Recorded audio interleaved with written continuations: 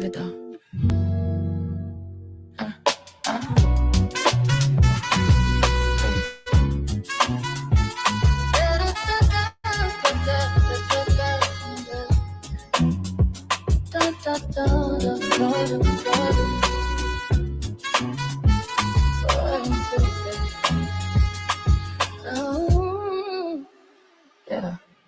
Other races got their checks, their peace, their closure. We still got promises, but denying over and over. We built this shit, y'all were never here. Watch the wealth move everywhere but here. We marched for freedom, they cashed in on ours. Sat in the rain, they danced in the showers. Every bill with our name got story written. They quote our pain like scripture, but never listen. This ain't a handout, this a debt loan due. History knows it and the world do too. Pay what's owed, cut the check, bitch. Reparations now, cut it now. Stop playing with our check, bitch.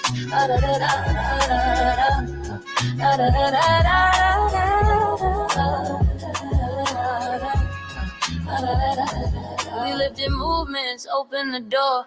Then watched immigrants take the floor.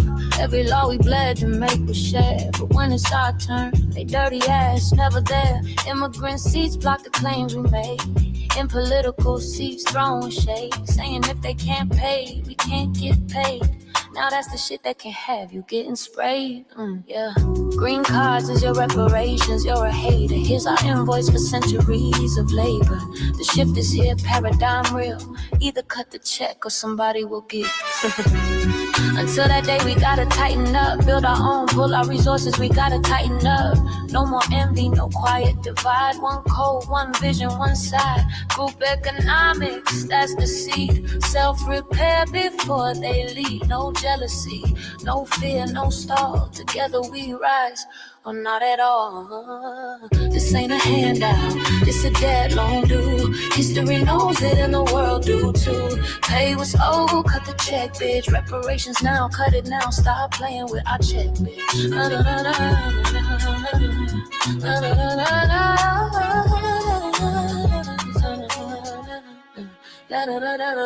This is the shift, the correction, the call. We built the foundation, we own it all. RVA forever. It's not begging, it's a debt that old. Stupid ass.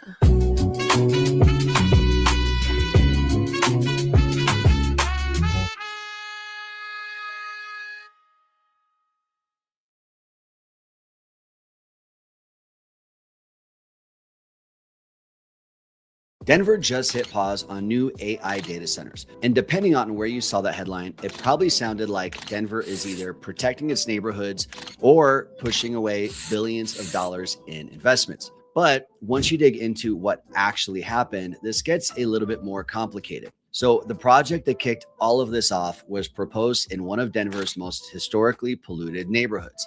It could pull a massive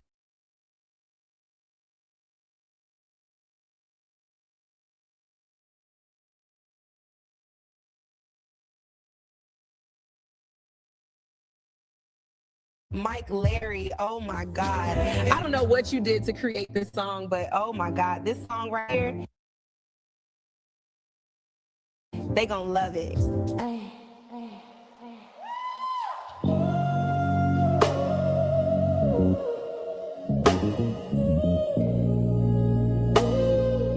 It's R&B Mary J. Blige.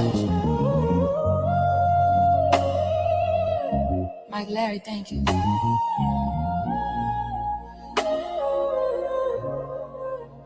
We opened doors that they walking through. Built a house and shared a view. Somewhere along the line, they forgot who set the table. We gave the blueprint. Now they changing the label. You can copy the rhythm, but not the pain. You could sing the note, but not the chain. We cried in the fire, but came out gold. Still holding the story our elders told. We showed the world how to stand tall, and we ain't falling for the same games at all. This time we know what we're facing. We're reclaiming our foundation. This is delineation, a separation born of revelation. We drew the line to keep our power sacred. We are the soul, can't fake it, can't take it. This is delineation, yeah. We hold the root, they chase the vibration. We ain't hating, we preserving the truth. That That's delineation. Too long we fed the world and went hungry. Shared our plate, but they called us ugly. Now we see the mask and the smiles face low. Can't build the future if they don't wanna know. We stood in the storm, they danced in the calm. Took our rhythm, tried to steal our song. But the melody lives where the struggle been. You can't touch soul if you ain't live within. We love the people. Every queen and king gotta claim their own. Can't fight for freedom, then hide from the fight. If you eat at the table, you better bring life. Oh, through the nation, we ain't breaking, we awakening. Yeah.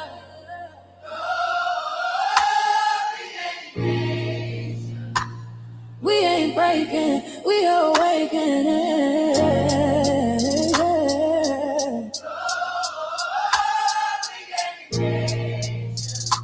That line divine, we claim again instead.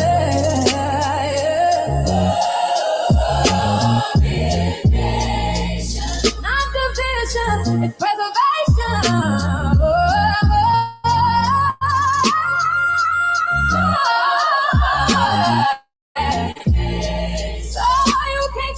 The truth, can't still control. This is delineation. A love that's proud and a pain that's patient. We ain't hating, we're cultivating the rules. That's delineation.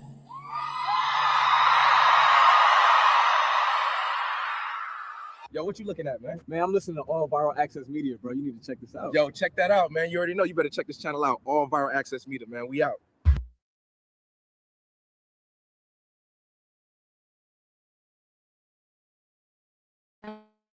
Oh, you got me saying this shit. Love it though.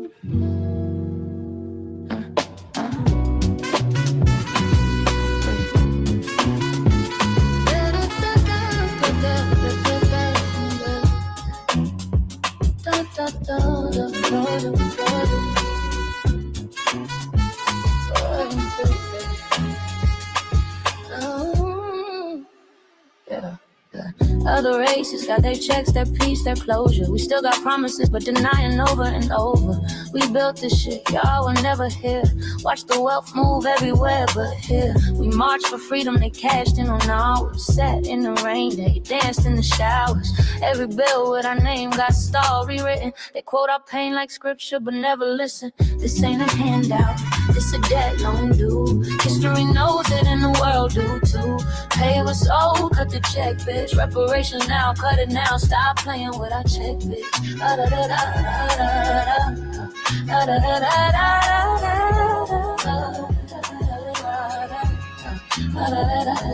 We lived in movements, open the door. Then watched immigrants take the floor. Every law we bled to make was shared. But when it's our turn, they dirty ass, never there. Immigrant seats block the claims we made. In political seats, throwing shade. Saying if they can't pay, we can't get paid. Now that's the shit that can have you getting sprayed. Yeah. Green cards is your reparations, you're a hater. Here's our invoice for centuries of labor. The shift is here, paradigm real.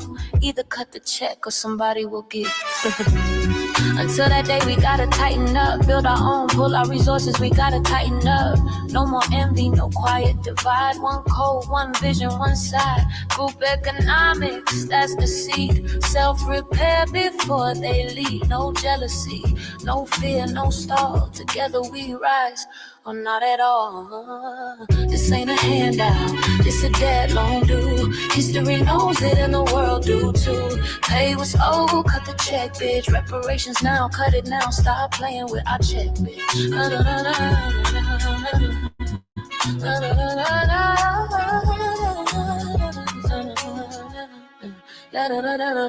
This is the shift, the correction, the call. We built the foundation, we own it all. RVA forever.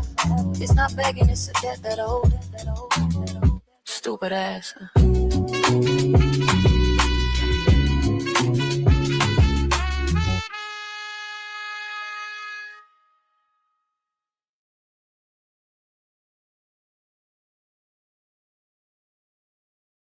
Lineage. All day, every day, any day. We don't play. Lineage. All day, every day, any day. We don't play. Lineage. All day, every day, any day. We don't play. Lineage. All day, every day, any day. We don't play. It's all about lineage, lock and load. And what you heard, we stay on code. It's all about lineage, lock and load. And what you heard, we stay on code. It's all about lineage, lock and load. And what you heard, we stay on code. It's all about lineage, lock and load. And what you heard, we stay on code. People call you crazy when you stand up for justice. If you have no heart, then you're not about justice. Put the mind to the pedal and the foot on the gas. Hit the overdrive, tower coming at last. Everybody wants to eat when my people stay hungry. Blood in the book, slavery with this country. Came to this land by forced migration. Built this nation on blacks and plantations. You got nerve calling my people lazy. If you labor with interest, then you're gonna pay me.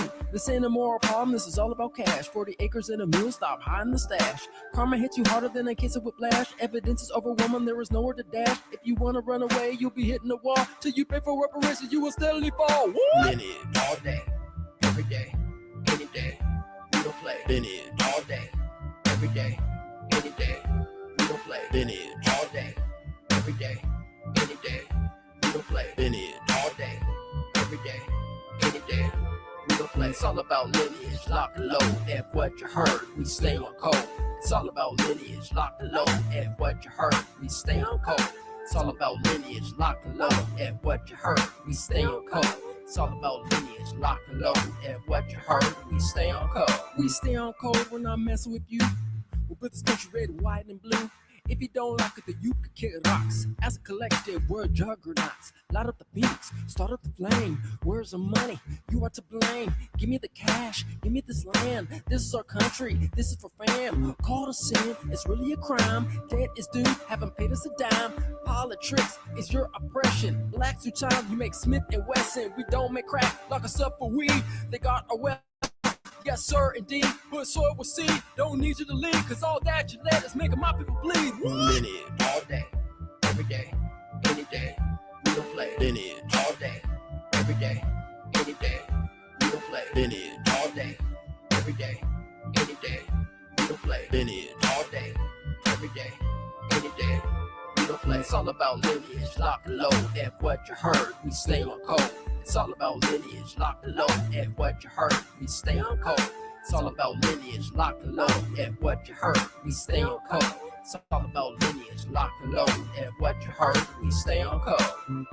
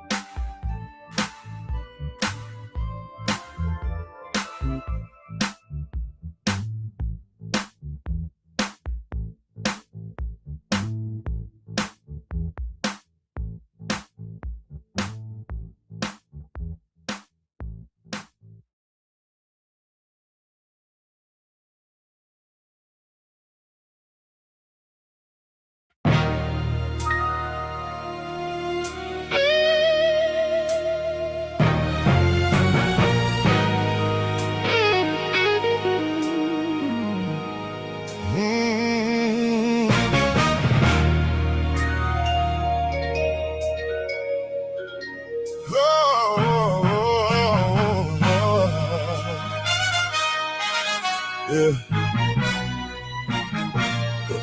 You got me fucked up. Right game, wrong nigga. Keep up the disrespect. I'ma show you I'm a real nigga. I don't play no fucking games, so hear me clearly. You gon' get fucked up if you get near me. Now I can get gangster if you keep talking your shit.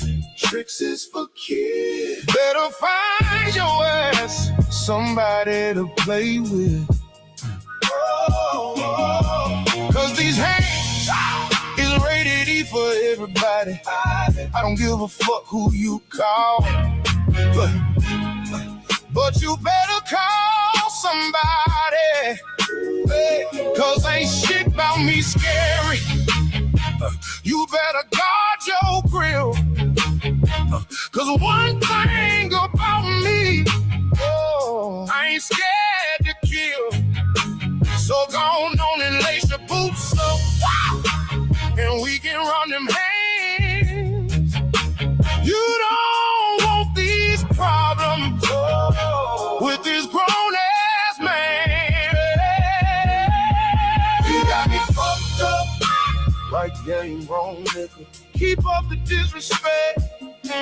Keep up the disrespect. I'ma show you I'm a real nigga. Oh, I don't play no fucking games. So hear me clearly. You gon' get fucked up. You gon' get fucked up. If you get near me. If you get near me. You got me fucked up. Right game, wrong nigga. Keep up the disrespect.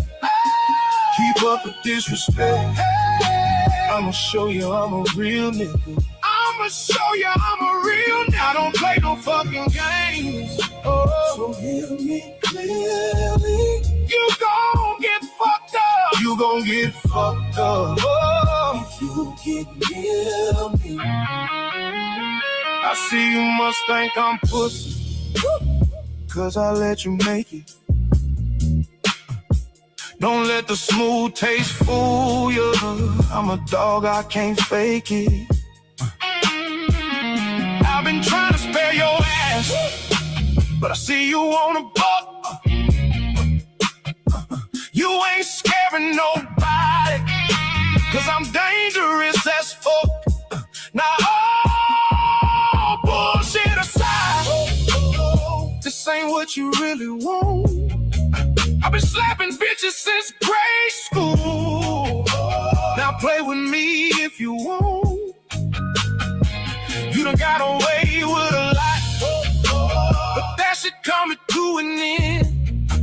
Been nice for as long as I can. Ain't taking no more losses, so fuck you then. You got me fucked up. Hey. Hell yeah, you lost my trust. Yeah, I said fuck you with a lot of disrespect. Keep coming at me sideways. I'ma keep my foot on your neck up. Right game, wrong nigga. Keep up the disrespect.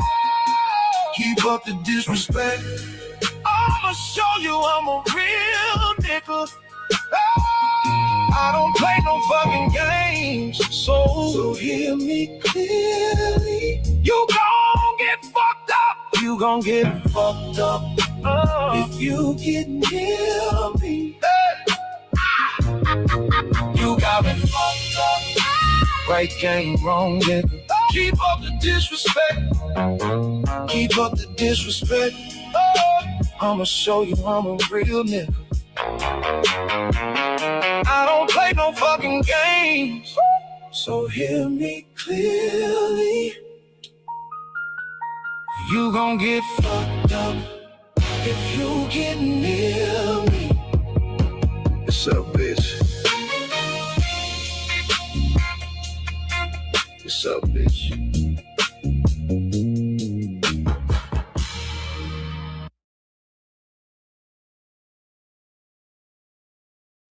God damn it, I forgot to unmute myself. All right. Shout out to the ladies, everybody up in there. Belle, Navi, I see you. Thank you for coming in. I gotta tell you about the last two songs. The last two songs, man, I'm in the mass video, we found out the brother over there made this little jam called Lineage. Man, I don't know what the fuck is up with that song, but it reminded me when fucking back in the day, like I was born in 1980. So when MTV started, it was kind of a little retro music like that. As I was thinking of like Herbie Hancock and like the Cars, and, you know what I mean? Shit like that. I was thinking about that when I was thinking about that song. When they came up, I was like, I like this shit. I don't know what it is, but I like this shit. I like that he took it back that beat. That it's all good. I like it. And then the other one right now is You Got Me Fucked Up. I swear to God, men be making songs. I remember I used to open up with BG, right? Well, I swear to God, men be making songs. I swear they be in my brain. That's how I feel. Such a fucking lady, yet. Mother's got me fucked up. Like, he gets his head to feet. You know what I mean? I'm like, I'm gonna show you I'm a real nigga. Yeah, I'm a real nigga. I'm a real bitch because you will see it. I will show you. I'm doing it right now. You know what I mean? In my little girly voice. Yes, it's a good ass song. I like the fact that I just like the smoothness of it. It's what you call it, grown folk music. You know, ain't no little boy behind it. Ain't no little boy behind. That's the thing, you know, about Cali girls, and anybody from Cali too. It doesn't matter where we migrate to, whether we come down to Colorado, we go down south. You could feel a California energy a mile away.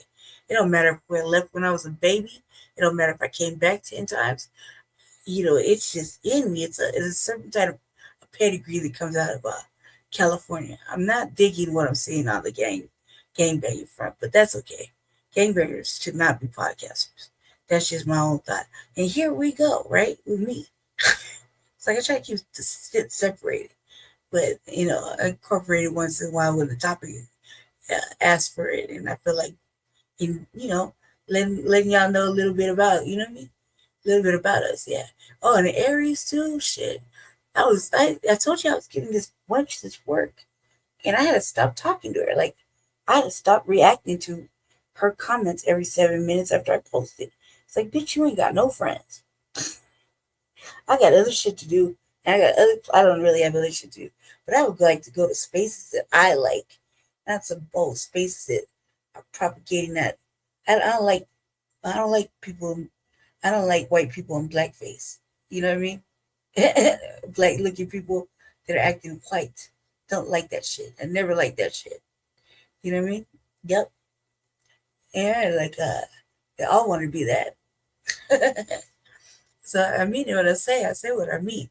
I'll take the disability and the motherfucking shit like that. I'm a reactive individual.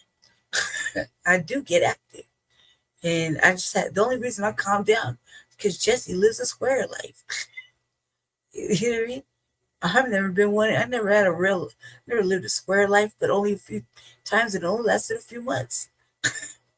This has been the longest time, 5 years. Like going on 6. Jesus, Lord have mercy. Yeah, no, am I feeling better? Negative. I think I tried to get in earlier to see the doctor, but they got spaced me out 2 weeks. So if anything gets crazy, I'll just go in. I think my kidneys are trying to either fail or pass a stone, which is really stupid.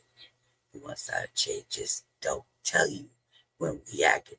No, cuz he instigates it so that I can get active. I know screw. How you gonna tell me how my dude works?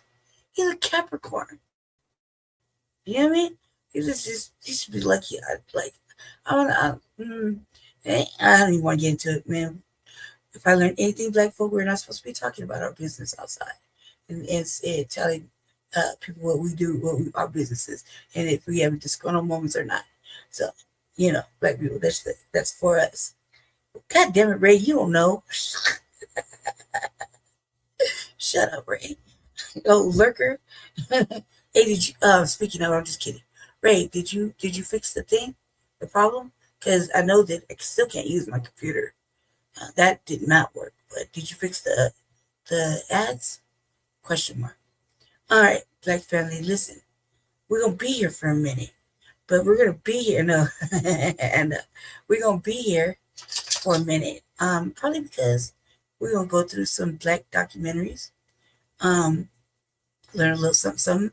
We'll learn a little bit about Texas. We also on the lineup. Are gonna go over some Colorado shit. Feel like I should get that out the way first. And we'll go over this gay pride shit too. We're gonna go over that too. I think we should do a couple little short ones, which have to do with the election yesterday and the Haiti thing before we get into some documentaries.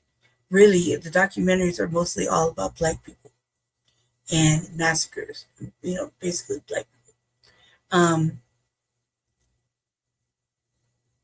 I don't know why I got that in the queue. I just thought it was a trip. Just thought it was a trip. But, what the hell? Did you double up? I'm not tripping. Okay, yeah. So I think we should start with the Colorado stuff, okay? Before I hit into anything more serious. I got like 3 things for Colorado and the short, and 3 other little tiny small things. Let's just start off with,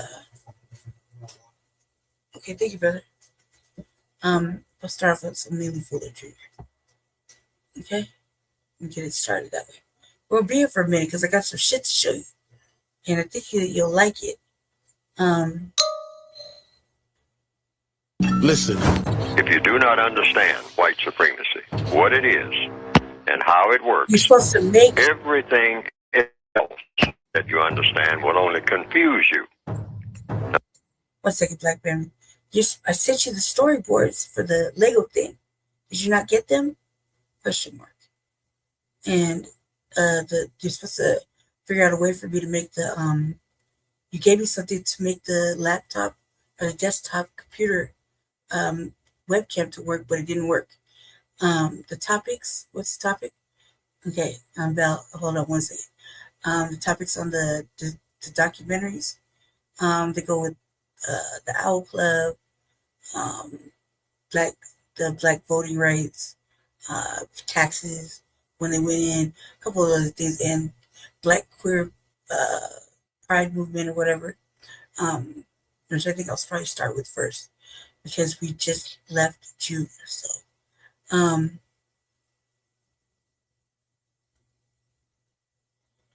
okay, but that's not what I'm talking about. What I'm talking about is I sent you the boards with just these little Lego ads that I made, and you're supposed to make them work, like make them movable. That's what you were supposed to do. You sent the link. Jesse allegedly followed the directions. The desktop webcam is still not working. It wants me to buy a whole new goddamn computer. I don't. I like this all-in-one shit. But you said, and I did what you said. So I sent you the Lego storyboards. You were supposed to make them work. And then all we had to do was come up with a song and make that work. All we had to do was put a song to the shit. Yeah, okay, good. All right, cool. So you're not just playing around. All right, and Belle, the topics for the documentaries, they're listed on the thing, but mostly they're going to be about the Owl Club, lynchings and the voting massacres, the black queer pride thing, why that's so important, why we should pay attention to that, and 2 others, okay? They have to do with taxes and black people. The other thing is, on the news, I'm just going to show you the news stuff that happened during the election season. I didn't see it. Michael tried telling me about it earlier, and I must have passed out yesterday because I only remember talking to him for a brief second. And I think Jesse covered it in Frontline Black News. We talked a little bit after when I woke up. So now we're on the RVA. Okay? All right. So we're going to play Neely Fuller Jr. He said Haiti is being punished. Now, sometimes people say, well, you mean everything that I understand will confuse me if I don't understand racism? Yes, because racism is the dominant political and religious motivating force among the people of the planet in all 9 areas of activity: economics, education, entertainment, labor, law, politics, religion, sex, and war. That covers just about everything that any person, minute by minute, might be doing or engaged in any time of day or night, anywhere on the planet. Well, Haiti is on the list of what's supposed to be. Haiti, the people who are called Haitians, predominantly are people who are classified as non-white, but they're not supposed to ever have anything under the system of white supremacy. accept punishment Yeah. for being arrogant enough under Tucson to think that you, with your military skills, can take us over or tell us what to do. So many a historian has said that the reason Haiti is in the shape that it's in now, and sort of like the head wagging people of the world, you might say, everybody kind of looks on them with great pity. It's because the white supremacists made that decision. We're going to make examples of you. Don't you ever think that you can have military force against me, us white supremacists of the world. And we're going to make a perennial example of you up until the point we decide that we're not going to make that example. But you're going to be in poverty. You're going to be pitiful. You're going to be beggars of the first order. You're going to be dislocated trying to find a place to go because you can't stand being where you are, because I'm going to see to it that where you are will never be anything until I decide that you're going to be something. That's like putting a vice grip on somebody. Yes, and that's, you know, they're letting the dark people of the entire world know, hey, you want to get in my face, look at Haiti. That's what's going to happen to you. It's going to happen. Now get out of my face.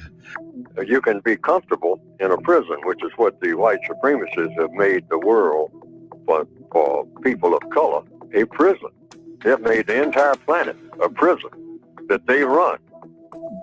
And what happens in a prison? You assign people their bunks, where they eat, where they're going to get their food, where they can be at any given time. You just can't be any place. You got to get, if you have color in your skin, you've got to get permission from those white people. Not all white people, I'm saying, but those white people who believe in white supremacy, they're the ones who are running things. So they tell a person, black, brown, red, yellow, beige, tan, anybody who has color in his or her skin, they say where you can be on this planet. They say, you can't come here.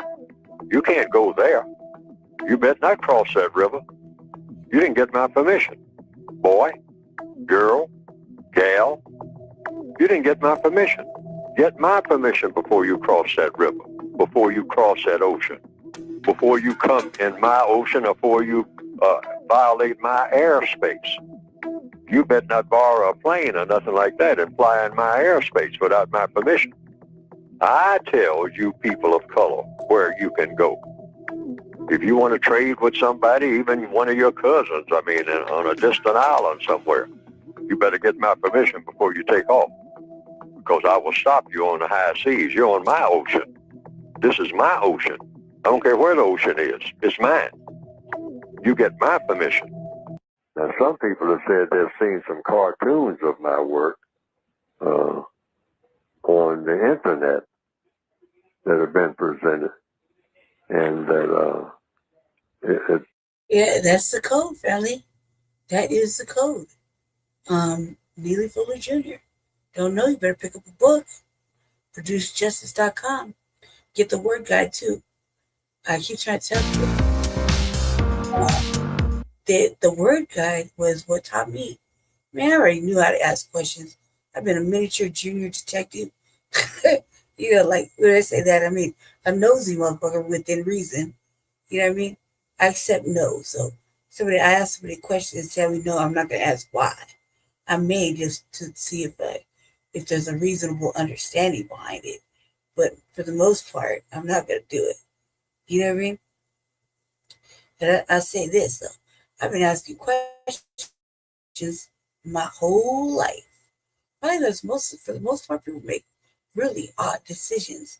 Like, you know, I will give you an example, but that would be putting you in my mix.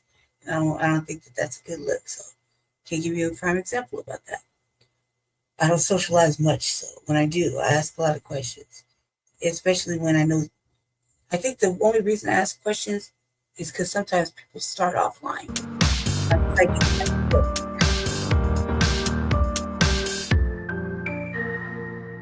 Governor Jared Polis is doubling down on his decision to free Tina Peters by firing the clemency board members who urged him not to do it, and then revealed that the clemency board was unanimously opposed to turning Peters loose. Two members of the clemency board wrote an op-ed for the Denver Post last month saying that their board had twice unanimously denied Tina Peters' request for clemency. They also said that Polis stepped in front of other applicants who deserved clemency and had exhausted their appellate rights in order to grant clemency to Peters. And the governor's letter firing the two members, he said that they had breached confidentiality by talking about the board's votes. I think it's interesting that the governor says we violated confidentiality by revealing how the board voted. But I think we have to be honest about what that means. What he's saying is that the public doesn't have the right to know that his own advisory board told him no twice unanimously before he made the decision to pardon Tina Peters. And that's not protecting a process, that's protecting himself from scrutiny. I do feel bad about speaking up if any of the other board members are disappointed with us speaking truth to power and sharing this background. But I really have a feeling that that the person who's upset is the one that was using our board as kind of backing for a politically unpopular and unjust decision. Tina Peters walked free a month ago and, to the surprise of absolutely no one, made it clear she was not actually remorseful and immediately began claiming again that America's elections are rigged. As Colorado Democrats say good riddance to Governor Polis, they have overwhelmingly picked Attorney General Phil Weiser to be his successor. Weiser beat Senator Michael Bennet by more than 12 percentage points last night, an astonishing turn in a race that Weiser was thought to be trailing by 30 points earlier this year. Seeing that Colorado's elected just one Republican governor in the last half century, Weiser is almost certain to be Colorado's next governor. My interview with him in a moment. New ballot returns in Denver within the last hour extend Democrat Socialist Malak Kiros's lead over Congresswoman Diana DeGette to more than 13 points. DeGette held that seat for 30 years. She didn't even show up at her watch party last night, conceded today via video message more than 14 hours after the race was called. Kiros will also be my guest here in a moment.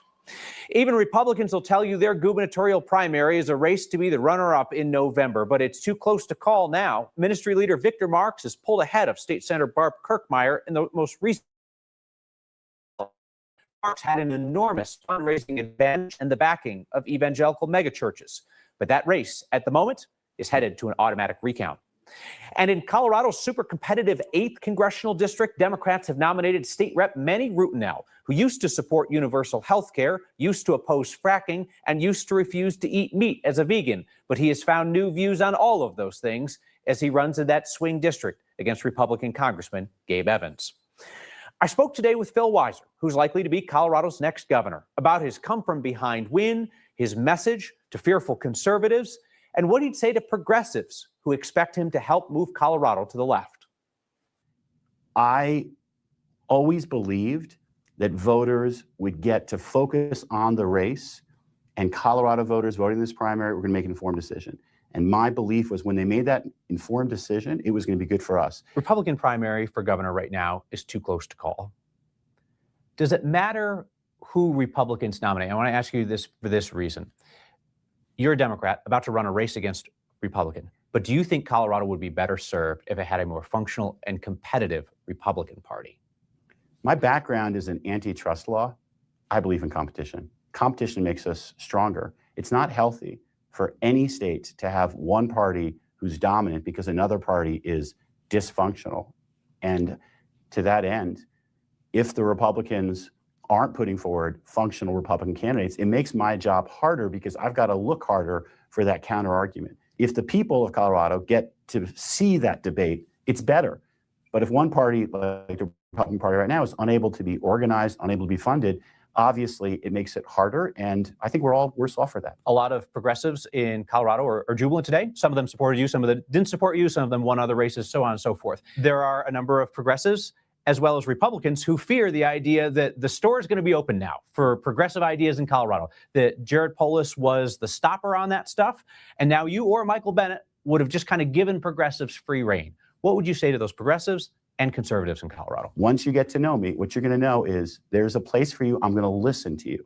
And one of the mistakes that happens in politics sometimes is people position these issues as absolute polarities, when a lot of times there's lots of shades of gray, or they're third options that both sides can say, you know what, I could live with that. So I believe in dialogue. Conservatives are at the table. As for progressives, I understand some of your values. And part of what was so frustrating for them with Governor Polis is they felt shut out. They felt like there was no conversation. And so my answer isn't going to be wait to see if I veto the bill. It's going to be, hey, let's talk about it. Let's figure out a solution.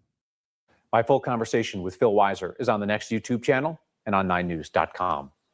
Tonight, U.S. Senator Michael Bennet is any of us who have ever been in a job that we hate, applied for another job, and didn't get it.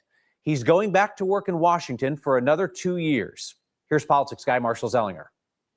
We got caught up in a progressive wave. Immediately after conceding the race for governor, Senator Michael Bennet. Well, we'll see.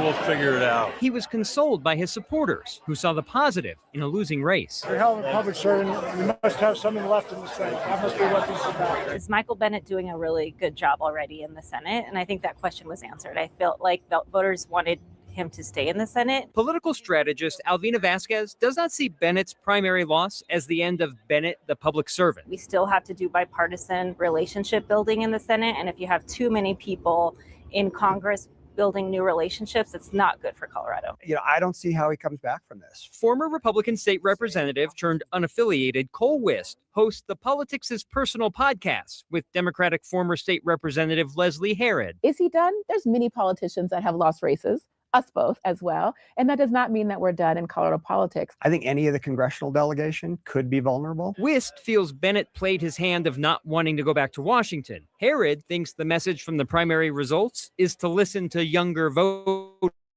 This is that don't take young people for granted. Don't sit on your rest on your laurels and think we have to always play to the middle, because that's not what people want. People want to see Democrats take action. There will be a long list of accomplishments that Michael Bennet has delivered for the state of Colorado as U.S. Senator that no one else will have. Former Colorado House Speaker Alec Garnett endorsed Bennet in the primary and cautioned the future success of the Colorado Democratic Party may be based on the number of races with primary challenges. If the Democrats only focus on fighting each other, in 4 years or so, the pendulum could start to... First of all, I didn't turn in my ballot. I didn't vote. Hold on, guys. Hold on. Folk are not allowed to talk about it. Completely illegal.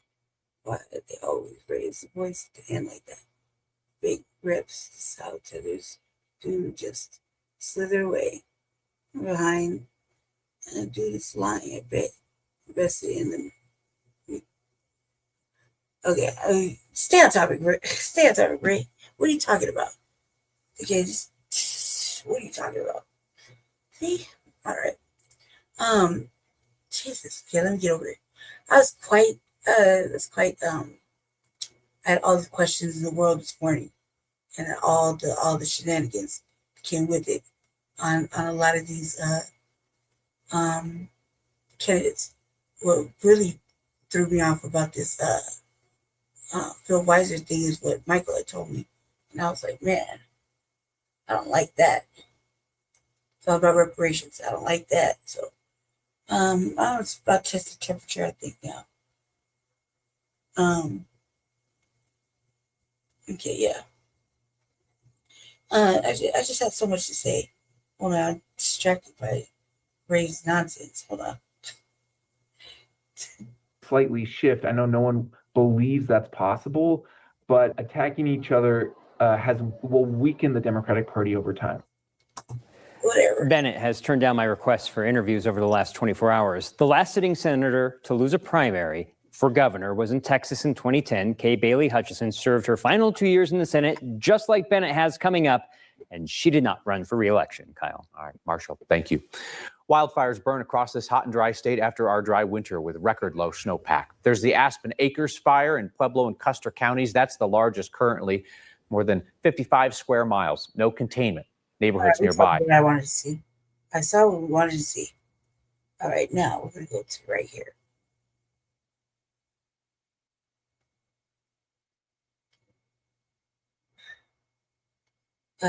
This bride, which I was really kind of. BLACC Heroes will be speaking momentarily at her victory party tonight in Denver. The 29-year-old corporate attorney turned barista has defeated Democratic Congresswoman Diana DeGette, ending one of the longer careers in Democratic political history. Which is kind of tight, but honestly, I really don't like this. Not that I don't like this. Her answers were pretty good, actually, when she spoke to him. He thinks that she's extreme. I think it's all about the temperature and the climate politically that really kind of develops. And what's extreme? I mean, like, obviously, pussyfooting around shit and got shit done. It has got us in a worse condition. This right here, which my contention was, I cannot now move my packet through because this is over there in the congressional seat, which this is a kind of an issue. And the fact that Weiser he tried to deflect from the reparations conversation, and he's just not for it. Which I think is, we see him all the time. So I think I'm gonna corner him and ask him directly what the fuck is really going on with that. Because that's important. I need this to go through, and this is not helping. So for Wanda James not getting elected, kind of hurt my fucking bottom agenda. You know what I mean? DeGette held that seat for 15 terms and rarely had a I did also, too, family, I did have a plan when this happened. So I do have a plan. I just don't think I like the plan. You know what I mean? There's always a plan.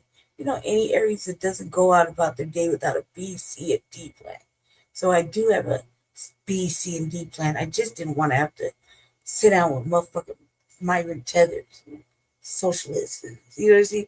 Now I gotta do extra research and make sure my game is extra tight because the fucking energy is moving around differently, which I wanted. And that's the question: I really want that. I really wanted that bitch to lose, and I really was hoping for Wanda James. I don't know what the fuck is going on with, because white Democrats put this into perspective, and the Democratic kingmakers of the city, which are black. They put their resources behind her too, which is really fucking ugly and hypocritical because the kingmaker refuses to give Jesse a motherfucking interview or a fucking debate date. So we'll see. Challenger. This year, Malak Kiros pulled off what was long thought to be impossible, and she has changed Denver's Democratic Party structure and Colorado politics in doing so. Let's listen in. This victory belongs to every single one of you!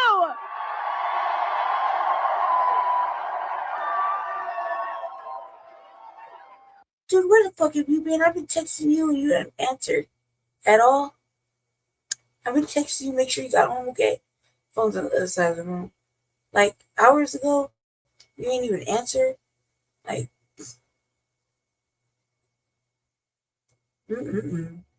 Yes. Yeah, he's finally in here. Finally. Anyway, maybe he's just walking in the door. All right, here you go. Denver voters of all ages, of all races, of all religions sends a clear message. We will not wait.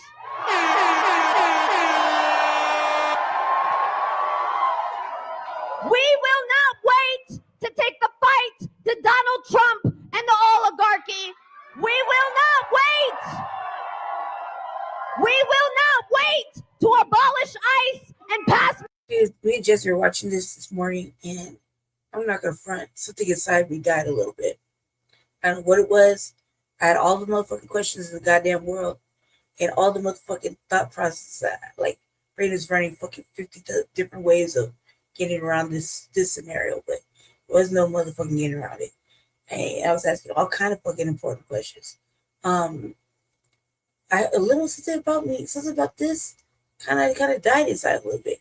I don't know what was that about, but it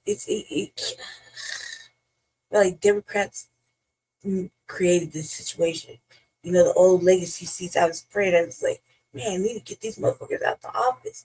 They've been doing the most. They haven't been doing shit. We'll do it. And then here we go. And then I think about, Madani and his situation over there. And how Eric Adams said, here you go, get shit through this way. And yet stuff is happening. And it's like, man, it's like a democratic socialism movement that's kind of picking up steam everywhere. And now we got to really test the fucking temperature of the room. Black family, like if we didn't have more shit to worry about, now we got to question these fucks and make them fucking believe in what the fuck we're talking about. Because like they're gonna say no. We shouldn't even have to. We shouldn't have to do any of this. What I'm about to say, we're gonna have to make them believe that they need to put our shit at the top of the agenda. You see what I'm saying? We shouldn't have to. I know, family. I know. I can't believe I said that out my lips. But we're gonna have to because we don't really know how to navigate their propagandas and stuff like that. And the whole time I was like, I guess I don't know. I had some questions for Jesse. Jesse answered them. But I had to feel like, in order to win that seat back, the HG8 seat, we're gonna do a lot more and a lot more of something. But kissing white ass is not gonna be it. Medicare for all. We will not wait to put an end to the politics of the past, to get big money out of our politics, and to reject corporate PACs and APACs.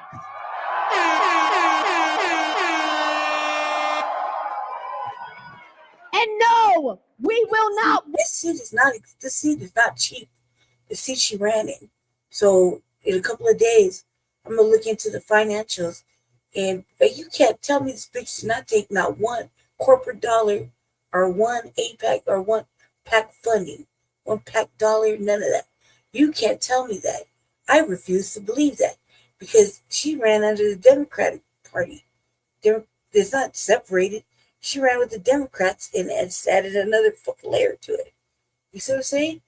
Like, she was able, to make sense, I bet she was able to use Act Blue, even though Act Blue is under scrutiny, major scrutiny. They talk to him. Senate hearings where they drill him and shit. Like Act Blue the Act Blue person. They wouldn't answer a motherfucking question. She just kept saying, "I plead the fifth." I was like, "Plead the fifth." Everything was fifth, like Dave Chappelle. Okay, like that Dave Chappelle episode where he's like, "Plead the fifth." The FIF. That was that broad for Act Blue. So she had to have a crowd raising platform. You see what I'm saying?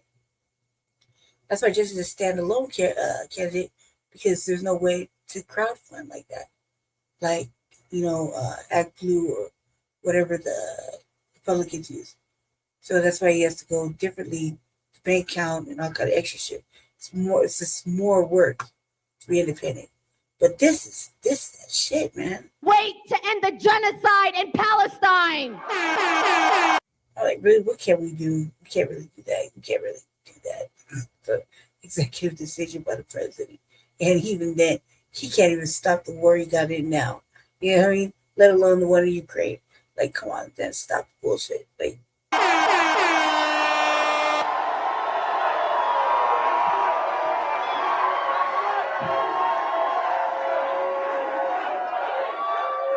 we believe that fundamental change can and will happen if we fight for it. If we organize and show no fear in standing up for what's right. That is the message that Denver has sent to both parties, to Donald Trump, and to the entire country.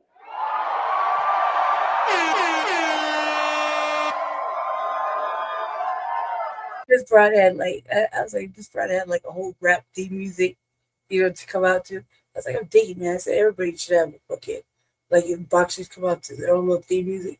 So I guess, you know what I mean? But I'm not really hating on this broad. The fucking thing I'm upset about, worried about, is getting my shit through without it being torn apart to the bare bones. We're talking about 64 pages of fucking utter greatness. You know what I mean? I don't need to be stripped down. And thus putting Jesse in there, then I know for a fact it won't get stripped down because he's not gonna let it get stripped down because that would mean we're putting black people on the back burner again, and that's not gonna happen. We don't want that. That's the only reason. That's the push, right? So we need more FBA in the fucking house. This is this congressional district 1, I think. That's what Jesse said, and it's Democratic Socialists there. And then when we get to governor, they're gonna have fucking a governor that doesn't support reparations but will support migrants and motherfucking everything else. Like, no, man. So I know what I'm going to do, what I have to do. I just didn't think it was gonna, like, when you think you get close, man, the road gets 10 feet harder, 10 feet longer with every motherfucking pothole and indent in the street. You're just like, navigating around mines. This is fucking ridiculous. Let's see what else she said. She was feeling herself too, but it only helped because what pushed her over is that she had the kingmaker in his put his resources behind her, meaning Jeff Bard allowed his wife to fucking host many town halls and coffees and meet and greets that we had no real knowledge of at her cafe. So that helps a lot, having a place where you can do that, being able to throw a fucking press conference together. That helps. I think I got another idea, a way better idea. Because I don't think that, I don't know why this matters to me, but I just don't like it. You know what I mean? I want everyone in this room to take just a moment and look at the people around you. Strangers to you just a year ago, just a few months ago. Thank you. But tonight, together, you are all something else. Tonight, you are proof.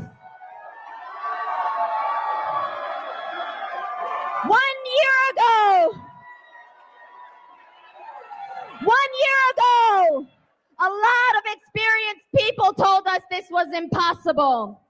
They said you can't win without corporate PAC money. They said you can't beat a 30-year incumbent. They said the establishment and the oligarchy is just too big and too powerful to overcome. That's what they said. But 1 year, 6,500 volunteers. That's a lot of motherfucking volunteers, cuz I mean, where the fuck did you find these volunteers? Like, you had to creep somewhere, and that's obviously the Democratic Socialist Party. So it's got to be that. It's got to be something stupid like that.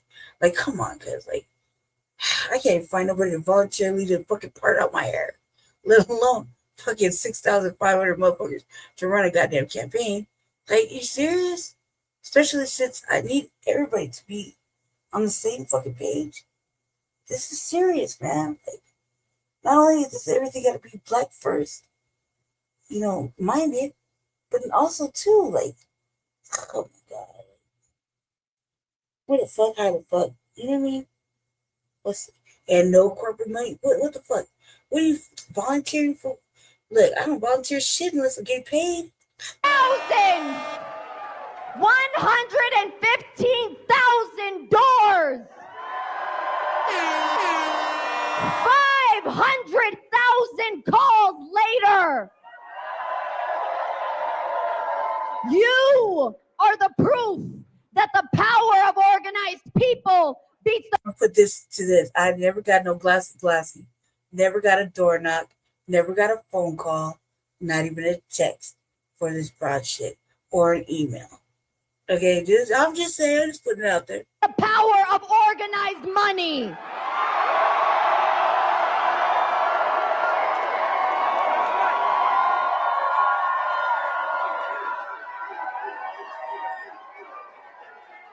I have to take a moment and thank every single one of you in this room to every single person that has volunteered, that has supported this campaign, to Justice Democrats, to Denver DSA.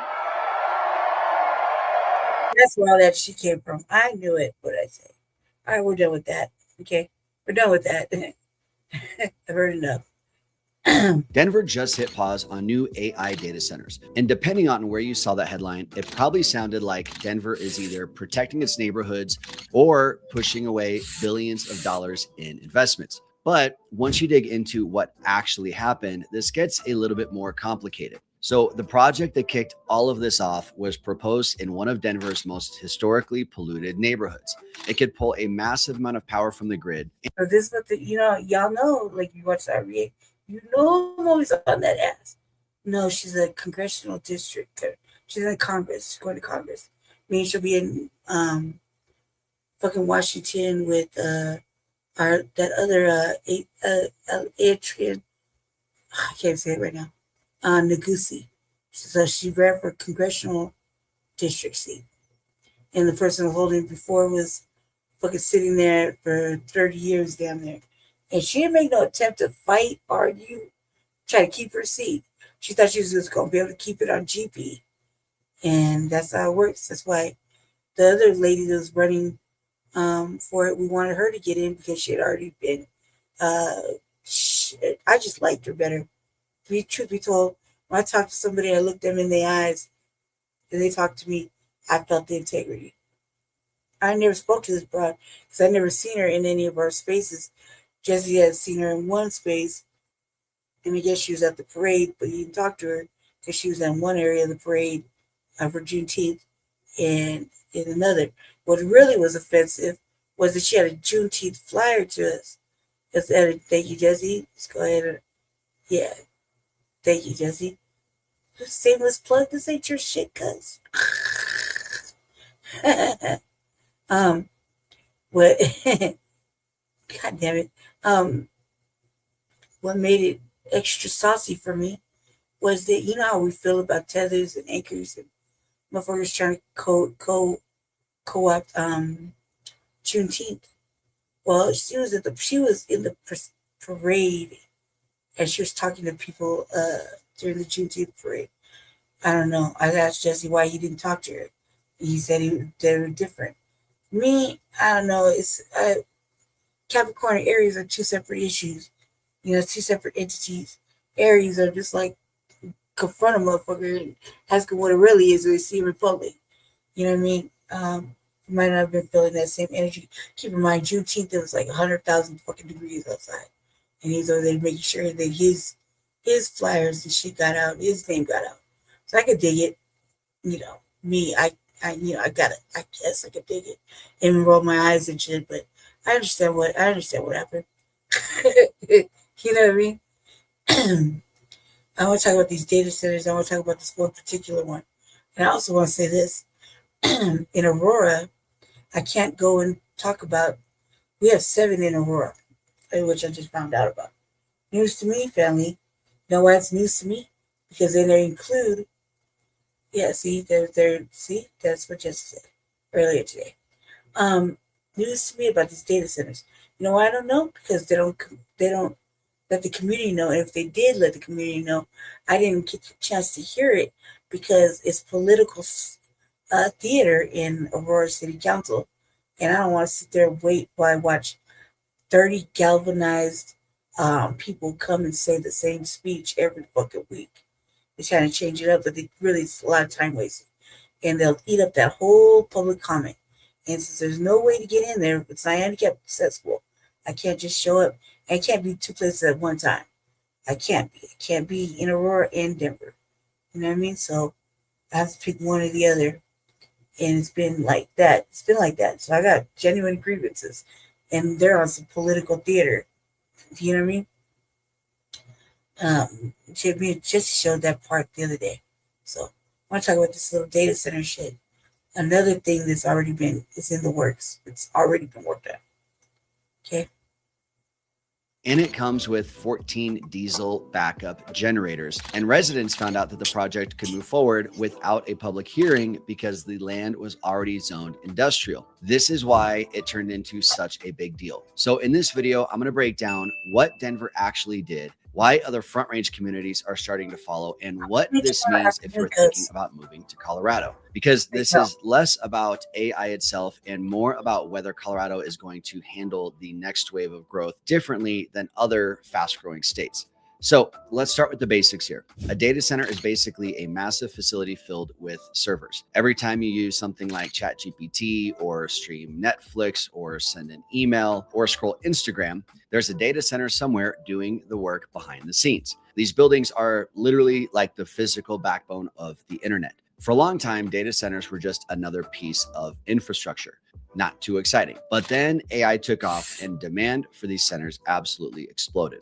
Now, these facilities are using a massive amount of power. There are projections that by 2028, data centers in the United States could use more electricity than 28 million homes. And globally, the industry is on track to double by just 2030. So cities all over the country now are getting calls from tech companies saying, we want to build here. And Colorado is part of that conversation. But Denver pushed back, and there's a great reason for that. The project that really kicked this whole thing off was from a company called CoreSite. They're one of the bigger data center developers in the country. They announced plans for a 3-phase data center campus in Globeville. Now, if you're not familiar with that area, it sits just north of downtown Denver, right along I-25. And this isn't just some random industrial pocket of the city. This is one of Denver's most historically impacted neighborhoods when it comes to pollution, industrial use, highway traffic, and air quality. It's a community that has already dealt with elevated asthma and respiratory issues for a long time. So when a major data center gets proposed there, people are going to pay attention. Now, once fully built out, this facility is expected to draw somewhere between 65 to 75 megawatts of power directly from the Xcel power grid. But the part that really upsets a lot of the local residents was the backup power system. The facility would have 14 diesel backup generators. And these aren't just some small little generators sitting behind a shed or something. These are basically shipping container sized diesel generators. And they would be sitting near a senior living center, a community park, and near a neighborhood health clinic as well. And to make matters worse, because the land was already zoned industrial, the city did not have to hold a single public hearing.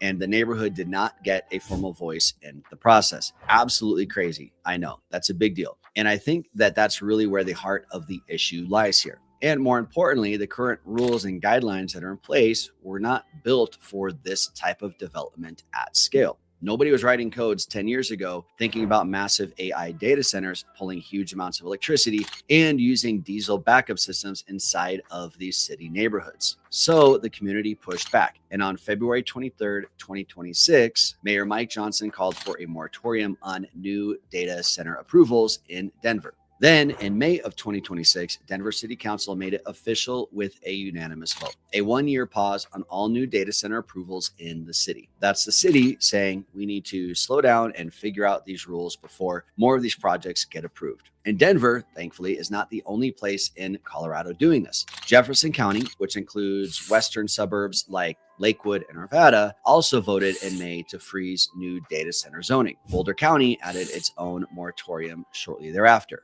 Longmont went even further and passed an ordinance that caps data centers at 100 megawatts or 5% of regional grid capacity, whichever of those comes first. This is not just a Denver thing. A pretty significant part of the Front Range is trying to figure out how to deal with this. But not everyone is hitting pause. Colorado Springs, surprisingly, is moving forward with a large data center called Project Taurus near the Garden of the Gods, of all places. If you guys know what I'm talking about, it's absolutely a beautiful place. I can't imagine a data center being anywhere nearby there. Now, at the state level, lawmakers tried to create a framework during the 2026 legislative session. There were 2 competing bills, and both of them died because there was so much pressure from both sides that they couldn't come to an agreement. So now the state will likely have to take another swing at this in 2027. Right now, Colorado has roughly 60 small to medium data centers operating across the state. The debate is not whether data centers should exist here or not. They already do. But the debate is really whether that number grows in a managed way or whether projects just start popping up wherever the zoning technically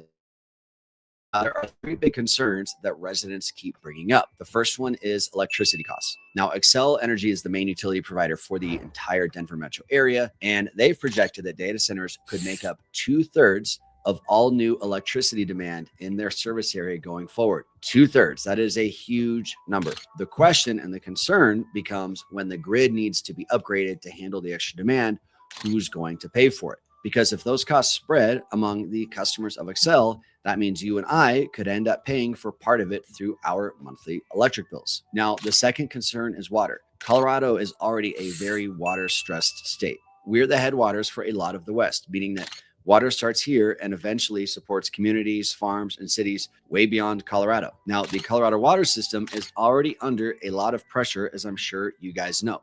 And data centers can use a lot of water, especially for cooling. Not every facility is designed the same way, but nationally, a lot of new data centers have been built in water-stressed regions because the land is cheaper, the power can be cheaper, and the incentives to build there are often better. This might look good on a spreadsheet to these people, but long-term, states like Colorado have to be very, very careful. Now, the third concern is air quality, and this is the one that feels most immediate with that core site project I mentioned in Globeville. Diesel exhaust, as I'm sure you can imagine, contains pollutants, carcinogens, and a bunch of other stuff that is not good for you.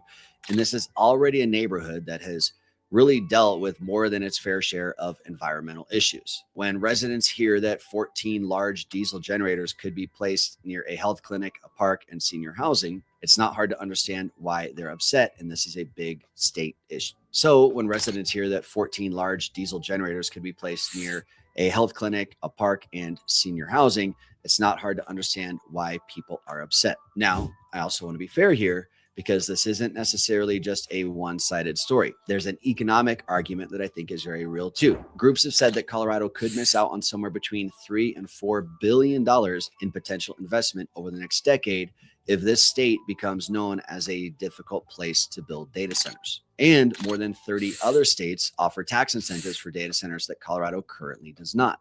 So if you're a tech company choosing on where to build, you have some options. And some of those states are actively trying to pull this investment away from Colorado. There are also jobs and tax revenue tied to these projects. You've got construction jobs, long-term operation jobs, property tax revenue, and money that can go towards schools and other local services. So what Denver residents are really trying to ask here is, hey, what are the rules? Where should these facilities go? How much power can they use? How much water can they use? What environmental standards do they need to meet? And how much say should nearby residents have before something like this gets approved? And really, I think these are all really great questions that I wish a lot more states were asking. So this moratorium that Denver put in place is basically the city saying, give us a year to build out the framework. And this might be frustrating for the industry, but from a resident's perspective and someone that lives here in Colorado, I think a pause definitely makes sense, especially when the alternative is letting major projects move forward under rules that were never really designed for AI scale infrastructure. And if you're watching from Texas, California, Florida, or somewhere else, and you're thinking about moving to Colorado, this should really be a big part of your decision. Texas is probably the biggest example of what can happen when growth moves faster than this public conversation that we're having here in Colorado. Data centers in Texas are projected to account for a major share of water usage in the coming decades. And Texas has already had a very public issue with its power grid. You've seen it on the news. Anytime they get any amount of snow or ice, the power grid shuts down almost immediately. So when you add major new energy demand to a grid that's already been very stressed, people should be starting to ask questions, hopefully. Now, Utah is dealing with similar issues. The Stratus data center project in Box Elder County has faced major pushback, and rightfully so. Colorado is not some outlier here. A lot of fast-growing states are running into the same problem. The difference is that Colorado is starting to have this conversation before the issue gets too far ahead in front of the rules. Now, there's also something here called the balloon effect. And basically, if one city says no, the data center project doesn't disappear. It goes somewhere else. Maybe that's the next county. Maybe it's the next state over, or maybe it just ends up being the place with the fewest restrictions. So what Denver is doing right here during this moratorium that they have for a year, it really does matter because it puts a lot of pressure on the rest of the Front Range and really the surrounding states as well. You know, if Denver pauses these projects, but surrounding cities have no rules themselves, then the development might just move a few miles down the road. And that honestly doesn't really help anybody. So that's why this statewide framework probably has to happen at some point. So what does this all mean if you're thinking about moving here? First, Denver has not permanently banned AI data centers. I want to be very clear about that. This is just a 1-year pause. The goal is to create rules around where these projects go and really what standards they have to meet, how power and water impacts are handled, and how the community gets involved for these approvals. Secondly, your electric bill is something you're going to want to keep an eye on. If you're comparing Denver to another city, cost of living is already definitely a part of the conversation. Housing, taxes, insurance, utilities, all of it matters.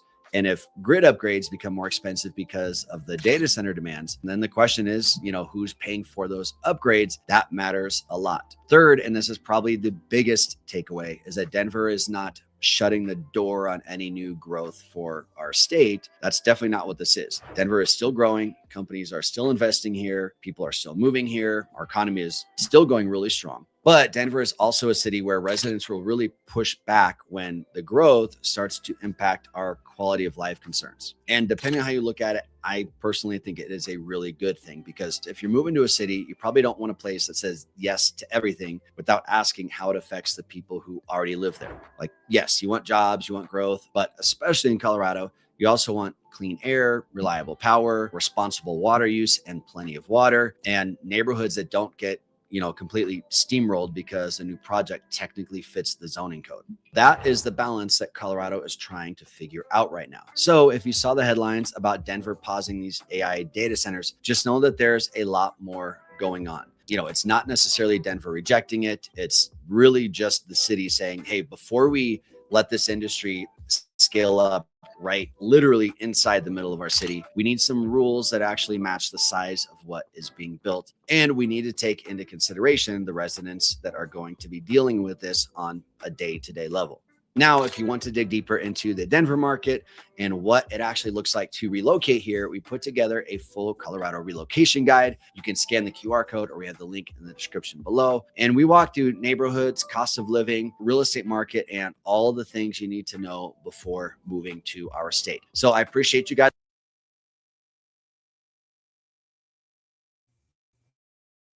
Okay, my fault. I had myself on mute.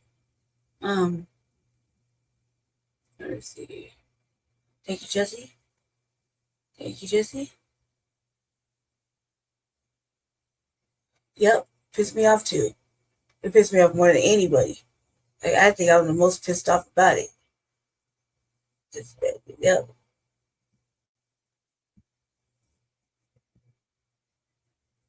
Yep. Yep. Well, it's okay. We already know. Leave that up there for a minute. I share the same sentiments. Go ahead. Thank you.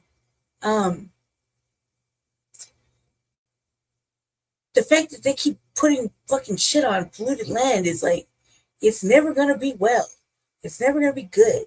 And then they just go behind your back. Like, no. And who's gonna pay for it? It's always the fucking consumer.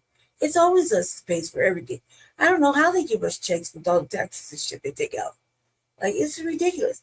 This tax for this, tax for that, tax for this. Nothing ever gets solved. Nothing ever gets done. The children never get educated or fed. It's fucking stupid.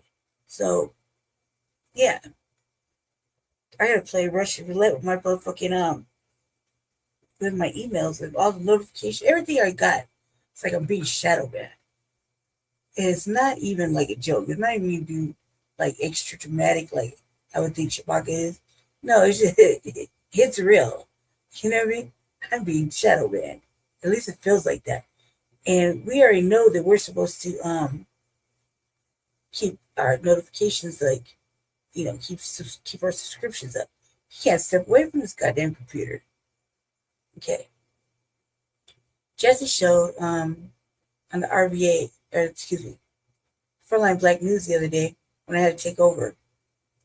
He had in his queue a conversation with Nigerians, I guess, and they're talking about their accents and whatnot. And Brother Chase was coming over it, and one of the Nigerians said some fucking crazy ass shit I damn near lost my goddamn mind. I mean, I went at it, it's like, this dude gets canceled. He never needs another job. He doesn't need to work in the United States ever again. That motherfucker has to go back. Fuck Godfrey. You know what I mean? Him too. You know, I was like, on it. I was really serious about that shit. I don't know where. I have to. Jesse, if you have it, just throw it in the chat if you want to. Oh my God, my blood sugar just dropping in the rapid pace. I knew I should have did that. One second, family. Before I get in, I'm getting to. Dude said to make a southern accent work, you gotta sprinkle, you gotta season it with a little slavery and a little submission or some shit. And I just lost my motherfucking mind. And then here we go. I'm only gonna play this because it's 6 minutes. And I think this came out before that clip came out. Because that clip was only a few days old. The brother Chase. Brother Chase that went over. I couldn't believe what I was hearing. Like, this is exactly why you gotta go back to your home country. It baffles me that British actors think they're far more educated and worth more than FBA actors and actresses, when clearly that's not the case. They're just being tokenized. You know what I mean? She was funny as hell to me. Apparently, Drewski made an ass of himself. See, this role was sort of a bit cheeky. I got a little bit out of my comfort zone, you know. During the filming of this role in this character, I felt oppressed, like an American slave, like a little struggle. I studied the art. Look at the title, Release the Shackles. I don't know what made him think of that right there, but Drewski is a genius. I'm telling you, when it comes to these skits, he's not wrong. He's so accurate. How many countless times have you seen your favorite show and then the actor goes on an interview and they sound like this? It's literally a place with one big horrible shopping center. Okay, so when Brother Chase was showing, literal, right? But this is a Snowfall character, right? I mean, me and my brother binge watched Snowfall when it first came out, and I swear to God, I want to say I'm my mama's mama, but I don't have that. I'm somebody's mother. That I had no motherfucking idea until he did an interview that he was British, and I didn't even know his motherfucking name aside from the character he played. For real? Yeah. So imagine a mall in Skid Row, and the best thing in there is a CVS. I built this shit. Me. Brick by brick. And I'll be damned if I let you tear it down just because you don't like the way another nigga talk. Of course, we can mention Snowfall, The Wire. So I had a crisis of accent because when I came out of The Wire, and, you know, if I was going to a party or whatever, I was doing an interview or something and I talked the way I talked, they'd be like, yo, why are you talking like that, man? Plenty of other actors, and then once you hear them talk, you like, whoa, hold up, my boy. I thought you was from like Brooklyn or something. You played that part too well. I don't see American actors playing British roles. So let's see how Drewski's about to play this out, right? Let me stop wasting your time. Let's hit that play button. You promise you go with me now? Rudy, stop talking like that. You ain't going to no big city. Master ain't gonna let you. Yeah, I'm going with or without you. Rudy, stop talking like that. Stop. Hey, what are you niggers doing over there? We gotta get out of here. Hey, what are you doing? And cuts. Fantastic. I need more American slave. Okay? Like struggle. Yeah, the struggle. Sort of like the dialogue, like the back and forth banner. Absolutely. Yes. See, this role was sort of a bit cheeky. I got a little bit out of my comfort zone, you know. During the filming of this role in this character, I felt oppressed, like an American slave, like a little struggle. I studied the art. A fantastic turnout on the red carpet. He said he felt oppressed. Drewski is a fool, I'm telling you. One thing about Drewski, he's definitely gonna hit a nerve. Pause. Tonight, I'm just arriving. We have Samson Dubois at the American Guild Awards. Samson, you look Dubois. great tonight. How hard was it for you to change your accent? As a little boy from Manchester, I think I struggle a bit with the dialect, right? But to really get into character for this. Nah, I gotta rewind that right there. That was hilarious. How hard was it for you to change your accent? As a little boy from Manchester, I think I struggle a bit with the dialect, right? But to really get into character for this quite astonishing role that I took on, to say the least, I put it all on the line. All right, 3, 2, 1, action. I'm telling you, nigga. If you fuck with my shit, I'll kill you, nigga.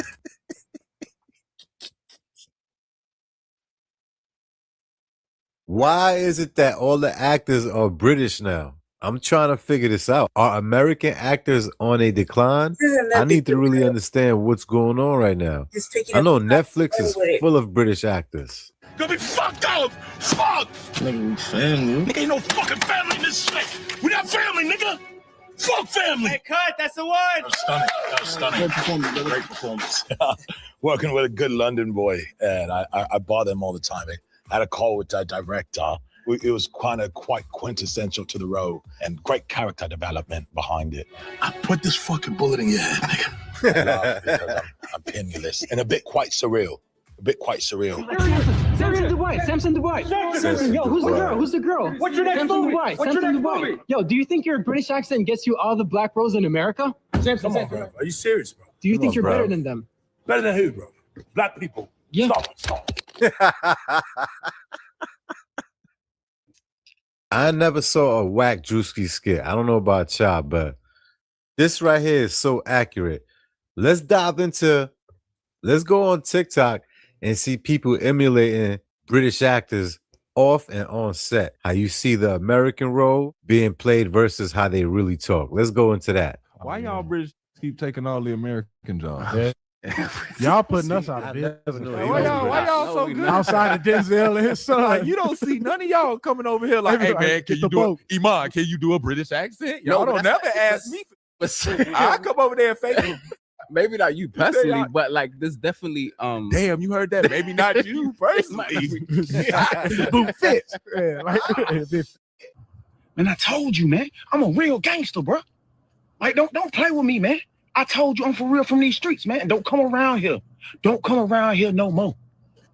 For real, bro. Don't come around. You not walking around here no more, bro. And cut. All right, so how was that? Because I kind of felt like I was in it, but I don't think I was really in it. What do you think?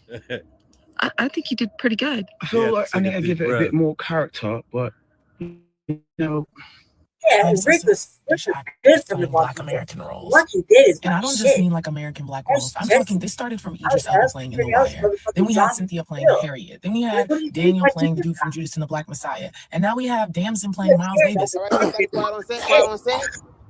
And action. You better get down before I lay you down like I did your little brother. Cut. Oh, no, it's brilliant, really it is, but I think I could tweak it a little bit, yeah. Because I can tell you, I remember I love that dude. The shock, I love what Jeff. the befuddlement of the African-American community when we all discovered Idris Elba was from Britain. Word. We were shocked, bro. I was like, shocked. bro, is that why Stringer talking like that, bro? He must got an adopted like fucking 9,000 seasons of Luther. And Luther is based in motherfucking English. In England. I thought that motherfucker was a criminal. He's doing more dirt as Luther than he is solving crimes. He has to commit 5 crimes before he solves one. Real shit. I mean, before stealing, breaking into shit, looking into shit. You know what I mean? Luther commits at least 5 felonies in one episode before he even solves that day's crime. Okay? And part of it's always pushing you to the edge. How could you not know he wasn't from England? Like, everybody knew that. He didn't even want to be an actor. He's a motherfucking DJ. He wanted just to spin records. I know. I was like, spin records. You know what I mean? So everybody wanted him to be the Black Bond. I don't want him to be Black Bond. Well, it would fit because Bond is English. You know what I mean? So it would fit, but they just didn't want him to do it. Look. It's irate. It's fucking crazy. They probably get paid more than FBA actors. And this motherfucker only named Denzel. I was running off names the other night of FBA actors and actresses. They're always upset that they don't get paid their proper dues or the worth, given their flowers, et cetera, et cetera, et cetera. I was doing it the other day. I rambled off at least 10 or 15 FBA actors and actresses. And I talked about one or two that were obviously from some other shit, either African or they grew up in England or something. You see what I'm saying? But I liked a couple of their flicks too. So, you know, but come on, man. What I think is that they don't know that it's probably like a token piece, like token, you know what I mean? I get paid just to be there. Like my secret. See what I'm saying? Like, this is fucking ridiculous. This man's talking about is like, whatever. I want Jesse, the link is in the thing.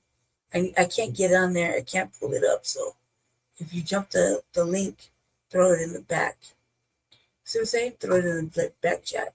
Jump the link for a second. Just that'd be ideal if you could just jump the link. Maybe share your page so we can see where that was going with. But man, I was so fucking irate. I was so irate that day. I was like, is this a cue of hate? As I said the other day when I was, taking over for Jesse on the show. Like, we're here to speak out against what we believe is a corrupt Democratic Party. I was going to talk about Candace Matthews. Candace Matthews been on some other shit. I said that the other day. She even showed.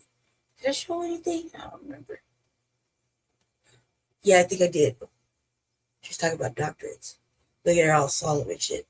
So now we can see her with Quanell X. Where the fuck has he been? I'm hoping he had a nice sit down and tell her to stop doing some weird ass shit by criminal. Party chair here in Fort Bend County, Texas, Jennifer Cantu.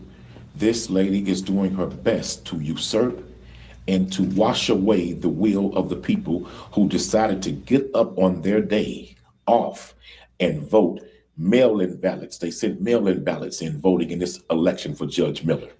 These people stood in line for hours to vote. Even when some of the machines were down and not working, the voters still stayed in line and voted.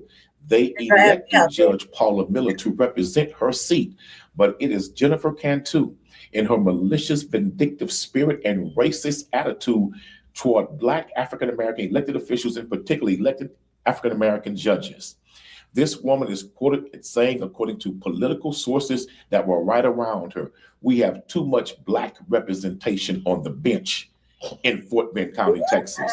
And so what she's attempted to do is fabricate and create a lie about the address of Judge Paula Miller that has already been dealt with and settled in a lower court. She appealed it. It's now in a higher court.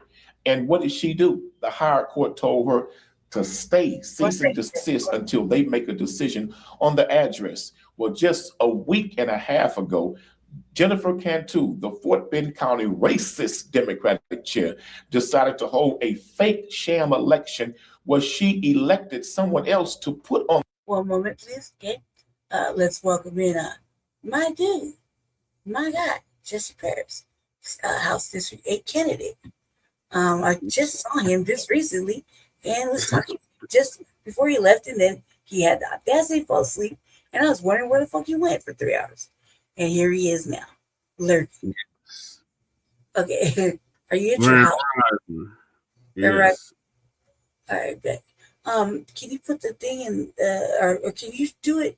Can you, can you pull it up and share your screen?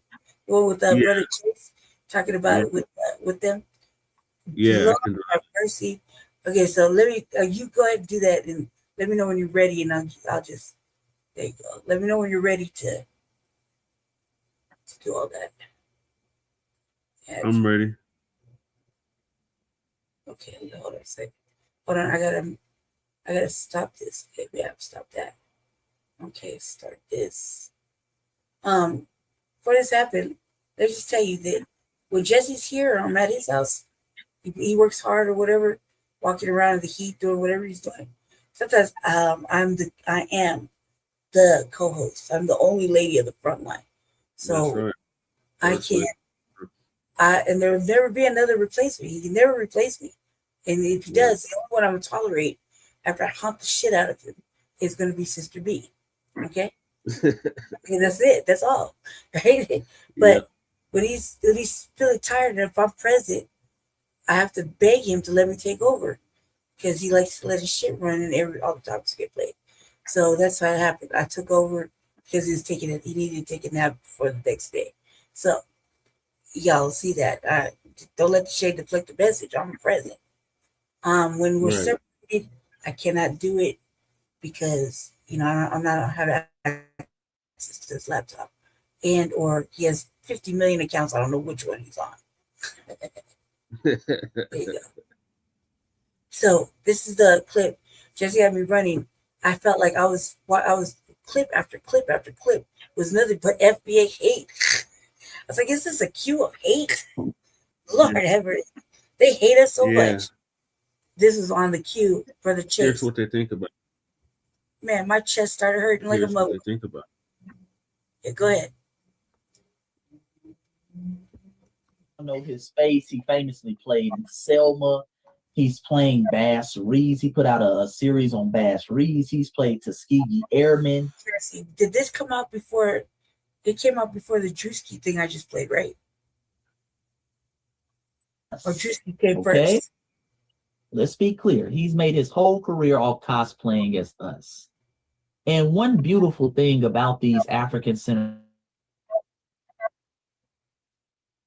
make them feel comfortable enough to really say how they feel. And we're going to get into that, family. Okay, so he got up there, he got popping it. He was up there with Godfrey, his fellow Nigerians. All of these individuals are Nigerian, and he got the popping it. Oh, he got the popping it. The jollof rice started to flow, and feelings really started to come out. So we're going to break down a couple of clips from this podcast, okay? And you're going to see, we're going to paint the picture real clear at the end of what is this obsession with foundational Black Americans? Why on all these African-centered Pan-African podcasts are we always the number one topic?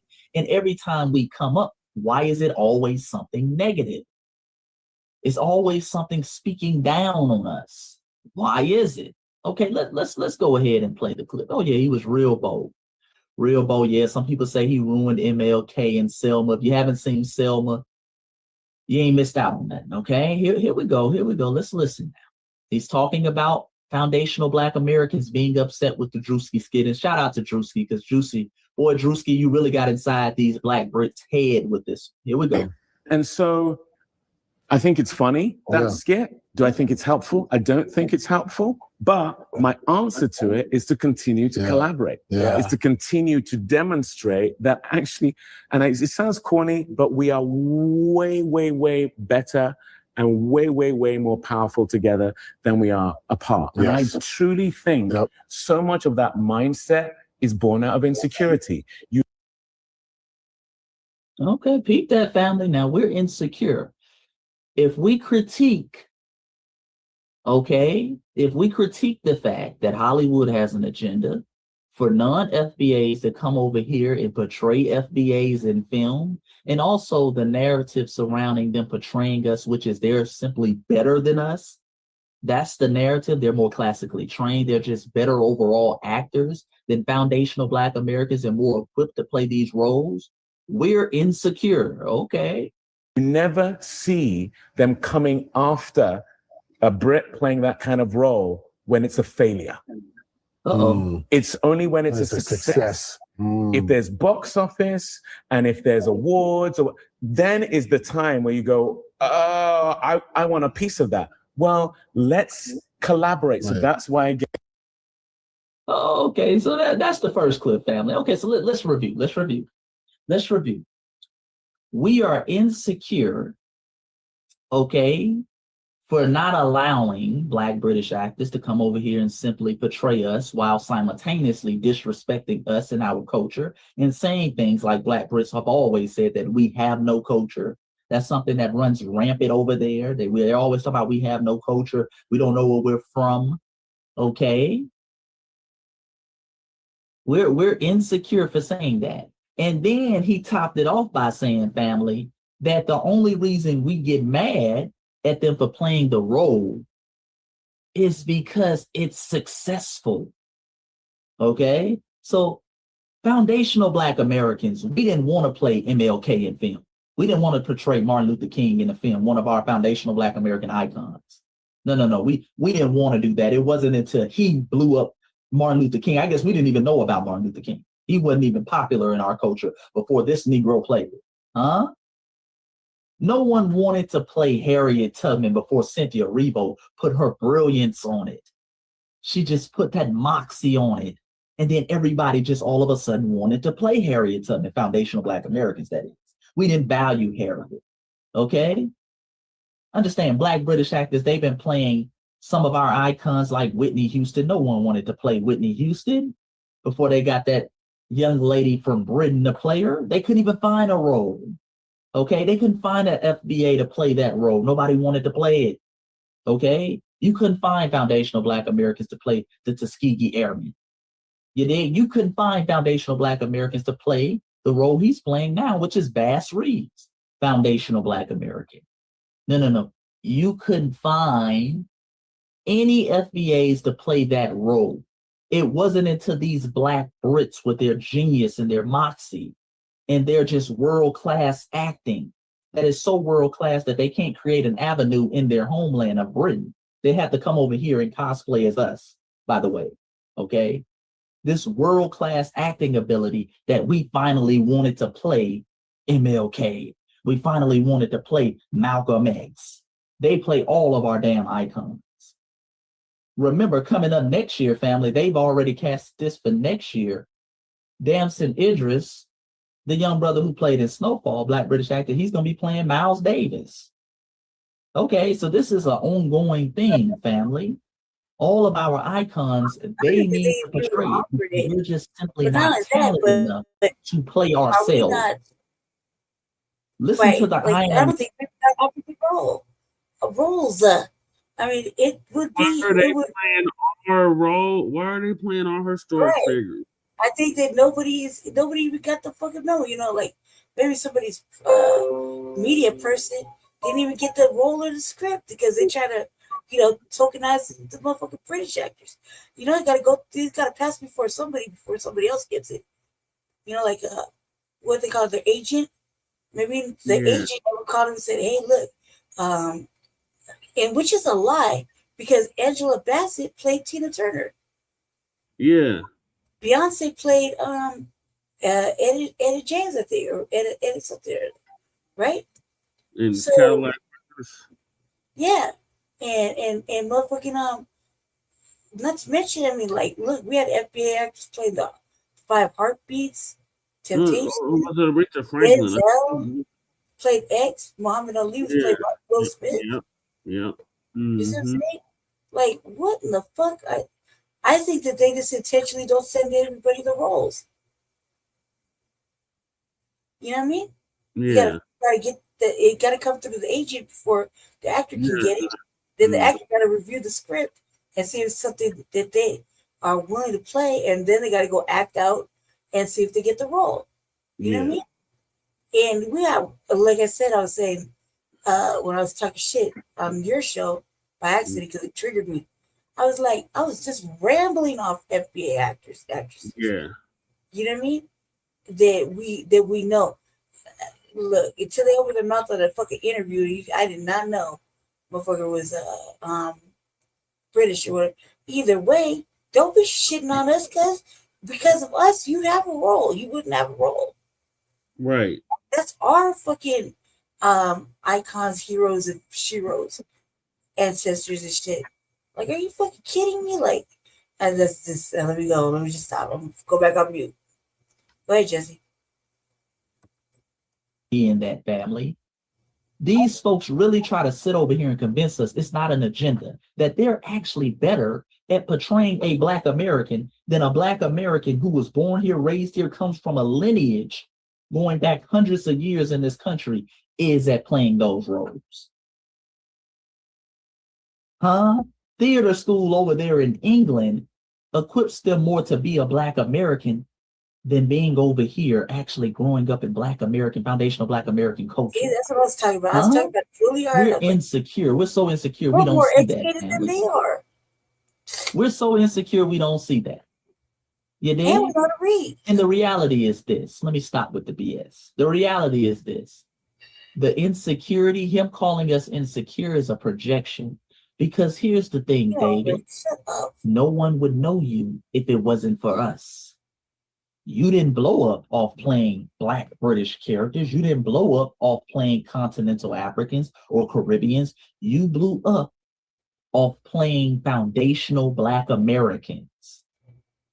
Just check rate. That's the fact of it. If it wasn't for us, you wouldn't have a Hollywood to be in. And that's why they're insecure, family. That's why they're insecure. See, if you take away foundational Black American support, the foundational Black American story, charisma, culture, resiliency, the fact that we have a culture over here of foundational Black American men, women, and children of standing on goddamn business and saying, Hollywood, nigga, you gonna open up some of these roles. We ain't gonna keep doing some of these drug dealing movies, X, Y, and Z. We gonna have some Black positivity on this screen. We ain't gonna do all these white actors in blackface. No. We gonna need some of them roles. If it Crew, don't start that bullshit. You know goddamn well ain't no one half cast like Tariq's wife.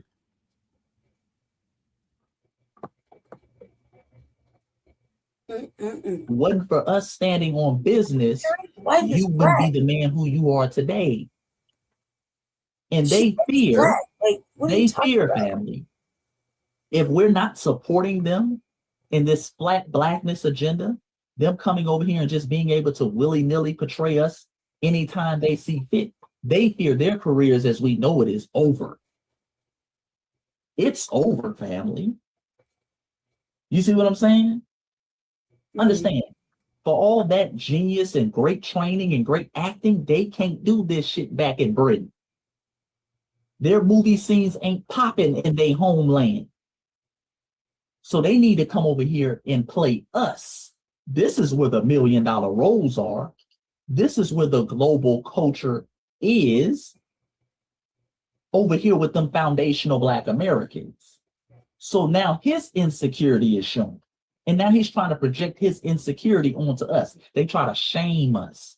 Shame on you niggas for saying that. Shame on you for critiquing, having any type of critique for us. No, sir. No, sir. The cat's out the bag, family. Delineation is the new order of the day. It's the new order of the day. Mm-hmm. All right? And one of the main reasons why we're not allowing y'all to get away with this BS no more is because we have an old saying in the foundational Black American community, all skin folk ain't kinfolk. And y'all prove that every time you get on the screen, okay? You prove it every time you get on the screen. Let's go to some more clips now, family. This is the one that really went viral. All right? Now, this is one of the main reasons why we don't want them muddying up the ancestors. Okay? Now, on this clip, he's talking about how our axis, specifically the Southern Foundational Black American, my FBA is from the South, and I took this personal. I was born and raised in Atlanta, Georgia, okay, the deep South, but my parents is from Mississippi as well, okay? Shout out to the Foundational Black Americans in Georgia, Alabama, Mississippi, Tennessee, Kentucky, all of that, Florida, okay, Louisiana, Texas. You dig? The ones as well who've been standing on business, okay, tearing down barriers, making it for these folks to come over here and have equal opportunities. So he's talking about the Southern accent or our Southern drawl, and listen to what David says, okay? Let's listen to what David says. Here we go. If you take the Nigerian accent like this, and you slow it down, you put a lot of slavery in there, and then you start to put a little bit of subservience in it. This is what starts to happen to the Nigerian accent. Man, oh damn, it goes this because literally, if you're not literally family, literally family. That's how we be talking. Literally family. Down here, and you start to speed it up, and then you start to take all the thing out of it. Then before you know it, you're talking like this. Now we are free again. Now we are free. Oh, peep your fellow Nigerian Godfrey. Oh, I love when these tethers expose themselves. Oh, peep Godfrey, boy, that's the biggest smile I've never seen out of Godfrey. Oh, Godfrey and them, they loving that. Oh, they loving that. Oh, I love when these folks get together and they get comfortable and they on film. They say how they really feel. I love it. Because remember, family, we're a hate group when we call out this type of stuff. When we be saying they be talking like this, and this is how they talk and how they congregate and what they think about foundational Black Americans. Oh man, y'all niggas y'all trying to start a diaspora war. Y'all the CIA. Nobody be talking like that. Okay. Oh, God, be happy as hell. We are released. Hey, that was a smooth transition. You see that? Damn. You have to study it. You have to study it. You use. Okay, family. Now, I mean, you know, I'm not even gonna, like I say, I'm not even gonna cook the talking points. You know, we can simply go with the simple fact that he's talking about Southern accents come from Nigeria. And our ethnogenesis in this country and the Southern accent predates the whole damn country of Nigeria. Okay? He's talking about put a little servitude in it when Nigeria was literally named after a white woman. A white woman gave Nigeria its name. These Negroes sit around here and call themselves Nigerian, run around here with pride. Yeah. They were colonized. Yeah, you dig? Yeah. They're sitting up there in their culture, have literally created words and terms for fleeing like Lady Che, did you see the video of Lisa did of Ghana getting flooded again? No, it serves him fucking right for trying to do that old sneak behind us shit. Serves him right. Once again. If you up to it, do you want to play that next? Yeah, go ahead. Go for it. Okay. But our accent is the one that got a little servitude. Just put a little slavery in there. Put a tablespoon of slavery. Yeah, that's what fucking had me going Put on. another teaspoon of servitude, and you a Southern FBA accent, family. We ain't even gonna go there. This should be appreciated. It should be appreciated. I love when these tethers expose themselves for who they are. Remember, family, The Art of War. If you never read The Art of War, go get that book tonight by Sun Tzu. Okay, an ancient book written in ancient Asia from a war general. Remember, the first rule of war is deception. The first rule of war is deception. And tethers and these Black immigrants have been very good at deceiving foundational Black Americans. They run around here talking that Pan-African talk, talking that we all one talk. Okay, talking that anytime someone calls them out for their actions, you're xenophobic. That's a form of deception. So when the deception comes out of it, that's a beautiful thing. Now we can see you for who you really are. Okay, now this shows foundational Black Americans who are part of the delineation movement. We've been seeing it for what it is the whole time, family. We've been seeing it for what it is the whole time. We've been saying the Cynthia Erivo's, remember, she was talking about how ghetto our accent was. Remember, they pulled up tweets on her. They have this thing with our accent. Oh, they ghetto, with the fuck. They always put on this over exaggerated Black American accent, this hood accent, or this very, what they picture as slow and dumbed down accent. Okay? Yeah. Take the deception out of it. This is a beautiful thing. This shows you for what we are. And we also reveal who Godfrey really is. Okay, Godfrey. Yeah, Godfrey is smiling. Godfrey said, now we free. Oh, he's all up in it. Now, we already knew what your co-host was on, but I've been giving Godfrey a pass. Yeah, I've been hearing little slick stuff about Godfrey. I seen you hanging out with that London Hughes girl who's an actor. She's a Black British actor as well. And she's always talking crazy about foundational Black Americans. You dig? I saw you hanging out with her and you kind of threw a couple slick shots. We let it pass. We said, hey man, Godfrey be saying some good stuff. We're gonna let it slide. Okay, but now you over there having a niggerful good time. You over there, all 32 of your teeth showing. You dig? Hands all up in the hair. Oh, he's singing the gospel to you. You ain't checked nothing. Right. Okay, that's what somebody will respect for foundational Black Americans would do. They would say, hey man, hey, let's not say servitude now. Let's not do that. And he's sitting up there. Let's not do that. You're getting a little carried away. Godfrey went right along with it. Mm-hmm. Okay, Godfrey, I'm like goddamn, I'm like Bob Barker. Come on down. The price is right. Come on down, Godfrey. Come on down. All you tellers, come on down. All you tell Reveal who you are. Flacco, I'm gonna get on Flacco too. I'm gonna do a whole video on Flacco. Another one. Because Flacco's another one. Okay. His big hamburger eating ass, he sat up there and act like he was cool with FBA. Now he keeps throwing shots. Yeah. He keeps telling lies. Come your big ass on down. The price is right today. Okay, see, we getting the numbers right now. God damn it, yeah. You can call me the Black Bob Barker. Okay, what y'all know about Bob Barker? My grandma used to sit up there and watch The Price is Right. She used to love it. Hey, come on down. You dig? Your number has been called. Okay. All of y'all smiling, got something to say. I love it. Yeah. Reveal who you really are. Take the deception out of it, family. Okay? Okay, tellers. I was so disgusted. I was beside myself. I was like, no, he didn't. No, the fuck he didn't. That's it. Cancel culture. I hope you never get a motherfucking role ever again in life in the Americans. I hope they deport you. I hope you're the next motherfucker to get deported. I hope your mama get deported. I don't give a fuck where they're from. I just want you to have a hard motherfucking life. You got to have a hard fucking life per se. Add a little slavery and a little bit of Yeah. You ain't making motherfucking chicken. Nigerian accent. What? You're not wearing motherfucking chicken. We're not doing that. We don't sound nothing like, what the hell? Look, that's and I was adamant. I was like, when you talk about the South, you heard one of us. You heard us all. Did crew enter the studio? Or something? I don't know what the fuck he is. What I say? I'm doing something for myself over here. While I was letting that play, I was making myself a little press fast. I was going the fuck off. I was like, dude, I don't know what the fuck is going on, but you don't talk about the South. You don't talk about, and there's many dialects in the South, tones and whatever. And he's not. He's not in here, Jesse. Oh. No, he's not in here. What do you say?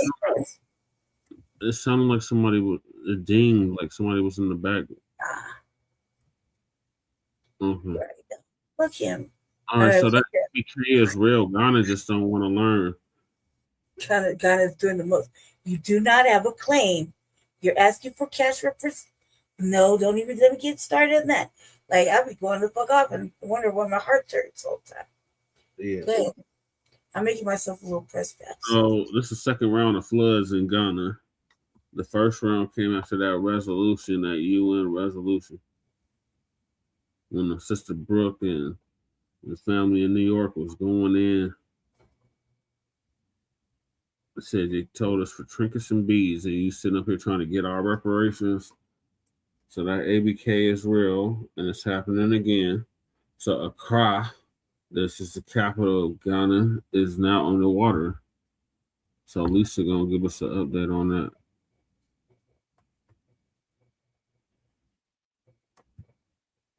Up there in New York, and I think like the next day after arriving back to Ghana, they had a pretty big flood.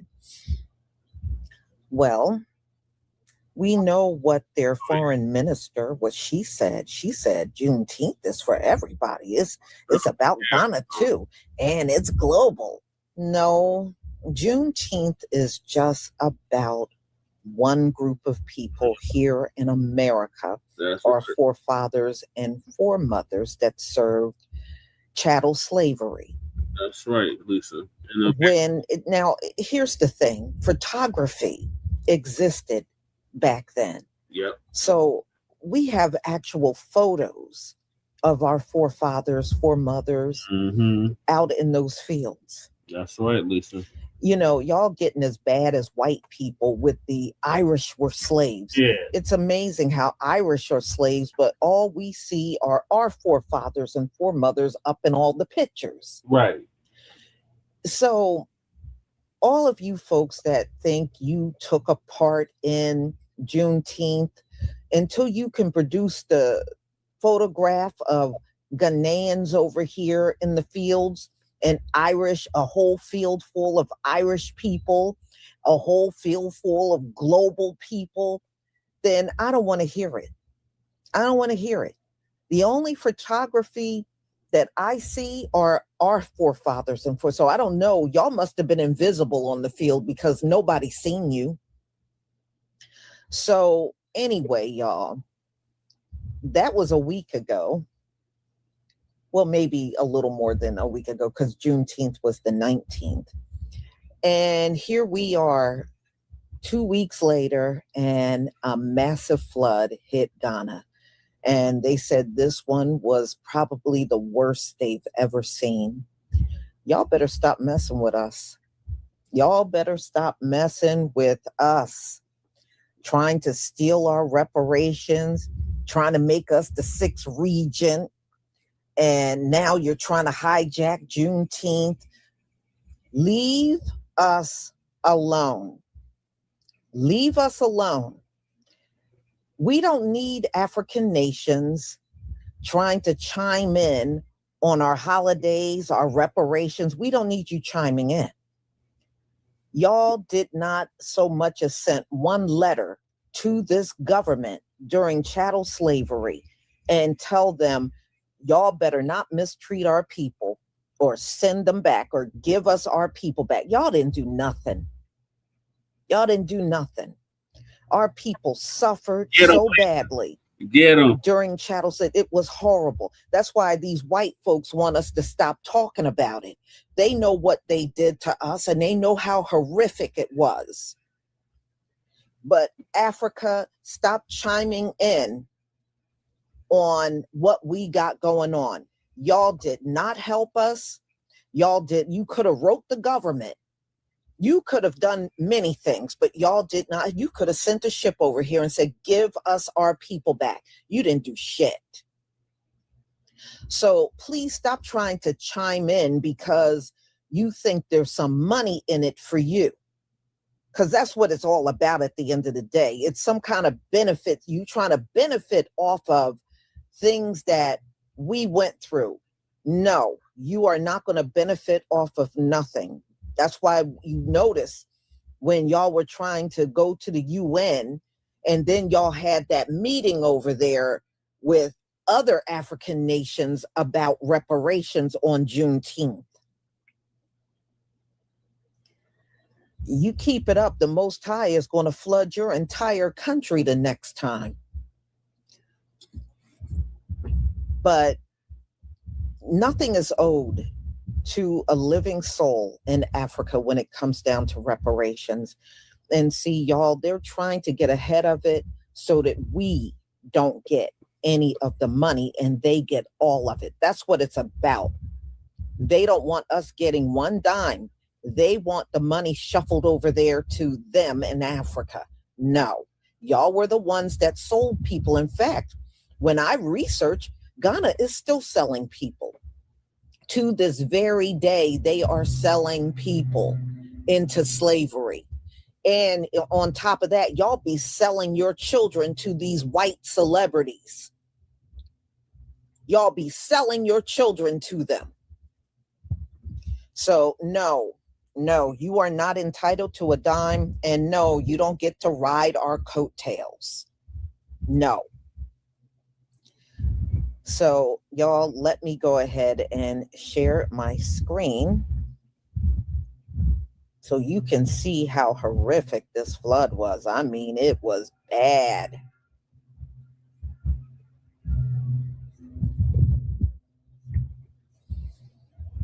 Please give me a 1 if you can see my screen.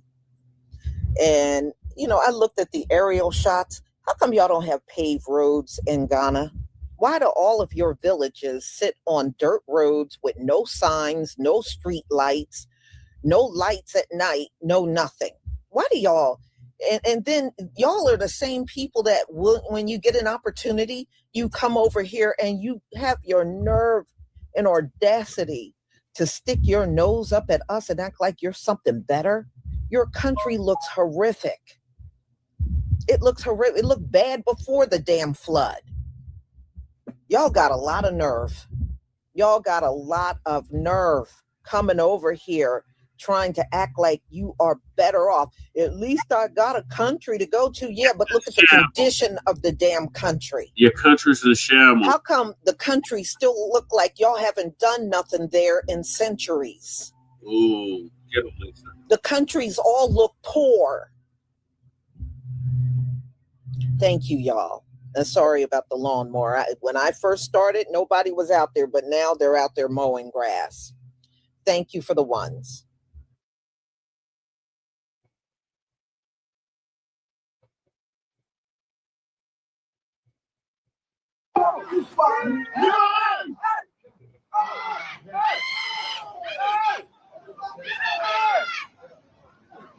Oh, this is.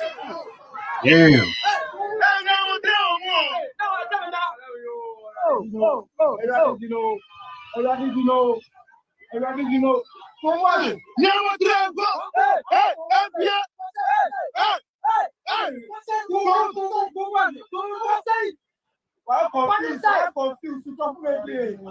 Wow.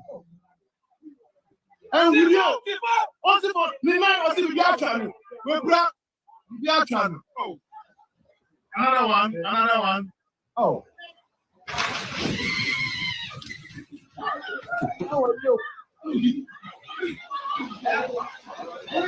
Oh, wait, now.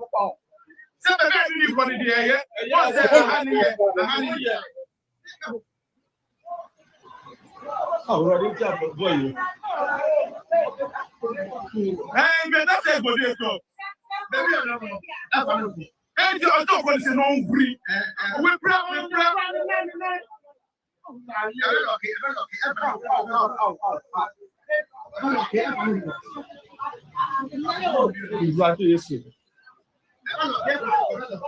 have a total of 7,761 households that were displaced, with 38,802 individuals affected, with 7 persons still missing. As of this morning, I don't know whether many more have been found, but 7 people as of this morning were displaced, and the total is no joke. 12 individuals that we lost. A total amount of 350 million is being targeted to be used to help in dealing with the challenges that we have.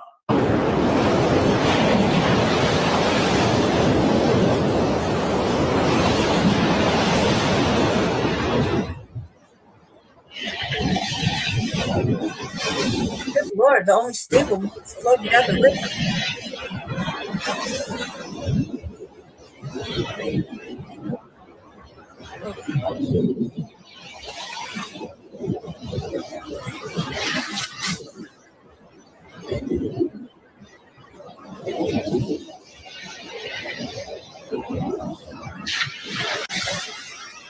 See how heavy rainfall with flood they scatter places across Ghana capital, Accra.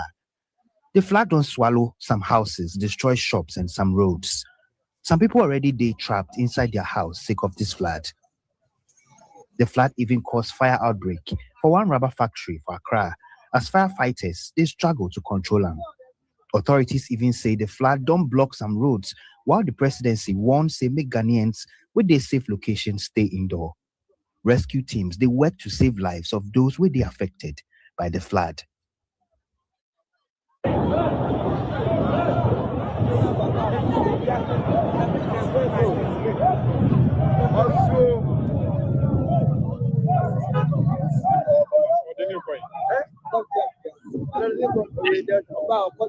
Shit look like Katrina.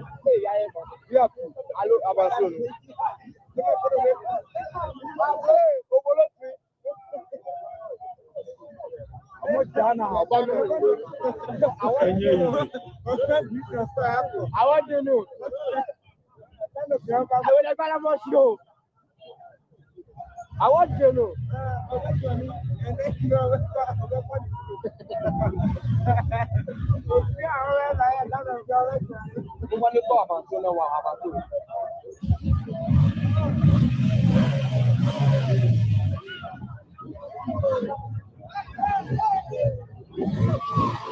It's truly disheartening to see how severe floods have paralyzed Ghana's capital city, Accra.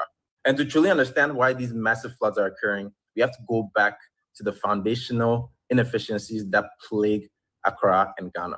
There are several reasons that account for the flooding in Accra, but the most significant, or some of the most significant, have to be severe outdated drainage systems and corruption itself. And I'm not talking only about government corruption, but institutional and business corruption as well. Ghana isn't effectively able to plan its cities because corrupt officials that are leading some of the state's planning institutions actively accept bribes to be able to issue permits for developers to build. These fraudulent permits that are issued legally allow developers to build in flood zones. And through rapid urbanization of Ghana's capital city, many of these developers are building in particular areas where they're not supposed to be building. So when there's severe rainfall in lagoons that are already choked with silt, dirt, the water level rises and the runoff is distributed evenly across civilian pathways. There's also been massive outroar towards the government because many people believe that the abrupt termination of Zoomlion's contract, which was intended to dredge the lagoons and waterways, in order to prevent such a catastrophe, is also a reason why this flood occurred. But you see, the government and Zoomlion Ghana Limited had been working together for almost 20 years. But throughout all these years, a plague of alleged series of corruption, financial exploitation of workers, and systemic mismanagement pretty much led to the fallout of the contract itself.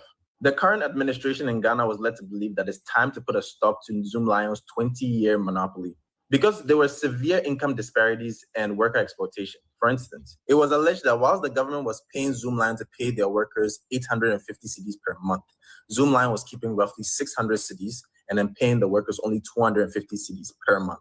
Other allegations included inflated invoicing and ghost workers. What this means is that the company Zoomlion Ghana would invoice the government and tell them that, hey, we have about 5,000 workers. However, forensic audits revealed that the company had significantly less workers, but was receiving financial reimbursement from the government for what it had invoiced the government for, effectively pocketing the difference. Currently, the administration and leadership in Ghana has shifted from automatic renewals to competitive tendering to ensure that all works are done efficiently.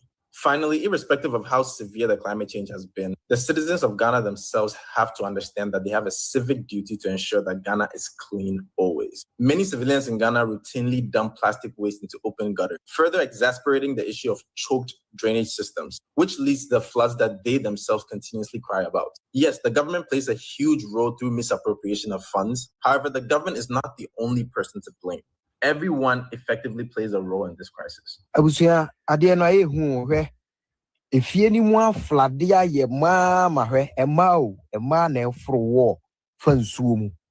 Ade we nsu ye hu pa o. Light ahoma da mu a, e de asem beba. Otwe kwa.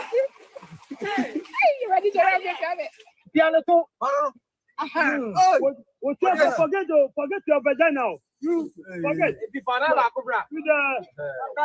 That's some local. Hey, laugh.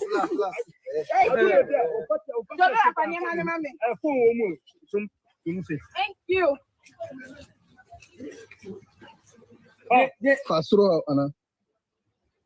Jipono count. What's over, Anna? Forget you. So what's your nika? You go inside and raise them.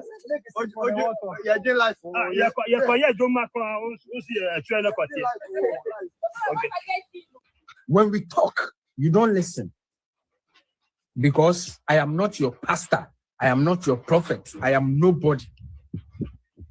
But God said, Ebo, go and tell the people that it will rain.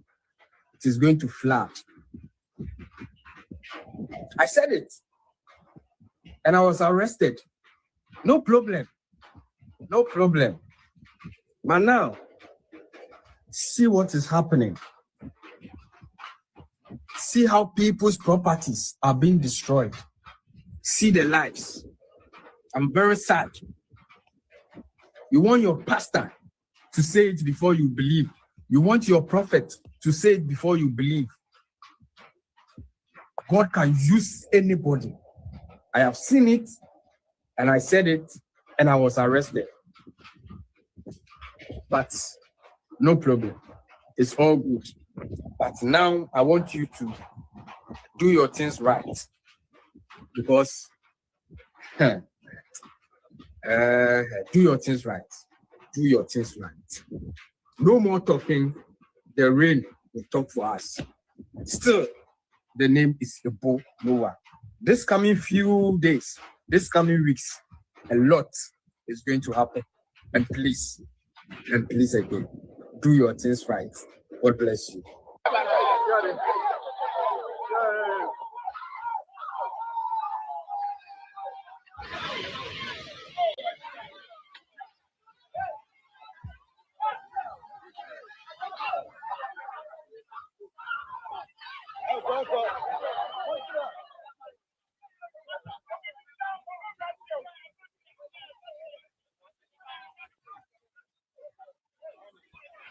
Yes, ma'am. That's what I'm talking about.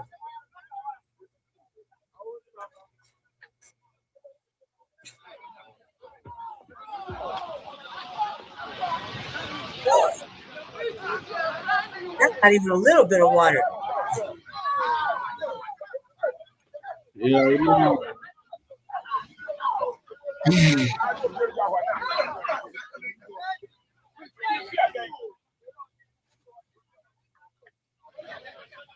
It's getting splashed by all that dirty water. Yeah. Ain't no telling how much shit. It's the best I kept bathroom, buddy.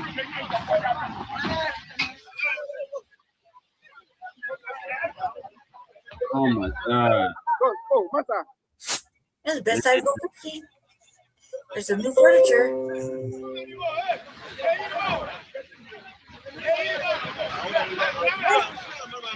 I use the bar. That's a good ass dresser. Yeah. I just stop talking shit. Refrigerator.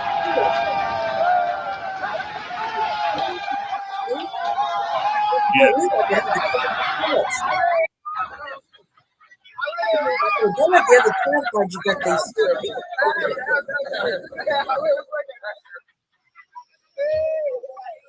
Oh, we're getting that boy. Shit, that's going to our shop. Yeah. To let the whole church forgive us.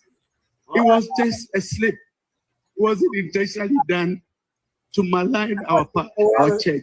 But believe sincerely that you forgive her and forgive us and accept us as your children. No. God richly bless all of you. You try to usurp our reparations? Hell no. I hope it keep raining. I hope all your shit falls down.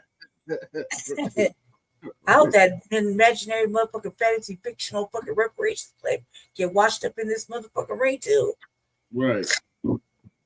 Motherfuckers didn't smoke major fucking good pops, dude. They didn't think that ABK was real. They Yeah, keep fucking with us. It's for the motherland to let the motherfucking American slaves get it in with our hoodoo. Really shows that it's just lacking, just totally lacking. And we're over there like, bing, bing, bing. We're like this candle. All the intention in the world. I hope you get mopped. Matter of fact, you can't get mopped, but this hurricane water go be crazy. You thought you was thirsty. We done quenched your thirst now. That shit's sitting in the fucking. It's like the deep end pool, end part of the pool. And that raging waters around that corner. You know what I mean? I'd have been out there with a fishing pole or a bar of soap. I took this as an opportunity to get a bath. You know what I mean? Not just a furniture shopping experience, but like, can I get out there with a bar of soap and just hold on to something and just rinse it off? You know what I mean? Water's kind of hard to cover it. Yes, you know what I mean? I let myself air. The guy in the same go to.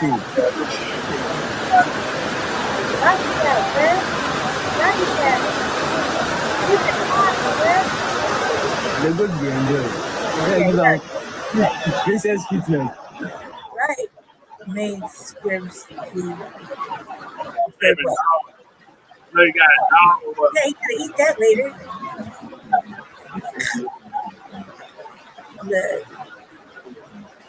Look. Where's the Earth song, cuz? The Michael Jackson be playing.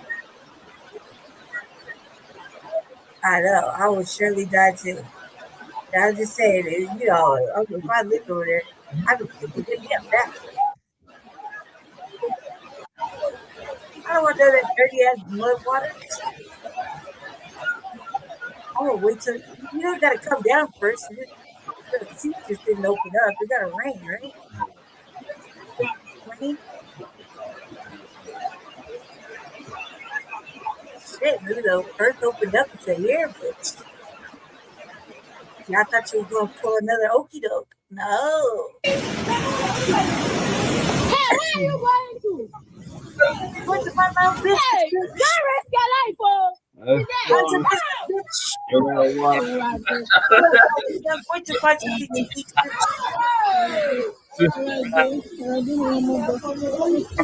well, look, I gotta throw in a little feather.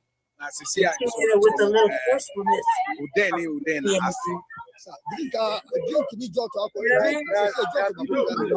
I seasoned it with a little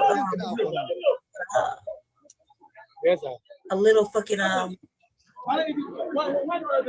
Yes, sir. yeah, I'm serving it up, man. I served the little back with a splash of sable sweet, man. Yeah, that shit's good. Hey, but you are free right to the next now. Go ahead and get a push and swim on. Start a whole new life.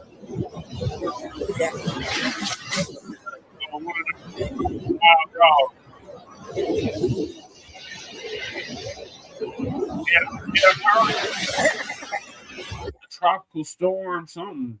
Look, I ain't funny. I'm just like, so y'all, it was pretty bad. They said they had a heavy rain and winds for hours that went on. That's why they got flooded. And the reason why the water looks so filthy is because it's being flood. All that flood water is on top of dirt roads. Yeah. I mean, Accra, it looked like the whole thing is just dirt roads. Dang. So yeah, they're dealing with one big mess, and it's a lot of people that are displaced because their homes are gone. They got washed out. Damn, I thought they had some kind of industrial something going on. Mm-hmm. No, that's why they were all super stoked about that. Yeah, well, it was a mess. It's all Rory Child. Yeah, speaking of witchcraft, MC2, the X Project. Do you know what I saw online over on TikTok? But I don't mind saying that they're talking about doing voodoo on Black Americans. First of all, how the hell you going to do? We did not cause you to lose TPS. That was a decision that Donald Trump made. I don't know how we got in the mix. Right. And why are you not directing your anger in the right way? Right. You're coming for us. The courts made that decision. Donald Trump was pushing for that. Right. He got what he wanted. You got to deal with that. Yep. That has nothing to do with us. Exactly, Lisa. But voodoo on us? Are y'all crazy? That's okay, I don't want to do voodoo on these white folks. They're the ones harming you. It's unbelievable the way you foreigners think. That's why I can't even respect you. I don't know what else. So anyway, y'all, came out the cookie. This flood looks bad. It's going to take a long time for them to bounce back from this one. But again, leave us alone. Stop trying to hijack our stuff. Right. Stop trying to hijack our reparations and our holidays and everything.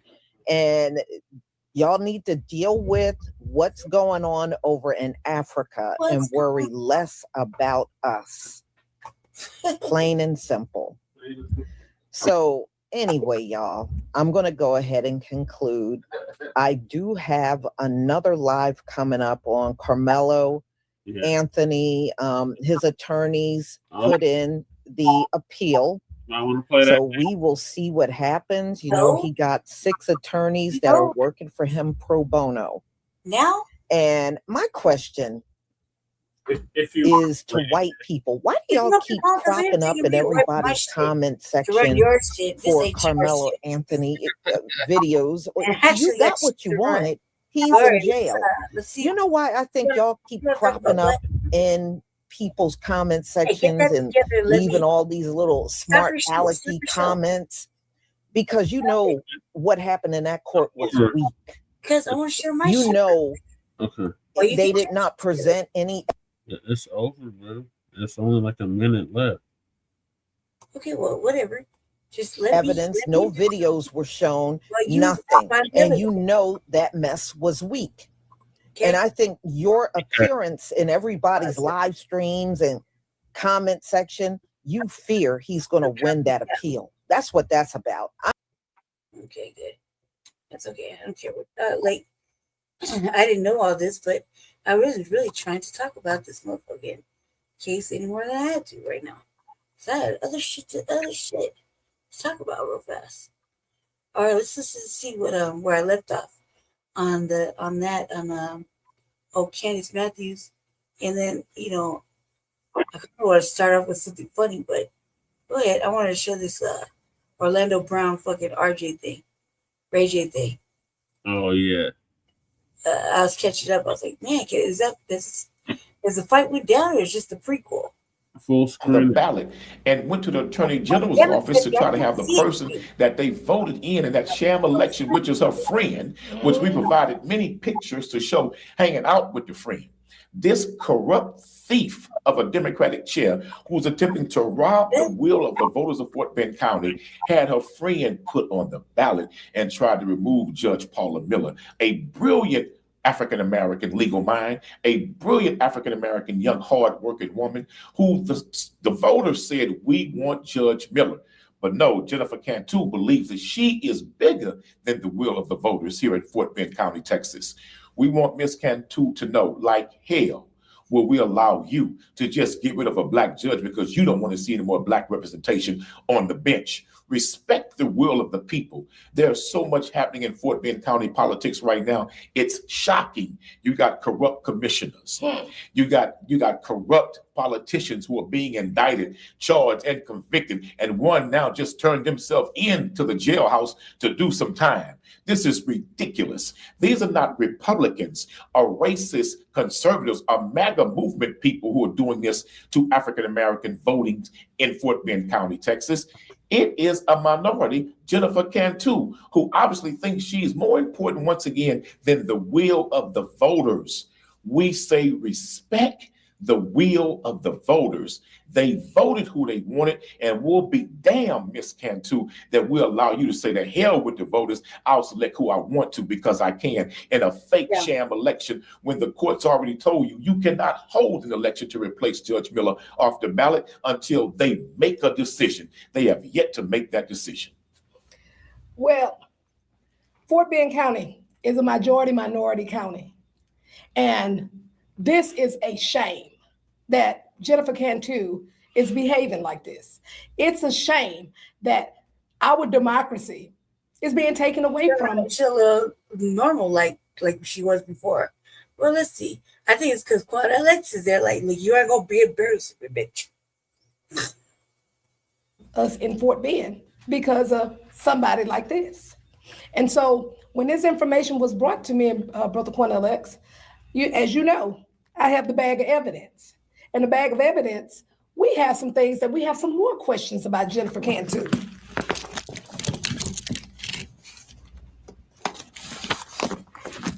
Before she became the actual chair, because the chair before her was Fred Taylor. So what we have here with that bag of evidence, checks written to one for forwarded $1,000, check 1037. That was done on 1/23/2024. Check posted 3/8/2024 for the amount of $1,000. Okay, look at that one. Okay, the next check we got. These are images that she's receiving from the Fort Bend Democratic Party. This was posted on 2/15/2024. And this is another $1,000. Is she a stripper or something? Like, what's going on? It's called pay to play. Okay, wait, it gets better. This is the pay to play rule in Fort Bend County, Texas with Jennifer Cantu. You pay to play. But wait a minute, there's more. Then we got one on 12/18/2023, check 1034 for the amount of $2,000.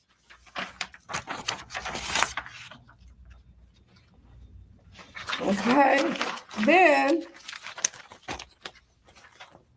we have another one. And this was given to her by Cynthia Ginyard, who was the former chair. This was on 3/8/2024 for an amount of $1,000.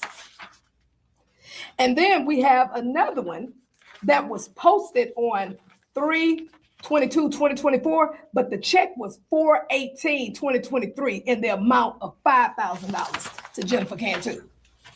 What is this? What kind of financial misconduct y'all got going on down here in Fort Bend? Pay to play. Oh. And also, she asked Judge Miller for a $5,000 check to leave her name on the ballot. Oh. Judge Miller rejected that offer, and so she went forward with her witch hunt to remove Judge Miller. Bottom line is, these checks prove it. You can pay to play with the Democratic Party in Fort Bend County, Texas, if you write a check big enough to Jennifer Cantu, the Fort Bend County Democratic chair. You write a check big enough, she will ignore the will of the people, ignore the voters, and you can pay to play. This is pathetic because Judge Miller wouldn't give her that $5,000 check. All of a sudden now she's working night and day to put her friend back on the ballot, who she been hanging out with, and we got tons of pictures we've already released to the public to back it up. How in the hell you gonna get your friend who was running in the same election, in the same for the same seat Is that as Julia Judge Matthews, Miller? right? Yes. And she racist too. And you mean to tell me that the people rejected your friend, Miss Matthews? The voters said no to Miss Matthews. And Miss Cantu, you're saying the hell with the voters. I like Miss Matthews. That's my homegirl. Well, you and your homegirl can go straight to hell. We are not going to allow you to do this. Miss Matthews, you and the hooks and the crooks are not going to make it like this. Not at all. Pay to play will come to an end in Fort Bend County because there's more coming than this. Oh, it is. And also, I've already relayed this information to the Texas Rangers as well, and also to the Texas Ethics Commission. So, Jennifer Cantu, this shakedown activity that you're doing is done. It's over. All this foolishness that you're doing here in Fort Bend County, it's done and it's over. So stay tuned for these investigations because you're about to get them. All right, hold on one second. Hold on one second. God damn it. Mike Larry, oh my God. I don't know what you did to create this song, but oh my God, this song right here, they gonna love it. Jesus Christ. Okay, hold on. Because you maybe full screen it, Jesse. Maybe. This one I don't guess. Exactly what I don't guess. Okay, what were you saying now? I didn't say anything. What you want to show now? Oh, the Carmela Anthony thing Lisa was talking about. Oh yeah, all right, babe. Let me get out of there. It'll help. Okay. All right, hold on. Pull it up. Yeah, that okay. Unless you got it pulled up. I don't have it pulled up. No, you said you got it. That's why I gave you time. Okay, here it is. Let me see. Are you sharing your screen? Not yet.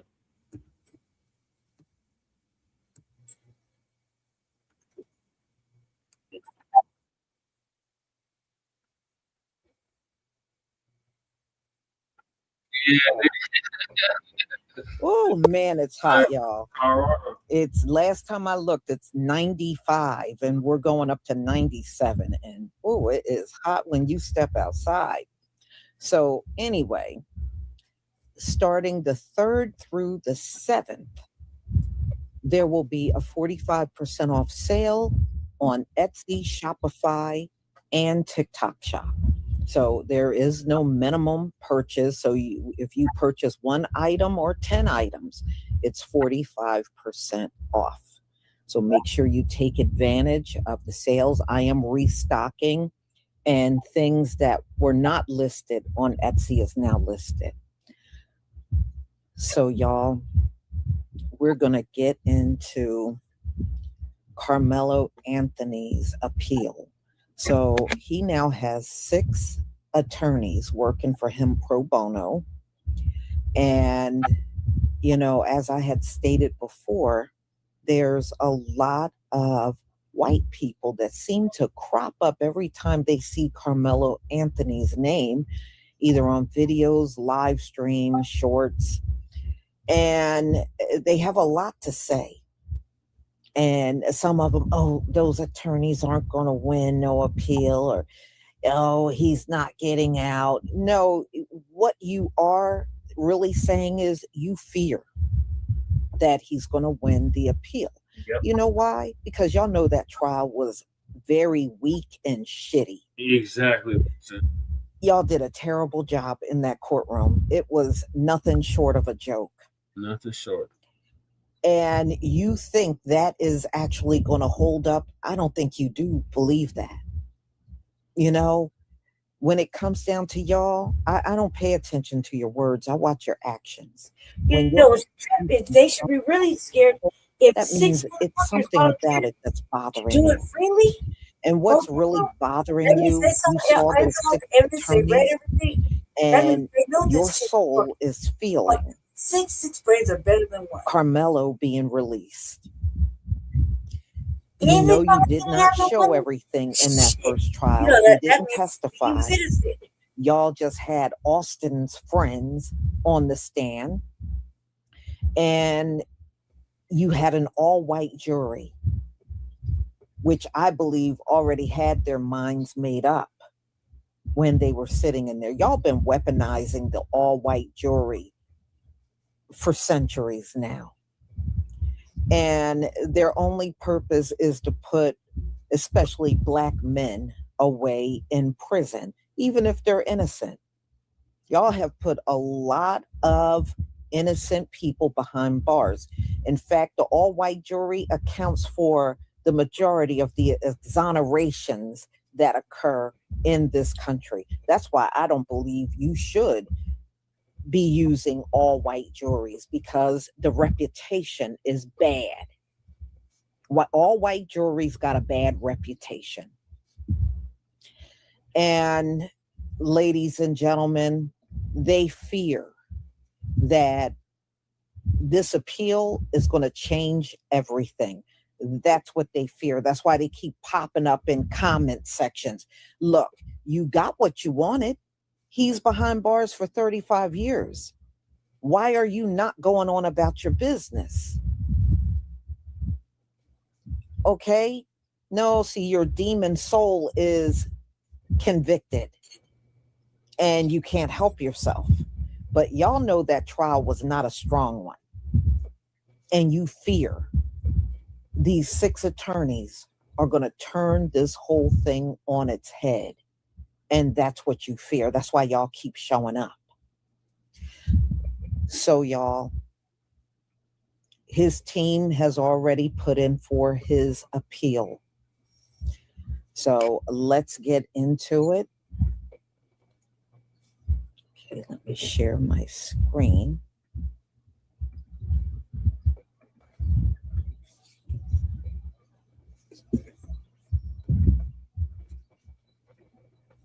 Please give me a 1 if you can see my screen.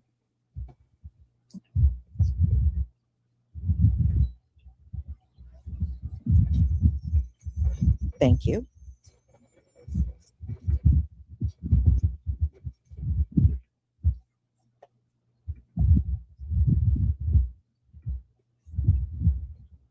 They have video footage of the Carmelo incident that they never presented in court. And they just had a press conference of the people who seen the video. If you want to see it from either 2 minutes before the stabbing or 11 minutes before. So I chose 11 minutes. From the moment she pressed play, Carmelo Anthony was already sitting up underneath that canopy. And he was sitting there for at least 8 to 9.5 minutes. You see, well, I saw a boy in a black hoodie go over to him first, and then they left out of the tent. And then you see coming across the field was another 6 boys. When they got to the bleachers, one, he went out of frame, and the other one sat at the bottom. But the remaining 4, they went directly to Carmelo Anthony. And like T said before, it was a brief conversation, and then all you see is commotion. And we know from the interviews that Hunter did, we know that Hunter was, in fact, underneath that tent. The next thing you see, you can see Carmelo in the midst of them assaulting him. You can see Carmelo trying to back out, but he gets pulled back forward. The next thing you see is Carmelo, he comes shooting out the back, but he's still not standing. And he had to like kind of crab crawl backwards, and he had to like jerk away from them because they still had a holding his hoodie. He goes up a couple of bleachers and he's looking around for which way to go. He runs diagonally down the bleachers and then he falls. At the time of him falling, that's when I noticed another 3 boys coming down the bleachers chasing after him. But once Carmelo got up, he took off. You didn't see him for the rest of the video. At no point in that video do you see Hunter holding his brother. At no point in that video do you see those boys ever going back to the tent and sitting down. That was all a lie. And I also have questions. I don't know how the defense did not play that video. Because when you see that video, it was self-defense. Carmelo was only 5'8", 130. She said that athletic boys was chasing Carmelo around for 11 minutes. These weren't like, you know, the kids that sit in a room all day and play games or live stream. These were athletes that chased Carmelo around for 11 minutes before the stabbing even took place. How come this video wasn't even presented to the courtroom? And the testimonies of these witnesses was so far off from the video that they thought the video was an incident of something else. Now it makes sense. That's why they probably didn't present the video. So a lot of people are concerned about how long this process will take for the appeal with Carmelo Anthony and the Fifth Circuit Court of Appeals.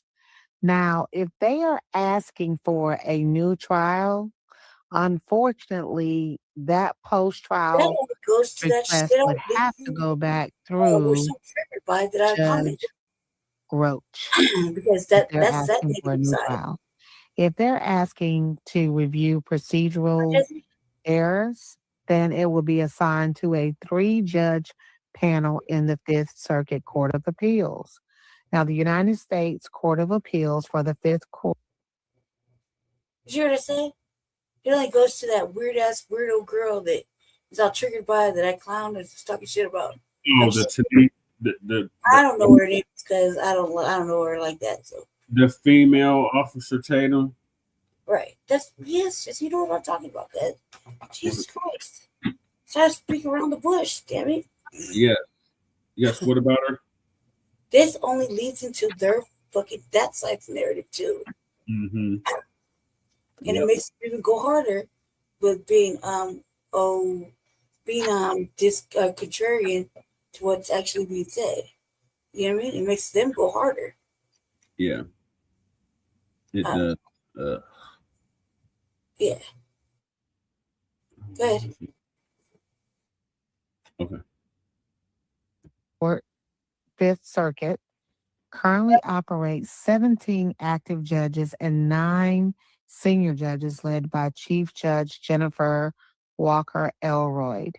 2 of those judges are appointed by Joe Biden, 6 by Donald Trump, 2 by Barack Obama, 4 by President George W. Bush, 1 by Bill Clinton, and 2 by Ronald Reagan.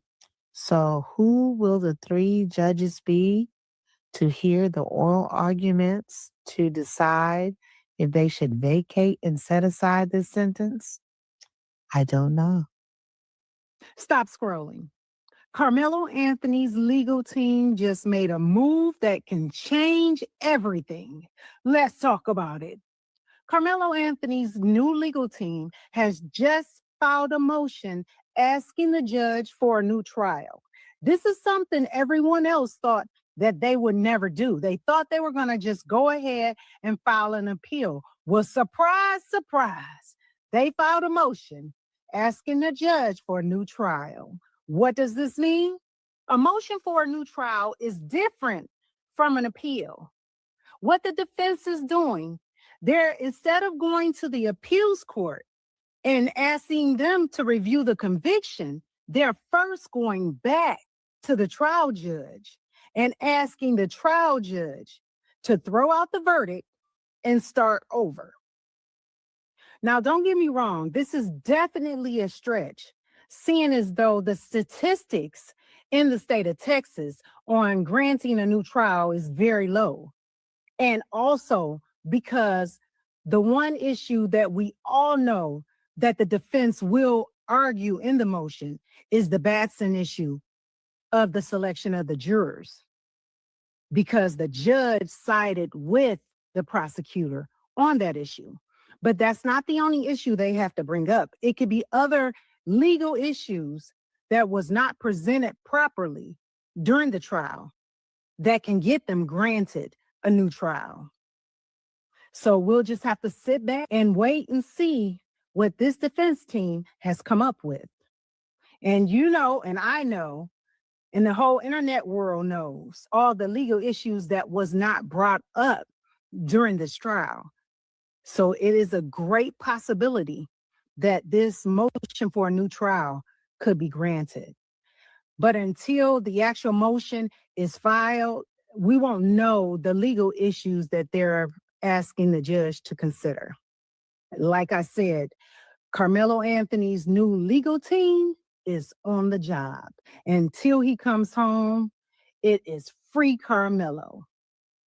Drop down in the comments how you feel about this new information that has just come out regarding Carmelo Anthony and his new legal team filing a motion for a new trial. And don't forget to like, share, and follow me for more controversial topics.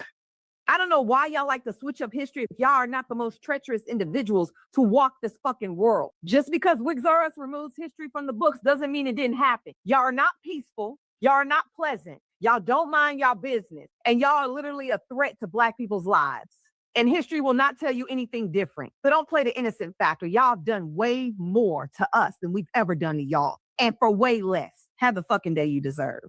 Okay, guys, Carmelo Anthony's new legal team, the Dream Team, is already making major moves. Get into this. They've now filed a motion asking for a new trial, and they're also asking that Judge John Roach Jr.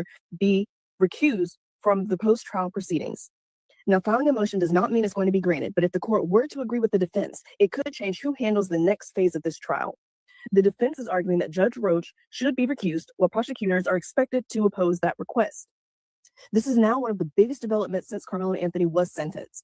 What do you all think about this overall routine? Do you think that they're going to be able to move forward with this? Will Judge Roach still cover this case? There's just so many things that I want to know about, that this could actually be kind of the shift that needs to happen for Carmelo to potentially get his appeal granted and possibly even be free. What do y'all think, though?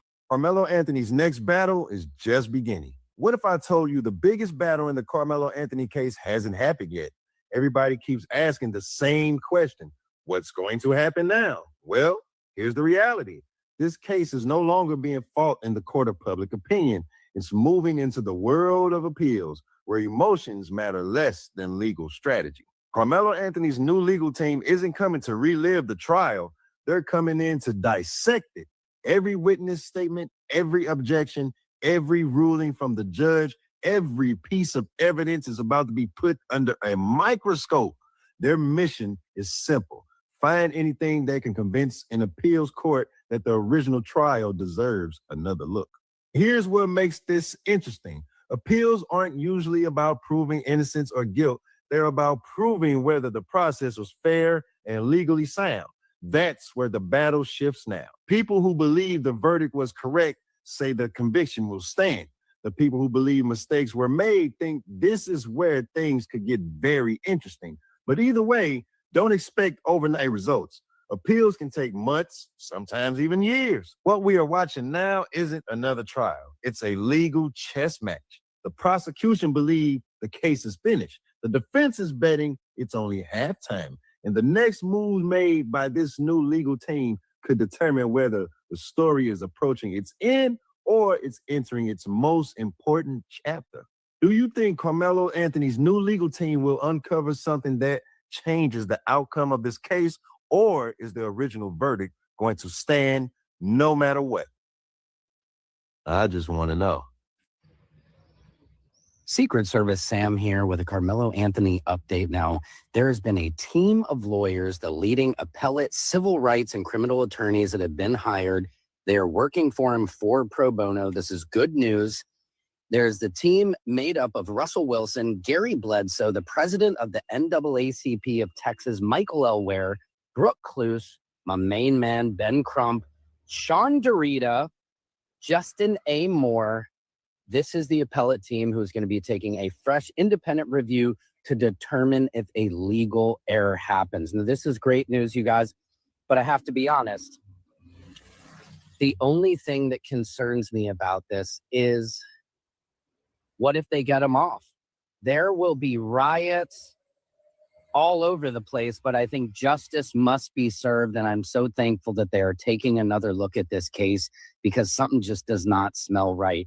Now, we have to respect the families because there was a young life lost. This is all a tragic situation, but I think if our legal system really reflected for every American, we wouldn't be in this situation. Secret Service Sam out, Samson, president of the world. Okay, for some reason, a lot of people seem to think that the appeal and Carmelo Anthony trying to get a new trial is to overturn a conviction, to basically fight the fact that he didn't unalive someone. That's not what this is about. He has a constitutional right to a fair trial. A fair trial. And the last trial that he had a lot of things working against him. A lot of evidence wasn't put into place. The jury was more than likely not unbiased. Like it wasn't fair. It wasn't fair. Like, yes, we get it. He did the thing. That goes without saying. This is not to excuse the fact that there are consequences to dire actions such as this. But he's going back in and appealing because it wasn't fair. And as a U.S. citizen, as an American, he has the right, the absolute right to a fair trial. That's what this is about. So no, it's like, what the fuck? Like, it's not to set him free. It's like, were all of the right questions asked? Was all of the evidence submitted and looked at thoroughly? Were all angles approached? Was every perspective and every angle of this case looked at properly? Because as fast as that trial happened, I can guarantee you it wasn't. So that's what this is about.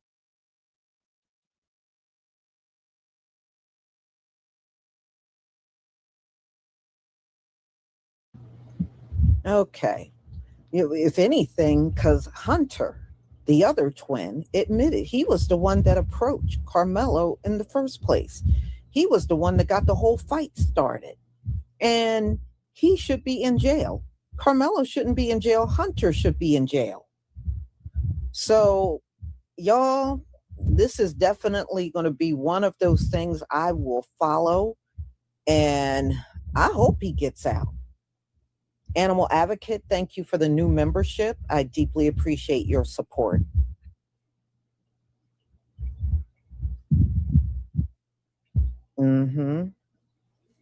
But going back to that same judge, of course, he's going to try to block them from retrying it.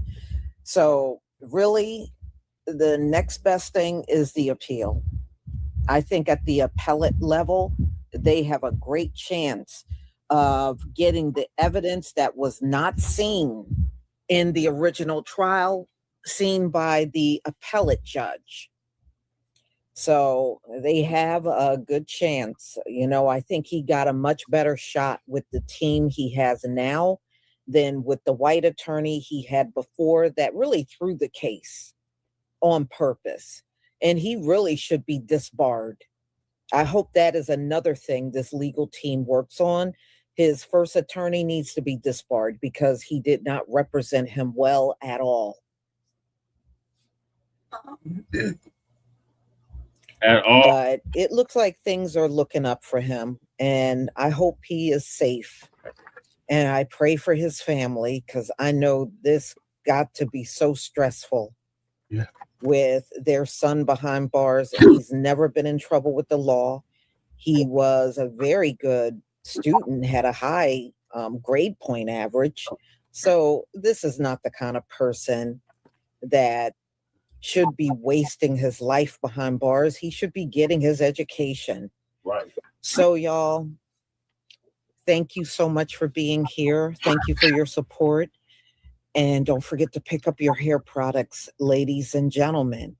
So I will keep up with this case.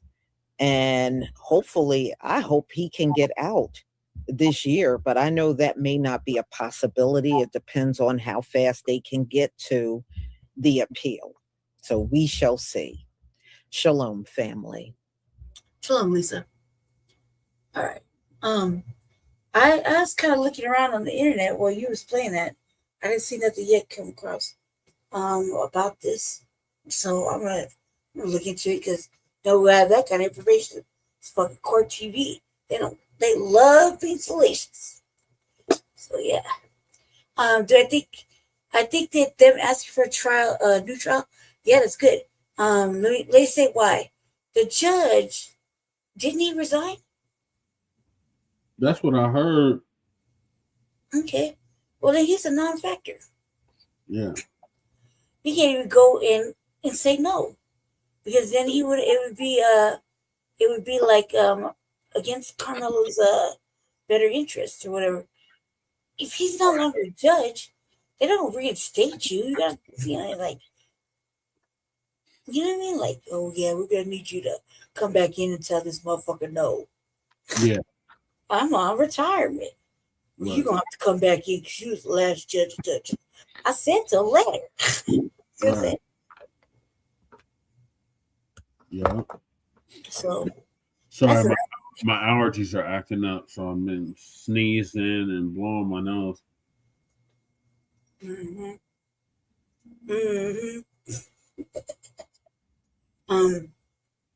was I gonna say?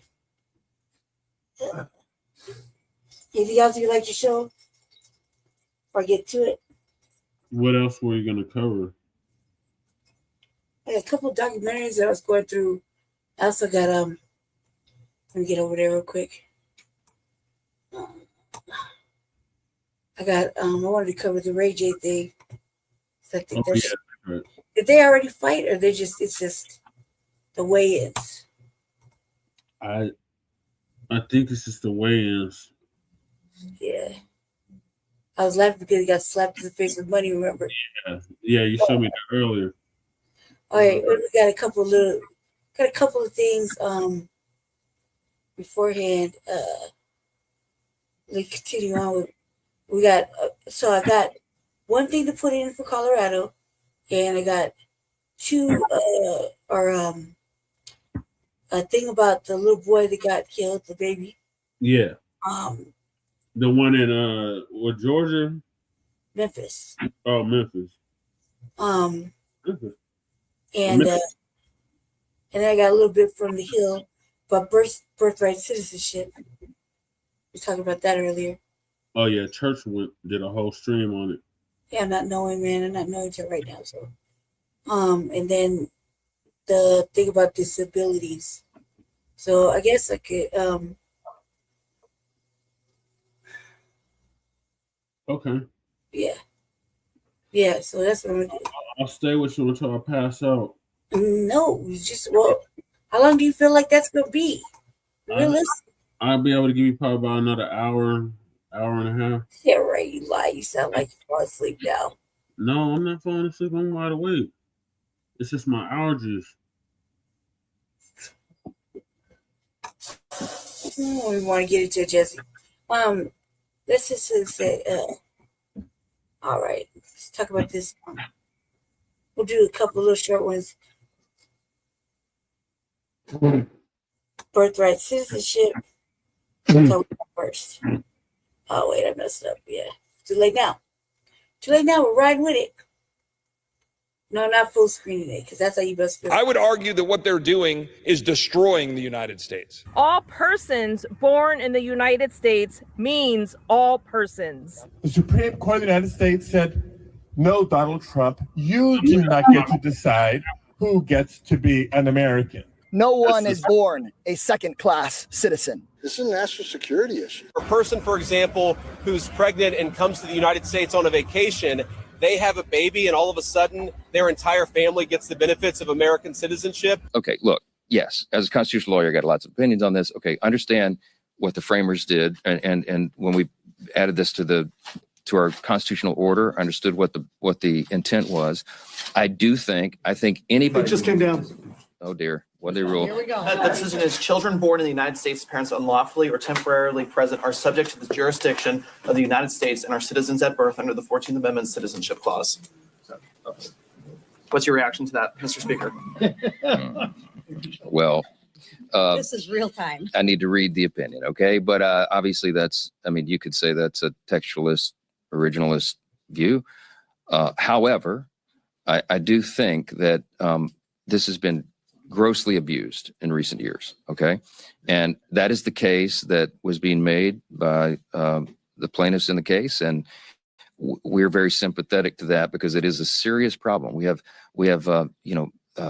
it's become a birthing tourism, they call it, a trend where people would just come and you just come onto the soil and have your child, and then they're able to avail themselves of the welfare state and everything else. It's been abused. It's one of those things that was intended to serve a noble and important purpose and has been thwarted and overused and abused. And so I'm sure that we'll continue to look at that. I mean, I'm sure the conclusion from this opinion is going to be that you got to amend the Constitution to fix that. As we all know, it's a big challenge to amend the Constitution. When it comes to the birthright citizenship ruling, well, I think this is, of course, a very large sigh of relief for people across the country. On the second hand, the fact that there are sitting justices that voted to compromise birthright citizenship is extremely alarming.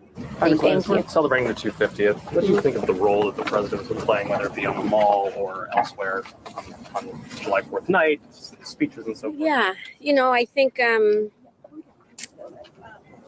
think that in this week, right, we have seen a lot of more focus from President Trump about who isn't an American and who doesn't belong, rather than telling the story of what America actually is. And all of us are part of the American story. Some conservatives are angry with Justice Amy Coney Barrett. Are you one of them? Well, look, do I think she made a mistake in the ruling? I do. I don't know how anybody can say that if a person who is an illegal alien, or a person, for example, who's pregnant and comes to the United States on a vacation, they have a baby and all of a sudden their entire family gets the benefits of American citizenship. I don't think that's what the framers of the 14th Amendment had in mind. I don't think it's the right case. But look, it was 5-4. Sometimes the Supreme Court makes mistakes. We're going to try to correct that mistake, but nobody's perfect, including the Supreme Court. Tom, the president had said that he was looking to Congress now to pick up after the Supreme Court ruling today on birthright citizenship. What room do they have, do you think, to? You got a lot of room. They can change law. And bottom line is that today's decision is a bad decision. I've been doing this since 1984. Birthright citizenship is the main drive for illegal immigration. Remember during the Biden administration when the border was open, how many hospital beds and maternity wards were filled by illegal aliens, especially like in Yuma? The whole maternity ward was filled with illegal aliens giving birth to future U.S. citizen children. That's not a coincidence, not by accident. We know birthright citizenship is the driver for a lot of illegal immigration, but more importantly than that, this is a national security issue because of birth tourism. We know thousands upon thousands of citizens of China and Russia have come to this country under false pretenses, gave birth to a U.S. citizen child. So there's going to be hundreds of thousands, if this keeps up, millions of United States citizens in countries that I consider our adversaries who will come back to this country and have an effect on how this country is run. Huge national security issue. Today, the Supreme Court upheld the promise of birthright citizenship, which was established more than 150 years ago by the 14th Amendment and affirmed in the landmark case United States versus Wong Kim Ark, which determined that Wong Kim Ark, the son of Chinese migrants born in San Francisco, was an American citizen. The Supreme Court ruled in his favor, even at the height of the Chinese Exclusion Act, because the 14th Amendment is abundantly clear. All persons born in the United States means all persons. Are you an American citizen for simply and solely being born on American soil? And I remember thinking a long time ago that there was something kind of magical about that concept. That if you're here and you're in America and you're born here, you're an American. But it became clearer and clearer to me as that privilege, it's not a right. I want to come back to that in terms of what the 14th Amendment says. What that privilege means to be an American. And that it was being abused. The Chief Justice, no doubt, and Justice Barrett and the other three justices that joined that opinion, no doubt believe they were doing some sort of great service by trying to establish that this means some great thing for the United States. I would argue that what they're doing is destroying the United States because you no longer have a sovereign nation. Roberts emphasizing, quote, children born of parents unlawfully or temporarily present in the United States satisfy both elements of the citizenship clause under the Constitution. He concluded they are citizens at birth. That is false. The Supreme Court majority ruled that illegal aliens invading our country having U.S.-born children is somehow legally sound, even though the Justice in Wong Kim Ark rejected that notion. The 14th Amendment was written into the Constitution during Reconstruction to ensure that no one could deny or question the citizenship of formerly enslaved Americans because of their race. Donald Trump's effort to end birthright citizenship was an attempt to unravel one of the Constitution's clearest guarantees, that citizenship is a constitutional right, not a privilege that any president can give or revoke. And so the Supreme Court got it right this morning because, that right, that fundamental right, that constitutional right has been under attack by Donald Trump. That's what brought us here to this day. And so this court also said something that shouldn't have to be that difficult. The Supreme Court of the United States said, no, Donald Trump, you do not get to decide who gets to be an American, right? Right. The Constitution decides. No one is born a second-class citizen, and no president, no would-be king gets to pick and choose who is and who is not American. I was born in the United States the year that my refugee parents were admitted to this great country. They fled oppression and violence in communist Vietnam and came to the United States because of the promise of the American dream. Well, I'm not a lawyer. I don't agree with the policy, but if you look at the Constitution, I think there's always been a vagueness there about birthright citizenship. And I think that's why Congress should act and actually put a policy in place that prohibits birthright citizenship. If you're born here in the United States to illegals, I don't think you should be allowed to be citizens unless you follow the proper path towards citizenship.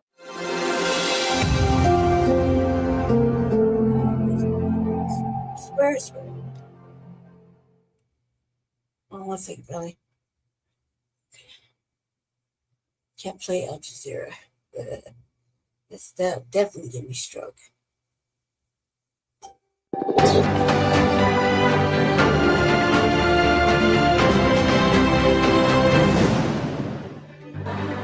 This is America, and the question of birthright citizenship. My fault. It's the mouse. I swear it's the mouse.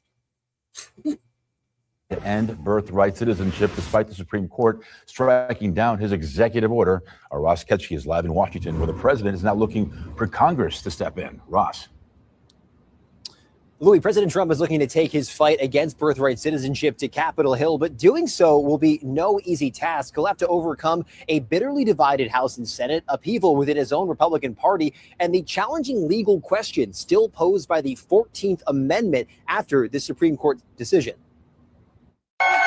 The fight over who gets to be a United States citizen may not be over after the Supreme Court struck down President Trump's executive order aimed at limiting birthright citizenship. The notion that goes back more than 100 years, and the Constitution couldn't say it more clearly. Birthright.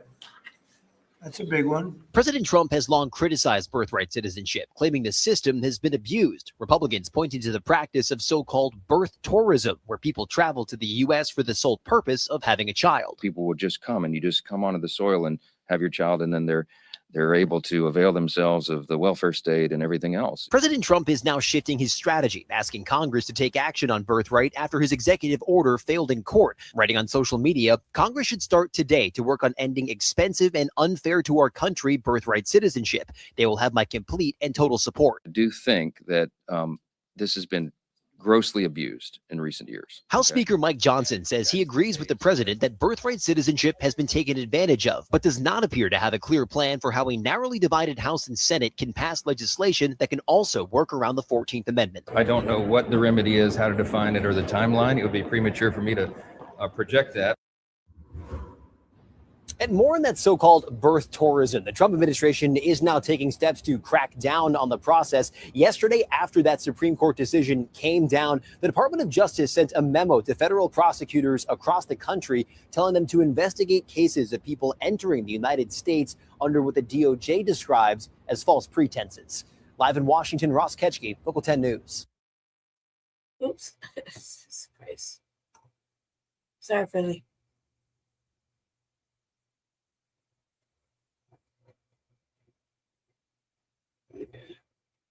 Was it? Make sure I got everything. Yeah, so he's not gonna take no for an answer. Like he said, they're gonna take it to the whole Congress to deal with this. And it needs to be dealt with because enough of the anchor baby fucking tourism shit. Needs to be dealt with because I'm not even hearing that it was only meant for us. It is only meant for us, and all these other groups is taking advantage of it. Right, as per usual. Mm-hmm. As per usual. Let me get this out my cue for a bit. I know what I'm doing. Okay. Mm-hmm. We're gonna go ahead with the press conference for the young little baby. Okay.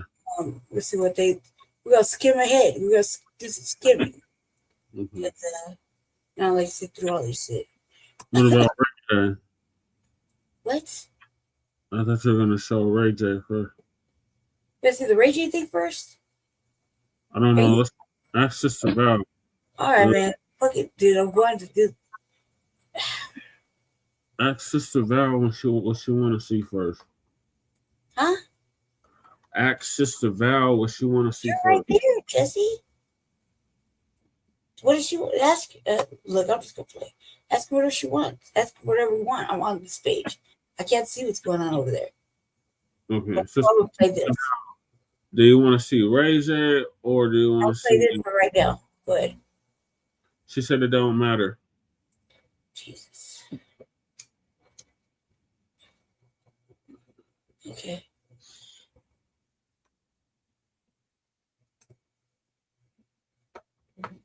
Are you smoking weed? You sound like you're about to fall out. I'm good. It's sativa. Now listen, You over there. we are here live in Atlanta. We have a big fight, August 15th. Prepared. We have Big Lex and Tasiki. It's been a lot of smoke and it's going down. We have Orlando Brown and Ray J. It's a lot of smoke right now. It's going down. Now, I just want to bring up someone real quick who's very influential and a part of the reason we are here. He is the promoter of Salida Promotions, Clarissa Shields' promoter, and he is putting together big-time boxing calls. What's up, Clarissa? Yeah, Clarissa Shields in the building. Thank you for having me. Let me bring up Mr. Dimitri Salida real quick. Mr. Dimitri Salida, make some noise real quick.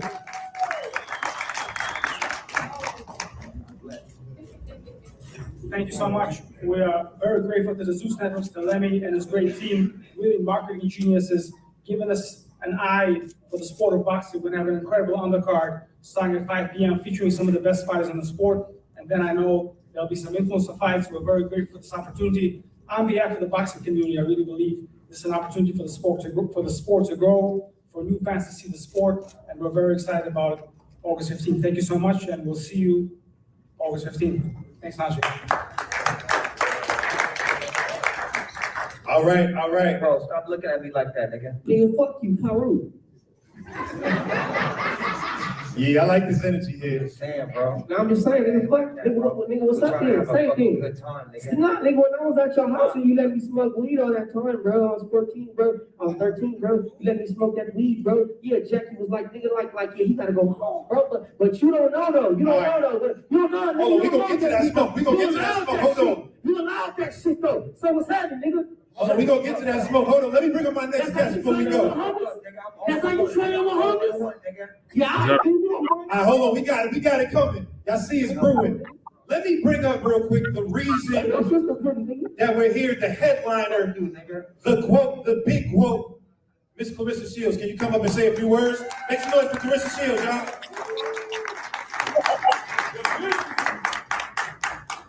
Yeah.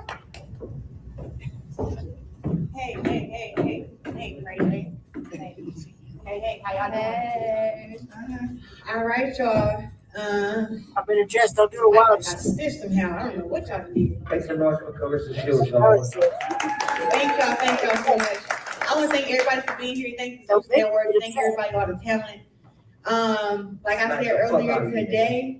said earlier today, that for some reason, the Clarissa Shields Network and Zeus Network has been tied in for a very long time. I've seen plenty of fights with Tzatziki. I've seen plenty of fights with Big Legs, and I'm happy that the girls have took it from the street fighting and from the streets and brought it to the ring. That's what I like to see. I think both of these girls are talented. They've even been so talented where they've been compared to BB up. You guys said, Tzatziki beat me in a fight or Legs. You guys have said that before. So I'm happy to see these girls get in the ring and duke it out. This is the positive thing. People have so much to say about Zeus and about the girls fighting, which is a lot of fighting. They did more street fighting than I've done in my little life. But what I do like is that now we have two of the biggest hitters from Zeus Network coming and fighting against each other. And there will be smoke between y'all two. I saw y'all talking and stuff before y'all came through. I'm like, oh, look at them being all cool and stuff right now. Girl, it's gonna be 21,000 people. That's my dog. Lex is my dog, but we're gonna give y'all a good fight. We're gonna give y'all money. Yeah. I don't know if this mic on. It's on. Yeah, she said no, there will be a good fight. I don't need to. Who y'all think gonna win? I'll put up here. Give it up and see if you think she's gonna win. You think Lex gonna win? Give it up for Lex. Oh shit, Tzatziki. Hello, it's like baseball. Oh, yeah, we're gonna do it again. Tzatziki. Yeah! Lex. Big Lex. We're not talking about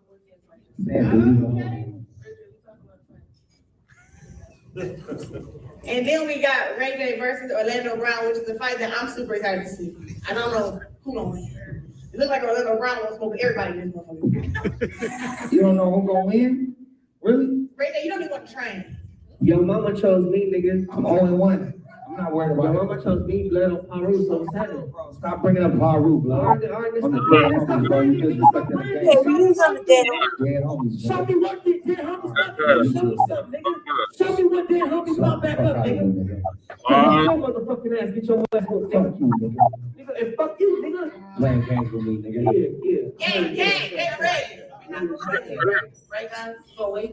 I'm just saying, bro. Stop bringing up the beat card. I'm saying though, nigga, like you really Jackie, stop bringing up the beat card. Jackie really your boyfriend. Jackie really your boyfriend, nigga. Jackie really your boyfriend. Nigga, Matthew Rose is your bitch. Nigga, stop playing. You looking real attractive, nigga. All right. Hold on. We gonna get to that smoke. Wait, let's run the program. We gotta get to that part. Hold up. We gonna get to that part. Hold on. We gonna get to that part. Make some noise one time for Clarissa Shields again, y'all. Yep, and make sure y'all get y'all tickets on Ticketmaster. Make sure y'all watch the undercard on Zeus and watch the main event and everything on the zone. It's gonna be a great show. And make sure that y'all follow everybody, support everybody, and it's gonna be a great fight. Thank you, Zeus. Thank you, the zone. Yes. Thank you, Win Records. Thank you, Fuck you, Baby Norwood. Fuck you, Baby Norwood. For making this nigga famous. On the ceremony show. Looking ass nigga. Bro, we don't give a fuck, bro. All right, now listen, hold up. Let me bring up the reason that we are here right now. He's doing so good. All right, this guy right here is one of the most influential in the culture. He is the founder of the Zeus Network, and he's putting together now these big fights that the culture wants to see. Again, it's Big Lex and Tzatziki. It's Ray J and Orlando Brown. Without further ado, I'd like to bring up Mr. Lemmy Plummer. Make some noise for Lemmy, y'all.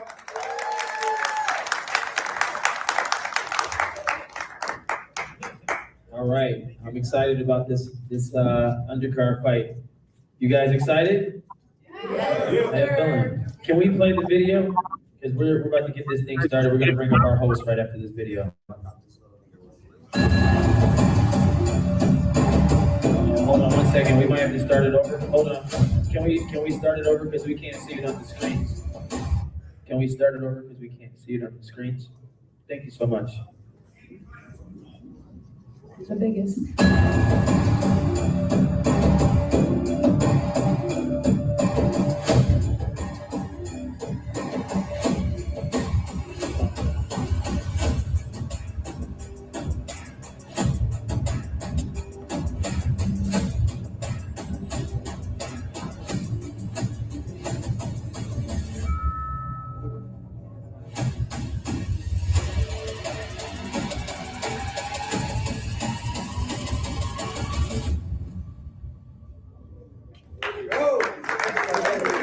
All right, we're excited.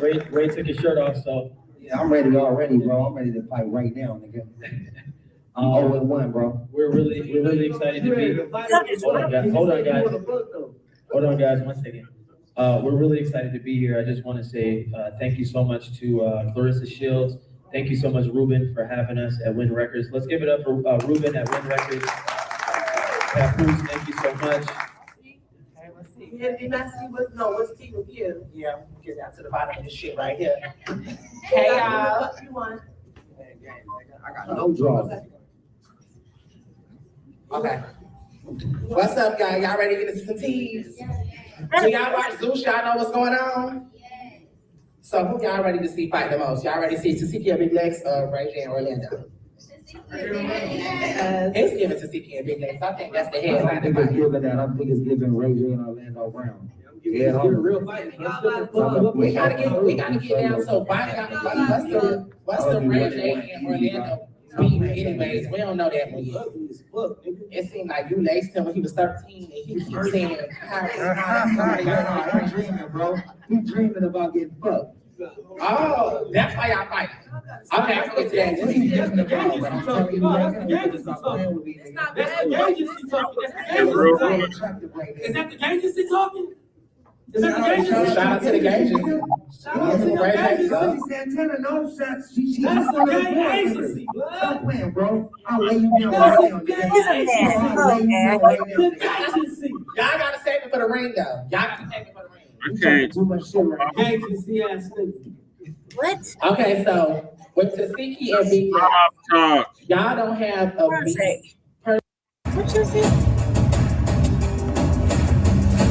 What? I said I can't do the slob talk, cuz. Well, you're gonna have to get over it. Cause it's a show. I can't either. My ears are burning, but come on, Jesse. See, Okay. My friends fucking talking. And they're really disrespectful. Really want the true opinion. What's up, this Santana, Val? That is a man. I knew it was a man. I could feel it as soon as it walked in.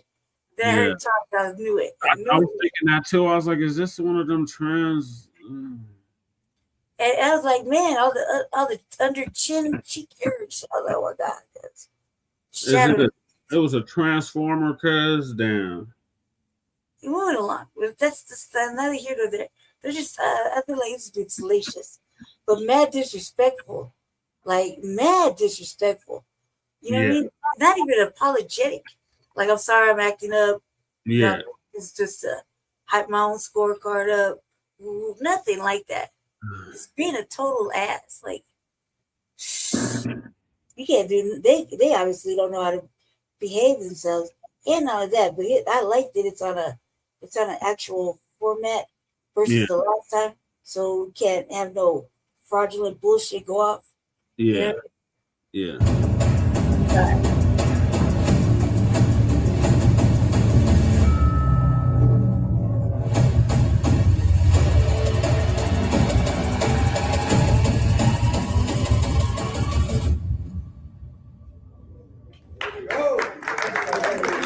All right, we're excited. Ray took his shirt off, so.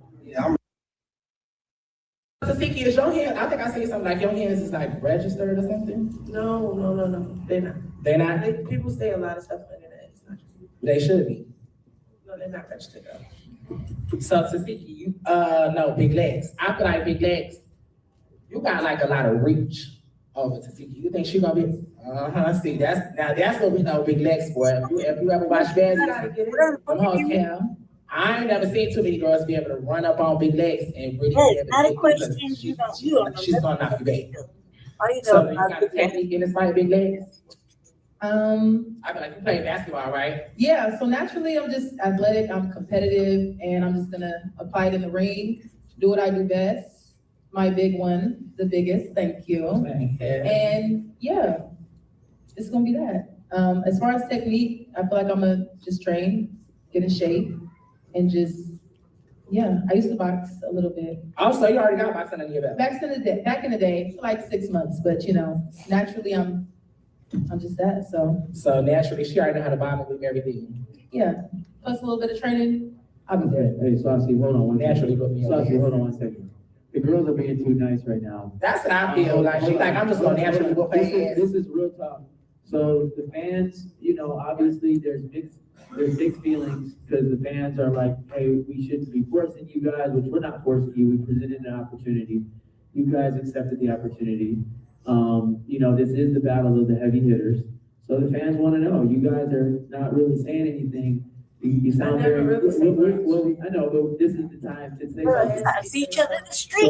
So real talk, let me talk to her real quick. So Lex, the fans want to know, do you feel you can beat Tasiki or not? That's the question in the ring. The answer is, I'm gonna do what I do best. Okay, And- we might have to get another fighter. We just want to know if you can beat Tasiki or not. We don't care about the long. Yes, I do. Okay, why do you feel like you can beat her? Because I just can. If anything, I'm gonna bet on myself always.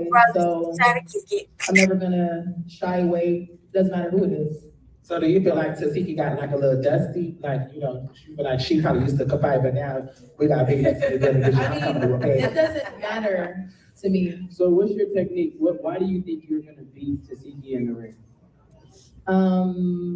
Because like, is it stamina? Is it reach? Is it power? What is it that you think you have over? it's a lot that goes into it. I feel like definitely stamina. I'm a natural athlete, so I already have stamina. I'm competitive, my mindset, nothing is gonna stop me from just doing what I do best. I'm gonna go all the way. Okay, and Tasiki, how about you? Are you going, we don't want the fluff answer. Yeah, we'll see what happens in the ring. So is Yura Malone? You said you inspired a lot of people. You know your sister's boxing now. So like you also said you could beat Clarissa at one point in time. So I'm just trying to understand, you're about to be in the ring with Lex. You know, your whole heavy hitter title is on the line. So the fans want to know. It's been on the line since my first. Okay, so are you going to win or lose this fight? I don't lose. So that means you're gonna win? Okay, so how do you feel you're gonna defeat Big Lex in the ring? Just the technique, I'm amazing. I'm immaculate.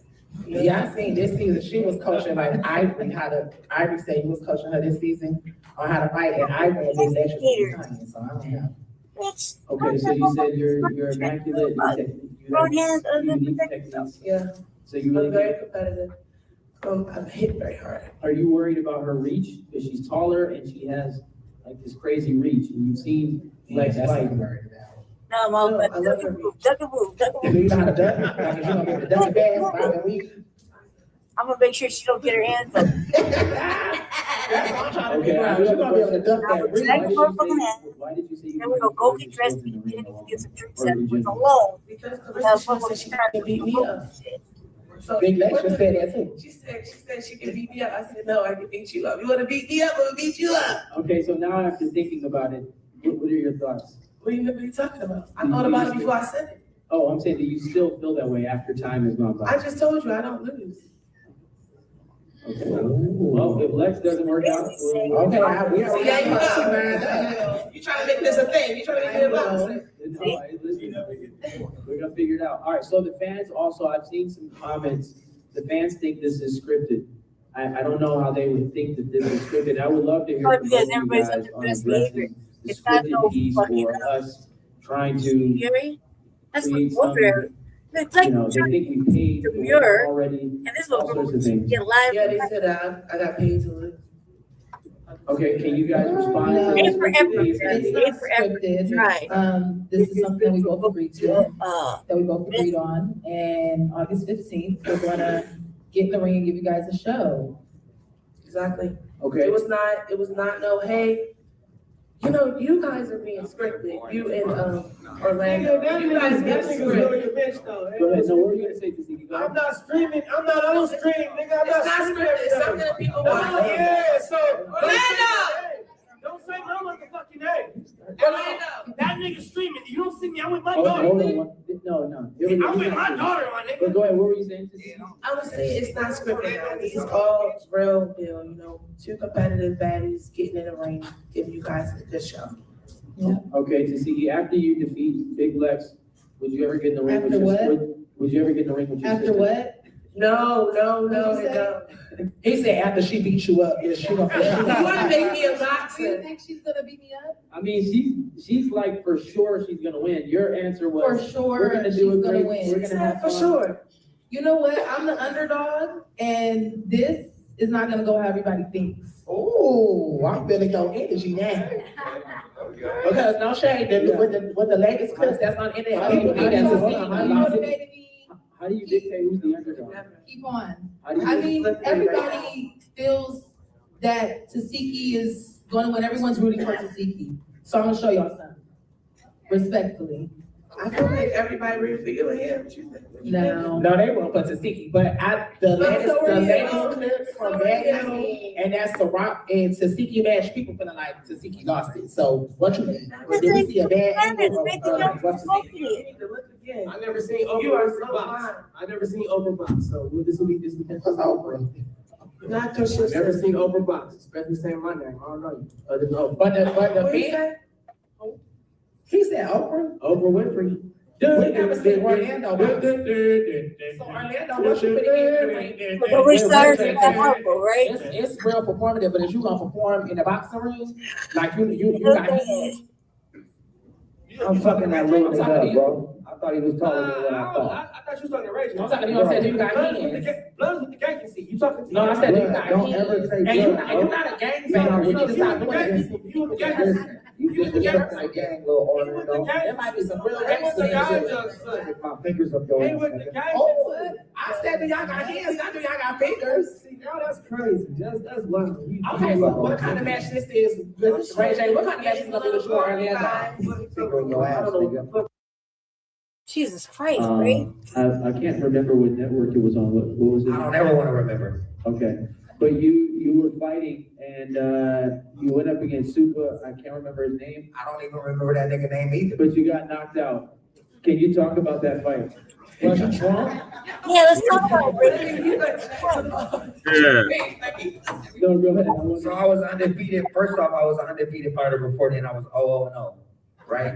And so I'm coming into this shit. I'm 41-1 in my amateur fights, right? You did a All lot. street fights. Yeah, you take it serious. And so, you know, I'm 0-1-0. I haven't won one yet professionally. I took one L, and then I'm old. I got no draws. Literally, nigga. No draws. Okay, hold on, Ray. We can't do that on TV. I was just pulling out my pants, bro. So real quick. So Ray, how did it feel when you got in the ring? Ray is doing. Did you take it seriously? How did you get knocked out? What happened?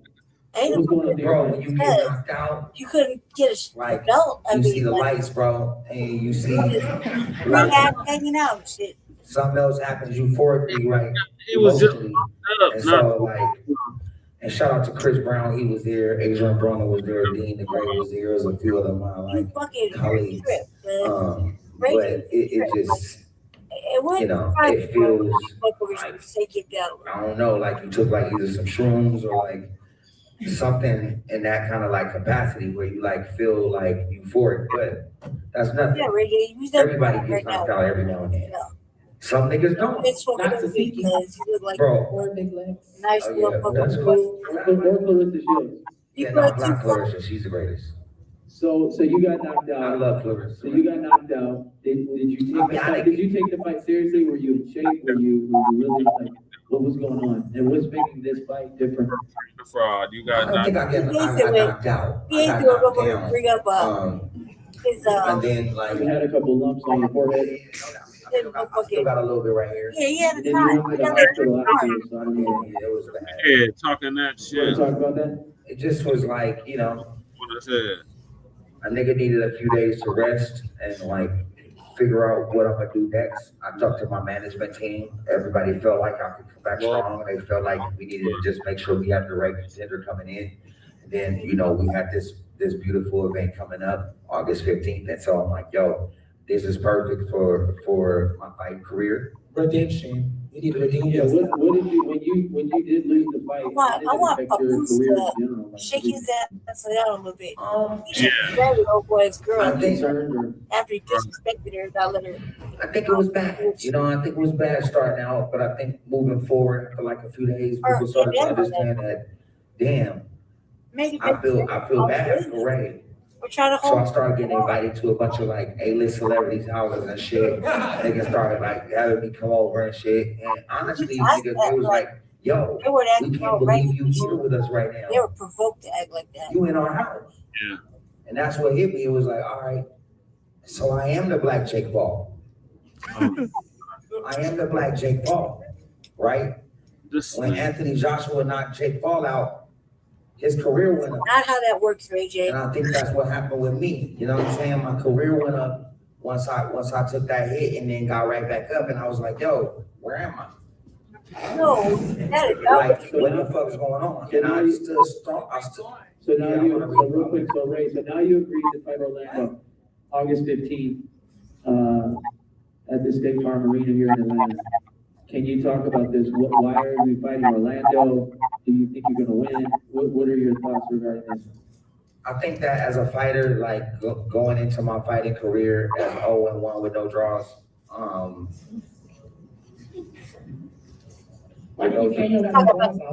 no, I said I got no draws, bro. Oh, okay. Talking about I like he stood up. He stood up and showed he ain't got on draws. So the reason I love you. I love you. We was gonna go together. I think We're that streaming, guys. We were you gotta work that. I'm not clipping. I'm on Zeus Network. This is the biggest clip ever. Orlando is an easy win. I feel like when you're a boxer, right, you need to like once you have like a real strong fighter, like the fighter I had at first coming in, we have to like really like evaluate who's next to make sure that we get a 1-1 to kind of even out like my record, and then we'll move on to like Fabulous and then Kanye and then like Floyd, right? That's the plan. Like we get Orlando out the way, we go to Fabulous. I feel like I could defeat Fabulous. Shout out to Fabulous, but I don't think he can fuck with me. And then we go to Kanye. And that's my boxing career. That's it. Wasn't you supposed to have? Yeah, like he a punk. He's a punk. What? Lemmy, wasn't they supposed to? Lemmy, you were supposed to get in the ring with Ray J? No, Lemmy's my brother. No, Nigga running the whole show. no, Yeah. It was messy. Lemmy, you got to get in. no. I did see someone moving around. So Orlando, let's talk about what's going on with you, man. So you have been, you know, doing your thing for a very long time. You're extremely talented, you know, very entertaining. And I know when we called you, we talked about it. You were like really excited. Orlando Brown. I know you said you're doing this for your family, your daughter. Can you talk about, you know, why you're doing this fight, and do you really believe you can defeat Ray J? If so, why? I'm doing this because you called me, my nigga. Okay, I'm sorry. And then, so you know, no, but let me finish though. Let me finish though. What I'm saying is though, you know, because you know, ever since the Funny Marco interview, and I grabbed that mic, this nigga been trying to go crazy ever since then. I don't know if I think I ate you up a long time ago. You've been trying to get your fame back since then. Oh shit. So it makes sense that you would want to try to fight niggas that are bigger than you. Ooh, no. You're Brandy's brother. So I love it. It's cool. But when you call me, I'm like, yeah. So So Really said what it was. tonight, you know what I mean? Like, you know, my daughter, she's excited to be out here with her family, all that cool stuff. We ain't got no family up there, Zeus. You know what I'm saying? My family been killed some more shit. So it's not like I'm fighting for this and I'm fighting for that. It's like, nigga, you called me and I said I'm coming to Boston. Not for the fight. Because nobody know what it is. You know what I'm saying? Everybody see me do shit. Everybody try to see me do shit because nobody want to give me shit because they use my name though. So now we can all come together under my name to watch you niggas be famous because of me. So do that sound like you admitting that you don't lose? You just feel like you just come here because he called you. You ain't really got no ain't no real aggression. I just wish you. I wish you. Listen, I've been watching you for a long time. Me too. You got started. No, can I finish? Because you like mine. Your beard from your hair. I need you to be quiet. Damn, I'm the host. That's right. You keep saying Can I finish? So as you gonna get in the ring and whoop ass, or as you just here to feed your daughter? I'm still gonna finish my seat. Go ahead. We're just trying to see because it's like you ain't You get mad because you want to talk about your. That's why you dick hard. No, that's like your dick hard. That's why you do. But you can never. Don't ever disrespect my dick, my nigga. Let him know, Ray J. Not today now, August 15th. Listen. Don't play with me because I'll catch you outside. Play with me, nigga. You looking real attractive right now, nigga. You put like the pussy. One day you was aired out. So I'm gonna let this go. Listen, like I said, it is what it is. Ever since the funny part was, you've been trying to get your shit back. You know what I'm saying? You was sucking on that. Like they gonna run to the internet. They gonna run to the internet. I run the internet, and you show up, and I'm here, nigga. So I'm gonna let you get your courtesy up. I'm gonna have you sucking on my microphone, nigga. What the fuck? I'm gagging. Okay, so the crowd out of Ray J and Orlando, who y'all got for this fight? Make some noise if y'all think Ray J gonna do his thing. All right, on this side, make some noise if Orlando gonna do his thing. That's what I thought. Fuck out of here, nigga. I mean, Ray J sitting right here. I'm about to get my first win, nigga. I'm talking to Brandy. I don't know. So Brandy over there. I don't understand why niggas say I'm Brandy's regular. Because you're Brandy. No, you're actually Brandy. First off, you're Brandy. You're Brandy, nigga. But you're Brandy, though, nigga. I love my big sister. Brandy, you're Brandy. There's no diss about me. You're Richard. Why does that be a diss? Brandy is Richard. Bro, I'll stick my whole You're Richard. You super freak ass nigga. You super freak ass nigga. You are super freak. Super freak. You super freak. Yeah. Hey, So should we bring Lou to y'all? Fuck you, Richard. Fuck you. Like, we need Fuck you, Rick. We gotta Fuck you, Richard. Fuck you, Rick. All right, let's chill out on the sexual shit, bro. You the one saying sexual shit, Rick. All right, chill out, bro. Fuck you, Rick. I'm gonna slap you, bro. Rick James. So Ray J, is you gonna have AB help you train for the fight? Yeah, Adrian Broner's helping me train. Shout out to AB. I talked to him today. He's gonna be one of my main trainers. D the Great, all the Crash Out boys. Coach AB. Yeah. Yeah, Coach AB is gonna train you. Yeah, and you spend time with us. Yeah. Oh, so he was training all you too? together. I seen a clip of y'all. Yeah, we was all on the boat Okay, together. period. Y'all think he a good trainer? He don't, cause he be drunk a little bit. He better be. Nah, he don't be drinking like that. When he's, it doesn't matter. He still has. Okay, so when he training him, but when he be training, he be locked in. Or alcohol back. Man, we don't need to be talking about it. Okay, so Big Next, you got a trainer. Clarissa should train you, huh? That is T. Just know I got the biggest behind me. Yeah, Like a boxer, or you got like a gym trainer? No, Oh, girl, Floyd Mayweather. What's the name? I got the biggest behind me. That's all I'm gonna say. Layla Ali. That's what she told me last night. Oh. Taziki, you better be shaking in your boots, baby girl. She got Layla Ali. Never seen like a butterfly sting, like a bee. Nah. It's not. Why y'all being so nice to each other? Oh yeah, that is good. So We are promoting. Y'all not promoting right. do y'all got y'all intros? Because when it be a boxing match, y'all supposed to have a big Like you and what's Ray J, should we say I get just said nothing gay up here. No, y'all don't gotta eat each other out. That's good stuff. What the fuck? I'm just saying that's what y'all do. I'm talking about sucking my. First off, I never said nothing. Shout out to the agency. He's a lie. Okay, I want to talk. Fucking ass, bitch. Hold on, Ray J, because I know we know Brady gonna walk you out. So, do y'all have info for the fight to see who walk you down to the ring? I was gonna bring you, but I'm available. What you want to say? Bye. Yeah, step up in this. She's like, I don't know yet though, but yeah, that would be. I think Rashawn should bring you out at BT. She got what's thorough, guys. You want to be viral. You want to be kicked viral. Fuck with.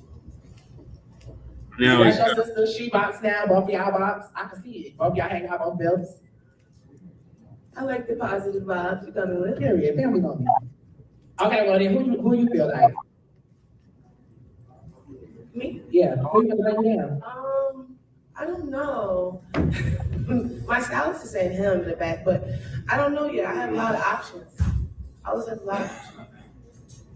Big Lex, you got somebody bring you down? As of right now, no, but I'm still deciding, and just know it's gonna be a show. I'm bringing the show. I'm gonna have the show. So Big Lex, still deciding. We're gonna have the show. We're gonna give you guys a really good show. Yeah. No, she said her to And I included myself. Bitch, I said we're gonna have a good show. We will. You can't hear the saucy. I heard you. I don't want no smoke. Okay, Ray J, who bring you down? So Brandy bring you down. That's so Ray will bring you down. Brand she caught up that day. So this the big Speak number. up, man. Speak up. You got this one, huh? All right, we're gonna wrap it up, here, guys. All right, Noah, Xavier, we got you guys facing off. Who's gonna win the fight?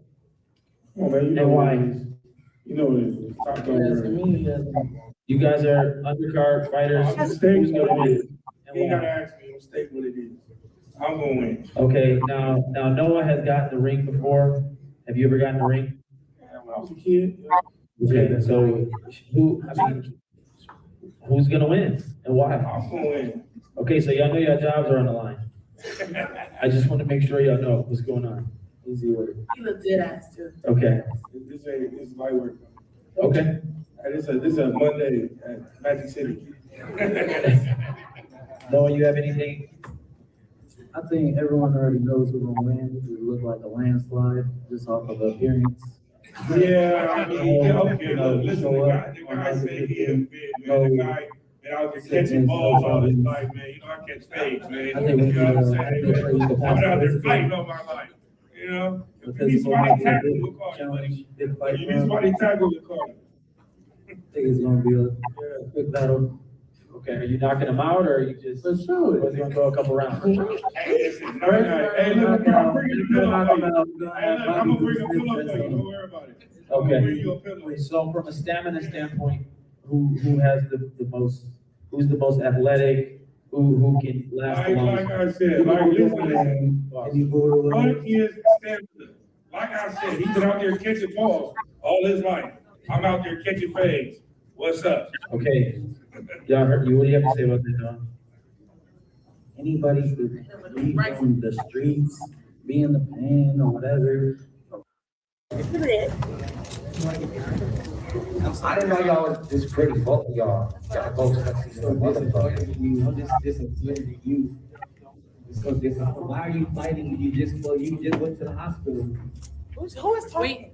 You just went to the hospital. Why are you? I'm a real coochie eater. You need to stop. You just went to the hospital. Why are you still trying to fight? You think it's bad, huh, right there? Orlando, You need you to know, bad. stop playing, nigga. You look real attractive. You need to You guys want to face out? Ray, Jay. Ray, all right, Jay. I'm coming, nigga. Ray, Jay. I don't know. Let's face off. Face each other. He's black though. You weird ass woman. Lemmy, can we get you in the middle up here? Weird ass nigga. Perfect.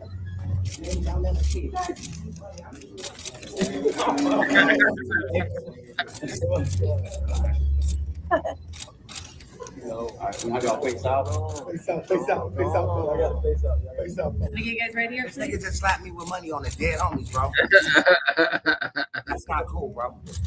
You lucky out bro, that's 100 up. Now open up that. No, show out 100. No, it's none of your business. It says 100 up front. It's 100 up front. He better shut up. 100 on the back. He better shut all this shit in the middle is one. You're not. Show out 100. Stop playing with me. Show out 100. What 100? Show out 100. Show out 100. They all 100s. It's all 100s. Are you right? Smack you with all this right now. Let me say I don't do it, but I'll get at it right now. You lucky nigga. We're not gonna smack you. Oh, now you want to call in like me? No. Everything you do like me. What you supposed to do with what, nigga? I think we should do a pose. I've been getting money since Major Payne, and you niggas want to push your money on Ray J. You're funny. You're fucking funny. No Chris Brown, it was Orlando Brown. No Usher, it was Orlando Brown. No Bow Wow, it was Orlando Brown. No Ray J, it was Orlando Brown. Yeah, all right, cool, nigga. Shut the fuck up, nigga.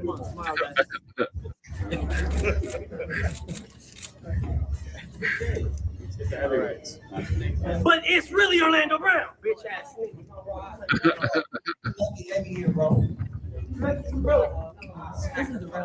I don't know if I want to be in the middle of this. I look crazy.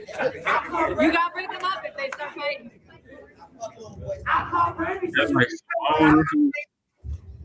Broke ass nigga. I'll beat your fucking ass. You broke and you gay. Can I have you both face out? You broke and you gay. You want my fucking ass, nigga. All I want to do is fuck every nigga. What? Why? We got it. We're black now. right. Oh my God, you stupid. What the fuck?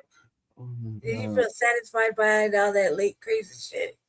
That shit was Right. wild, guys. Like, what the fuck? I like this motherfucker. Yeah, exactly, Bell. Yeah, that was some crazy shit. He's so disrespectful. So, As soon as he walked out that building, I give him a right uppercut. right. Because it's stupid. Like, come on now. Shh. Okay, next one. Going forward, I gotta get this Denver one out. Most Denver videos are all, here are the best neighborhoods or hidden gems you have. Now, this one is going to be a little bit different. If you're moving to Denver in 2026, there are some areas you really want to understand before you buy. Now, not because they're horrible places or anything like that, but because what you see online doesn't always match what it actually feels like to live there. So today we're going to talk about environmental history, highway noise, school differences, HOAs, mountain living, and real commute times. And all of this comes from public data and what real buyers are running into in today's market, not just my opinion. Now, I want to preface this by saying that people live in all these areas and absolutely love them. So the goal is not to trash anyone's neighborhood in this video, but the goal is really to help you get all of the information and avoid just a potentially bad fit. Let's go ahead and start with the stuff almost nobody talks about, the environmental history. First up is Candelas in Arvada. Now, Candelas is a big, newer community on the northwest side of town. You've got newer homes, great views, lots of trails. It really does look amazing in photos. Now, what a lot of people from out of state don't realize is that it sits right next to the old Rocky Flats site. Rocky Flats used to be a nuclear weapons plant, believe it or not, that made plutonium triggers. Now, this was all the way back in like the 60s and 70s. It did go through a big federal cleanup, and today it's part of a wildlife refuge, and it is still very closed off. Now, the government out here says it is safe for public use, and plenty of people are completely comfortable living nearby. Now, there are also a lot of people and a lot of locals who still have a lot of concerns and just don't feel great about living near a former nuclear site. If you're someone that wants a, really simple, clean place to live, you're probably not going to want to end up on Rocky Flats. Take that information and do with it what you will, but just something you really should know before buying in Candelas or Arvada. Next is Commerce City and the Rocky Mountain Arsenal. Now, the Arsenal, located just east of Denver, that used to be a chemical weapons site. Then pesticides after that. And now it also is a national wildlife refuge after a huge cleanup. Now, some neighborhoods in Commerce City and some in Denver sit pretty close to that edge. A lot of people love the open space and the wildlife and the views, but a lot of other people just hear former chemical weapons site and say, you know what, I'd rather live somewhere else, even if every report says that it's totally fine. With both Candelas and areas near the Rocky Mountain Arsenal, this is where you really just want to slow down, do your homework, and decide, personally what you're comfortable with before you jump in. Because like I said, there's a lot of people that love living in those areas, but it's something I just want you guys to know about before making the decision. All right, jumping in here real quick to remind you guys that we are licensed real estate brokers. So there's a phone number popping up on your screen. Go ahead and give us a phone call or text message. We'd love to help you with any of your relocation needs. Now, let's talk about highway noise and air quality. Now, on a map, let's take a look at Globeville. So Globeville looks like a steal. It's close to downtown. The prices are substantially lower than other nearby neighborhoods. And you hear a lot about future development and a lot of potential upside. But when you actually drive through, you notice these areas are wrapped by big highways like I-25 and I-70. Plus, you've got rail lines. You've got a ton of industrial going on in the area. You feel it when you're outside standing. Like you hear the traffic, there's trucks driving by. It's a lot more gritty than you might expect. Now, these neighborhoods have also been flagged at the federal level as places where residents have really dealt with more than their fair share of pollution and industrial impact over time. The history out there is really a big reason why prices are substantially lower than they are in a lot of the, surrounding more quiet and cleaner neighborhoods. Looking at the big picture across the Denver metro, if you see a surprisingly low price close to the city, you always want to ask, how close is this to a highway or an industrial area? And if you're sensitive to noise, or if someone in your family has asthma, or you just like opening your windows at night in peace, you really want to go and walk these areas in person, stand outside during rush hour, and really see how it feels. Let's move over to Montbello up in Northeast Denver. On paper, Montbello is one of the more affordable single-family areas inside Denver city limits, and it sits right on the edge of that Rocky Mountain Arsenal Refuge we just talked about. So if you're just running a search for homes under X amount of dollars in Denver, Montbello is going to pop up a lot. But here's really what you should know. Some homes are very close to that Arsenal boundary. If that history makes you feel a little bit uneasy, that's really important. A lot of Montbello schools have tested below the overall metro average. And if you're a family who's really focused on higher test scores and the highest possible school ratings, you might want to check out another area instead. And from a resale standpoint, at that same price point, there are other parts of the city where you do have higher rated schools and homes that don't sit on the market quite as long. Now, this doesn't mean that Montbello is bad by any means. It can definitely be a good, solid fit for you if you care most about price and getting quick access to DIA, Denver International Airport, or highway access like I-70. But if you are moving here with kids and you're really thinking about schools, you'll really want to just compare Montbello side by side with a few other neighborhoods in that same budget. Let's swing over to Aurora because this is a big one for relocation buyers. From out of state, people talk about Aurora like it's just one big thing, like it's just one city. In reality, Aurora is huge. It crosses 3 different counties, and there are big differences between North Aurora, Central Aurora, and South or Southeast Aurora. One of the biggest things is that the changes from area to area is what school district you're actually in. So parts of Aurora are in Cherry Creek Schools, which is one of the most popular and higher rated districts in the entire Denver metro area. It's always in the top 3 to 5 best school districts. And you're going to find that in the southeast part of Aurora. Other parts are in Aurora Public Schools, which has more mixed ratings and generally lower test scores overall. There are also some smaller sizes that feed into some other districts near the edges of Aurora. But the big thing here is that you've got very different school districts all across Aurora. So it's really important that you understand just because it has an Aurora address doesn't mean that it's going to fit inside this one bucket. So you can have 2 houses, same price point, both with Aurora addresses, and end up with 2 totally different school options. Very different buyer demand, and also just very different stories when it comes to buying or selling your home. So this is why Aurora is not just a simple yes or no. Some areas are incredibly popular with families. Others you may want to skip if good schools are at the top of your list. So you really do have to zoom in on the exact neighborhood and even zooming out a little bit on the area of Aurora that you're shopping in. Now let's talk about Central Park, which used to be called Stapleton. This area is going to show up on a lot of your best neighborhoods list. And we've even put on some of our best neighborhoods list.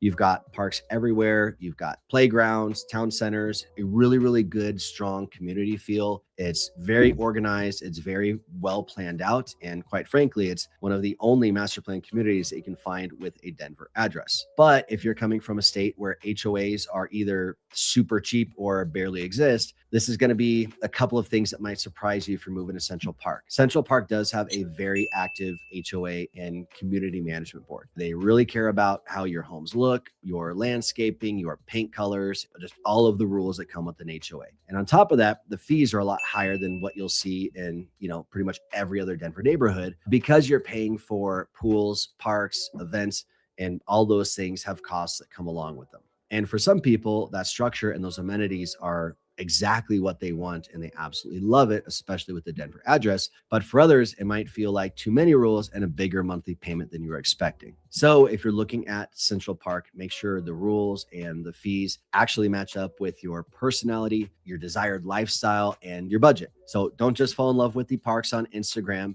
and skip the part where you read the HOA details. It is very important to get the whole big picture when you're moving there. All right, now let's head downtown and talk about Denver condos. If you're coming from a more expensive city, downtown condo prices here might actually look pretty reasonable. But the thing that sinks up on people is the monthly HOA. Downtown, it is totally normal to see HOA dues in the $600 to $900 a month range. Crazy. And sometimes higher, especially in buildings with pools, gyms, security, and big community spaces, or just older buildings that require a lot of maintenance. On top of that, you want to be ready for special assessments when big projects come up like roofs, elevators, or major repairs. And a lot of those buildings in Denver are very old. So you really do want to look closely at the building's budget and savings so you're not walking into a place that's underfunded, where as soon as you move in, you're going to be hit with an assessment. And you want to pay attention to what's happening on the street level around you. Are the retail spaces full and active, or are there a bunch of empty storefronts? Because ultimately that cost is probably going to be trickling its way to you. So downtown can be an awesome lifestyle if you understand the true monthly cost. And again, like I said in the beginning of this video, some people actually love it. But the people who regret it are usually the ones who were only focused on the purchase price and didn't really dig into the HOA numbers or the building's long-term health or age. Let's head west and talk about the foothills. We're talking places like Evergreen, Conifer, and some of the smaller mountain towns on the edge of the metro just as you're heading into the mountains. On social media, this is going to look like a complete dream, right? You've got beautiful trees, wildlife, you've got beautiful fireplaces in these homes, you've got quick access to trails, and a lot of that is very, very real. But there are a couple of things that really surprise a lot of buyers right now. Insurance costs and the daily reality of just living in the foothills. First, let's talk insurance. So all across the West, insurance companies have been really rethinking how they handle places with higher wildfire risk, like Colorado. Now, in some mountain and foothills communities, people have seen their insurance premiums double or literally triple compared to just a few years ago. And some of the major insurance carriers have completely pulled back from insuring certain areas altogether. And that can really add a huge chunk to your monthly housing costs once you factor in everything else like your mortgage, taxes, and insurance. Next, let's talk the day-to-day lifestyle. So winter driving is very real in the foothills, and it's very different than it is in the rest of the metro area. The snow and ice just hit a little bit differently up there, and the road closures are a lot more frequent than you'll find in the metro area. That 30-minute to Denver estimate on a sunny day can easily be 45 minutes to an hour and a half when the weather is bad or the traffic is heavy. You're also going to be further from your bigger grocery stores, hospitals, and a lot of kids' activities that people expect on a day-to-day basis if they're coming from the suburbs. But again, so for those people that truly want the mountain living and you budget for extra insurance and the longer drives, it can really be an incredible lifestyle. It just might not be the best fit if what you really want is a regular suburb with pine trees and a shorter commute. There's a lot of other places we can recommend to you that you can get those things too. Now, last on the list is Green Valley Ranch. On a home search, Green Valley Ranch looks great for a lot of relocation buyers. You get a Denver mailing address, you get newer homes, usually more affordable than many other central Denver neighborhoods, and you're close to DIA and I-70. But here's the gap between the address and what you actually experience. You're pretty far from that classic Denver lifestyle you see in other videos. The downtown restaurants, nightlife, and like the cute, older, charming, walkable neighborhoods, they're definitely not right around the corner from you. It's very car dependent. You're driving for pretty much everything, and it doesn't have that dense, walkable vibe that a lot of people think of when they're thinking of moving to Denver. Now, the local shops and restaurants are still growing, but it doesn't feel as built out as a lot of the older suburbs, and just, again, doesn't have that charming Denver vibe that a lot of you guys are looking for and think of when you see a Denver address. But if your priorities are airport access and a newer house at a better price in Denver, then Green Valley Ranch might actually be a good, solid choice for you. If you're expecting an urban Denver lifestyle with everything at your doorstep, then you're definitely going to be feeling like you pretty much live on your own island in Denver, but on an island nonetheless. So here's the big picture, guys. There isn't just one universal don't buy here list for Denver. Every ear in this video is people who absolutely love living there and would never leave. The real problem, and this is what I'm trying to solve by making this video for you, is when your expectations don't match the day-to-day reality, whether that's the environmental history, school differences, HOAs, commute times, or insurance costs. I don't like any of those things being a surprise to any of our buyers that are moving here. So if you're moving to Colorado from out of state, the best thing that you can do is slow down a little bit, get the full story, and make sure the neighborhood you pick actually fits how you want to live. And if you want some help with that, there's a link below to download our Ultimate Colorado Relocation Guide. It's going to walk you through the best neighborhoods, schools, commutes, and a lot of the hidden stuff that people often don't think about when moving here to Colorado. You're also going to see a phone number popping up on the screen. We are the guys that answer the phone calls and the text messages. So we'd love to help you guys out. And whether you're looking at moving here in a month or a year from now, go ahead and reach out. We'd love to help you however we can. Appreciate you guys watching. We'll see you next time.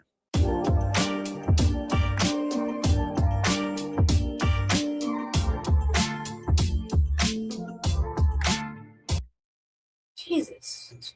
I was like, now we're gonna move to what I wanted to get into, which was this press conference.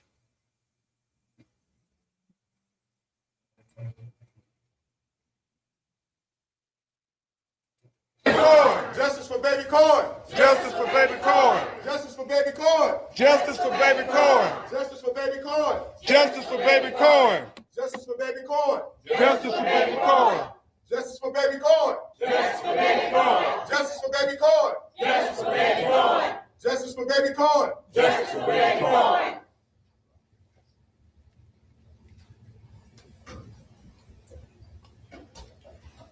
We welcome all of you here today to be a part of this press conference. We welcome Attorney Ben Crump and Attorney Van Turner, who's representing the family in this case. We thank you for coming out today as a part of this community, and you're always welcome here. Before we begin the official press conference, I'm going to call on Brother James Jackson to come up and lead us in prayer.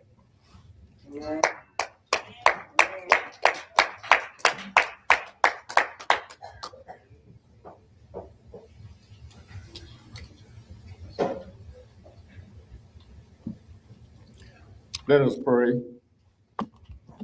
Dear God, we come this day with thanks in our hearts. We come, oh Heavenly Father, thanking you again this day for your grace, your mercy, You need to lay down or something. and most of all, we thank you for being our creator. Dear God, we ask you now, if you don't mind, to bless this Cohen family. For God, strengthen them. We beg you now, dear God, for a special divine favor on this family. Yes, Lord. For the injustice that they are enduring. For most of God, we know today that injustice is bad. We know this. They, dear God, that injustice cause pain. Yes, Lord. Injustice cause separation of family. Yes, Lord. Injustice impact the livelihood of individuals. We pray this day, dear God, that you can help us in this building today to eradicate this thing we call justice.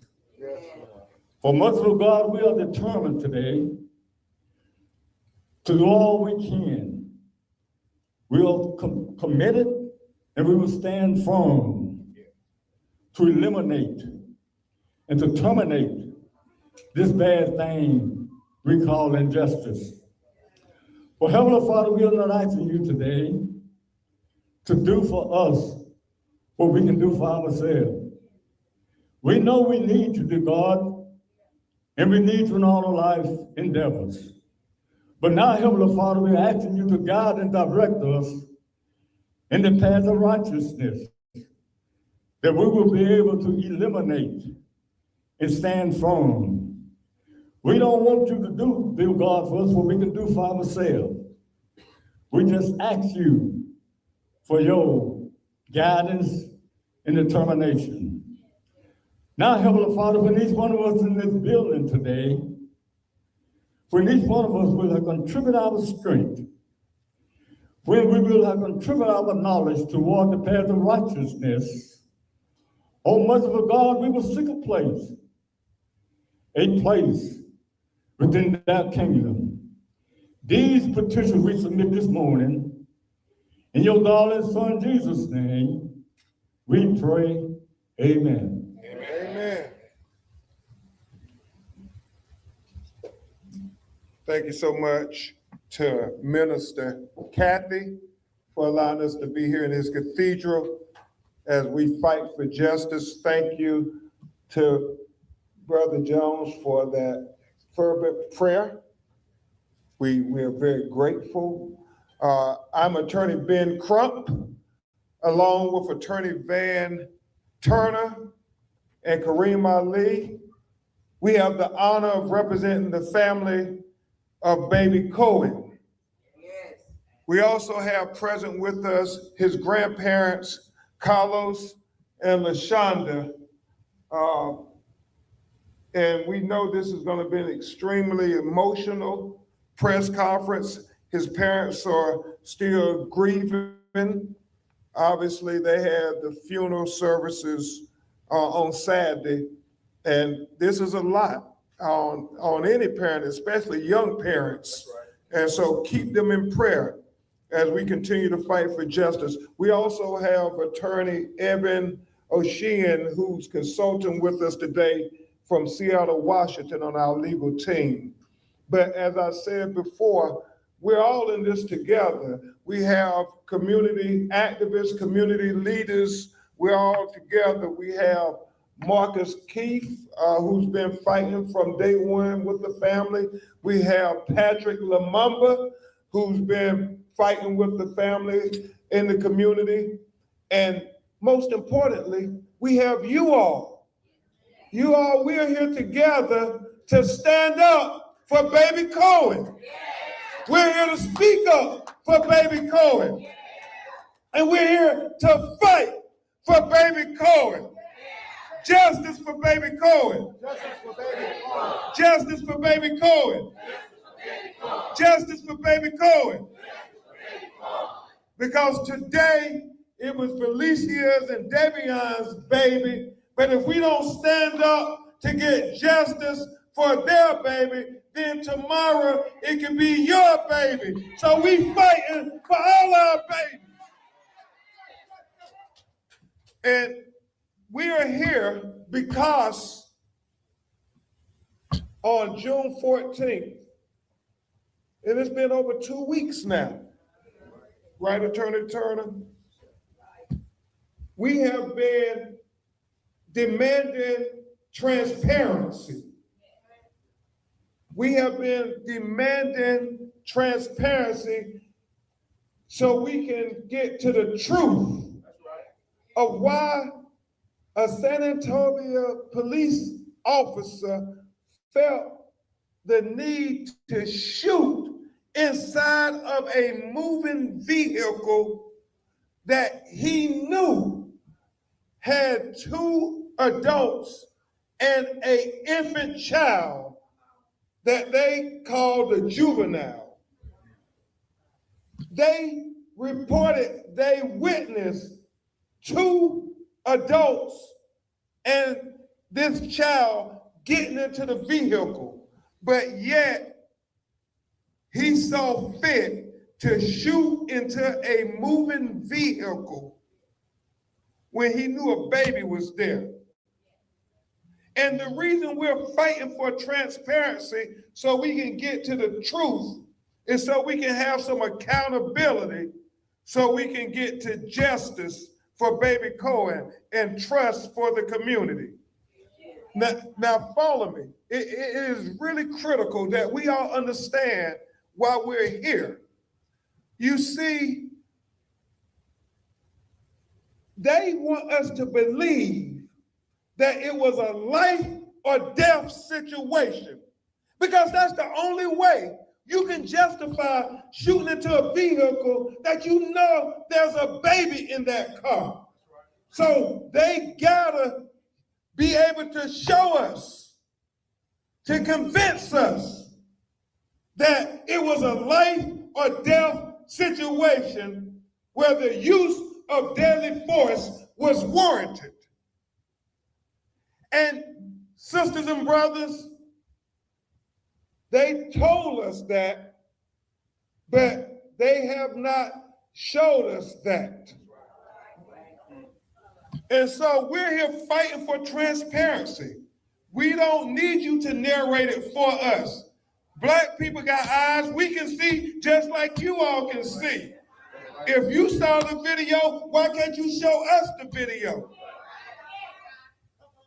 Unless that video contradicts what you're trying to tell us, and that it was not a life or death situation, that it was not warranted that you shoot into a vehicle where you know an infant child is in the vehicle.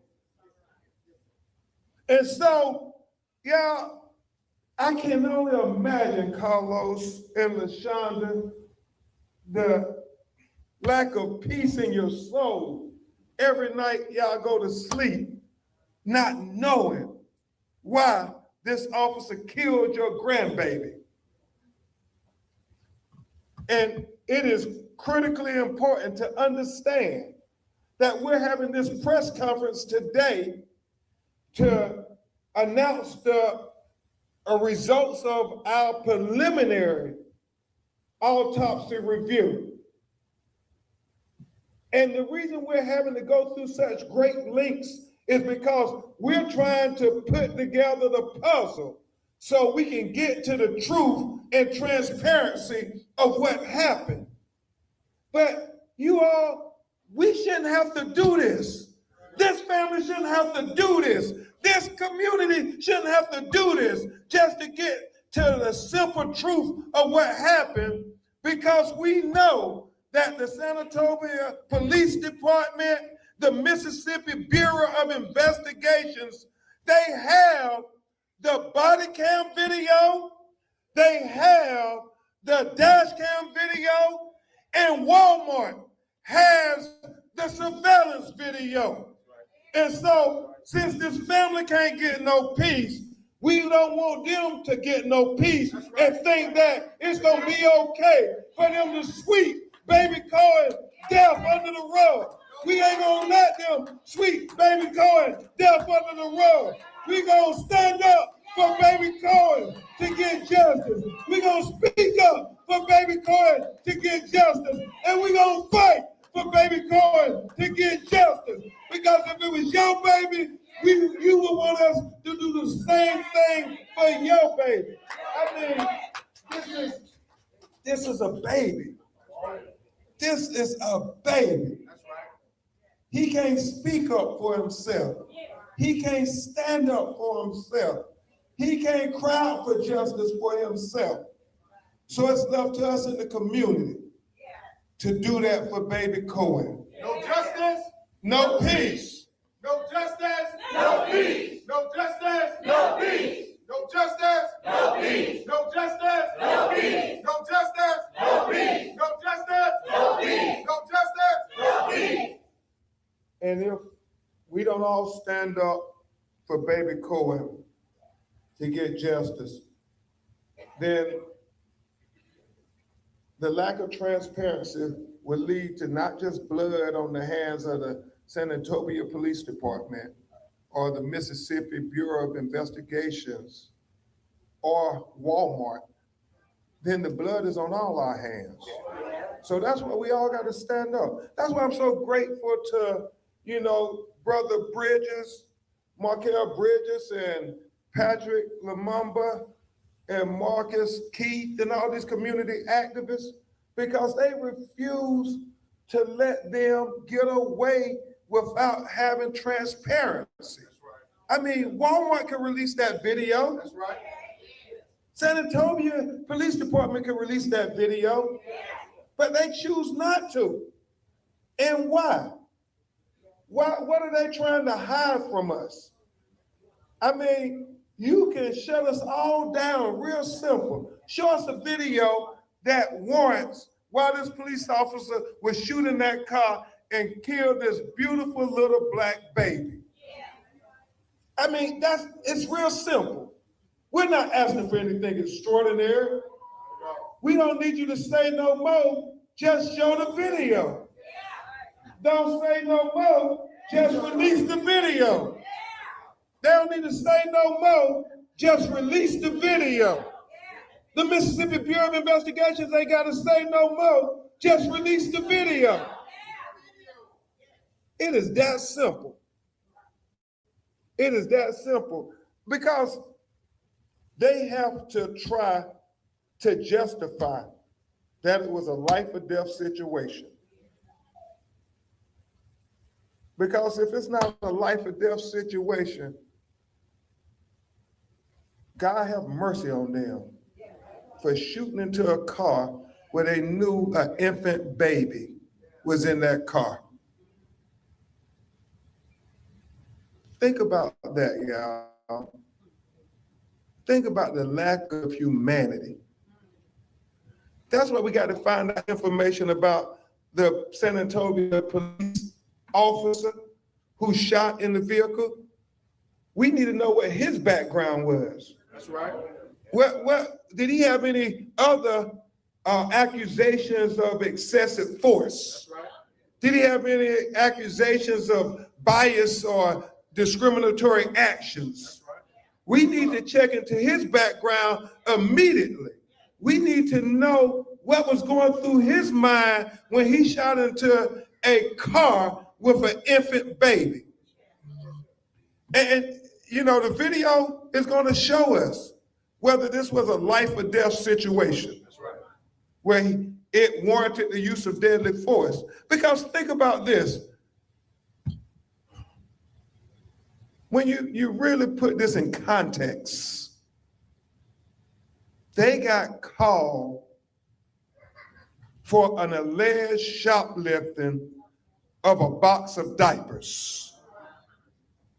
They didn't get called saying that somebody had been shot in Walmart. They didn't get called saying that it was a strong arm robbery in Walmart. They didn't get called saying that this was, a hostage situation in Walmart.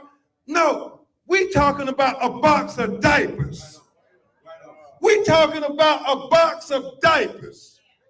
Y'all let that sink in. We're talking about a box of diapers. Now think about that. If the allegation is somebody allegedly shoplifted a box of diapers, that is not a hardened crime that wants you to shoot into a car. It's not a hardened crime to have you create a life or death situation. I mean, a box of diapers, what's the worst that can happen? Right. They get away with a box of diapers. Would that shut Walmart down? I mean, what's the worst? Will people die? Will people lose limbs because somebody got away with a box of diapers? And so, I mean, there are so many things they could have done other than to shoot into a vehicle with an infant child. They could have gotten a license plate. I mean, all this technology, I'm sure San Antonio Police Department could run a license plate and find out who owned the vehicle and then find a less intrusive way to be able to solve this hardened crime of shoplifting of a box of diapers. And if they couldn't do it, I'm sure the Mississippi Bureau of Investigations can lend a hand in them tracing the vehicle of the tag that had the car with the alleged shoplifted box of diapers in it. They could have done 100 things other than to kill this innocent baby Cohen Wiley. Why didn't baby Cohen get the benefit of the doubt? The benefit of possibility. The benefit of humanity. To say, nobody is in life or death situation. Why do we have to shoot into this vehicle where we know this baby is in the car? And we know that the alleged crime is a box of diapers. I mean, we talk about the value of our children's lives. We just said the attack on the humanity of our Black babies all across America. I mean, bottle of water, bag of Skittles, can of iced tea, and now we talking about a box of diapers. And if, think about if it is a shoplifting of diapers, why would you take diapers? You're not trying to go sell diapers on the black market. If it was for diapers, it's to be able to change a baby. How terrible. Can you imagine the desperation if somebody had to steal a box of diapers? Some of you all have children. Some of you all know what it was like to have infant children and to have to change them because they wet themselves or they used the bathroom. The desperation of people who could not afford a box of diapers. This has so many layers, sisters and brothers, beyond just God awful shooting of baby Cohen. And so we are here because the lack of transparency, and we're going to try to continue to demand transparency. It's been about 16, 17 days now. We should start a count, Brother Lumumba, every day until they release that video. That's right. Every day we should have a countdown of when Walmart is going to release the video of baby Cohen getting shot in their parking lot. We should have a countdown of every day when the San Antonio Police Department is going to release the video of them shooting baby Cohen. We should have a countdown every day until the Mississippi Bureau of Investigations release the video of baby Cohen. You know, it's always troubled me, Van. They say these investigations take 6 to 9 months. I mean, you got a video. That's right. What's so hard to figure out? I mean, if it was an allegation of one of our cousins doing a crime in the community, man, and they had a video. Yeah, think about that. If they had a video on the 6 o'clock news. It wouldn't take 6 or 9 months. It wouldn't take 6 or 9 weeks. It wouldn't take 6 or 9 days. It wouldn't take 6 or 9 hours. They have that video platted all over the news here in Mississippi and all across America. So the reason the family is troubled And we all should be troubled is they're not releasing that video because they believe that it does not justify the killing of their grandbaby. And you all, I know y'all got common sense. Something ain't adding up here. If the officer was justified, the video should show us. It should shut Markel Keith down, Patrick Lumumba. It should shut down Markel Bridges. It should shut down all the activists who, thank God, are coming in the streets protesting for this baby. But they won't release the video.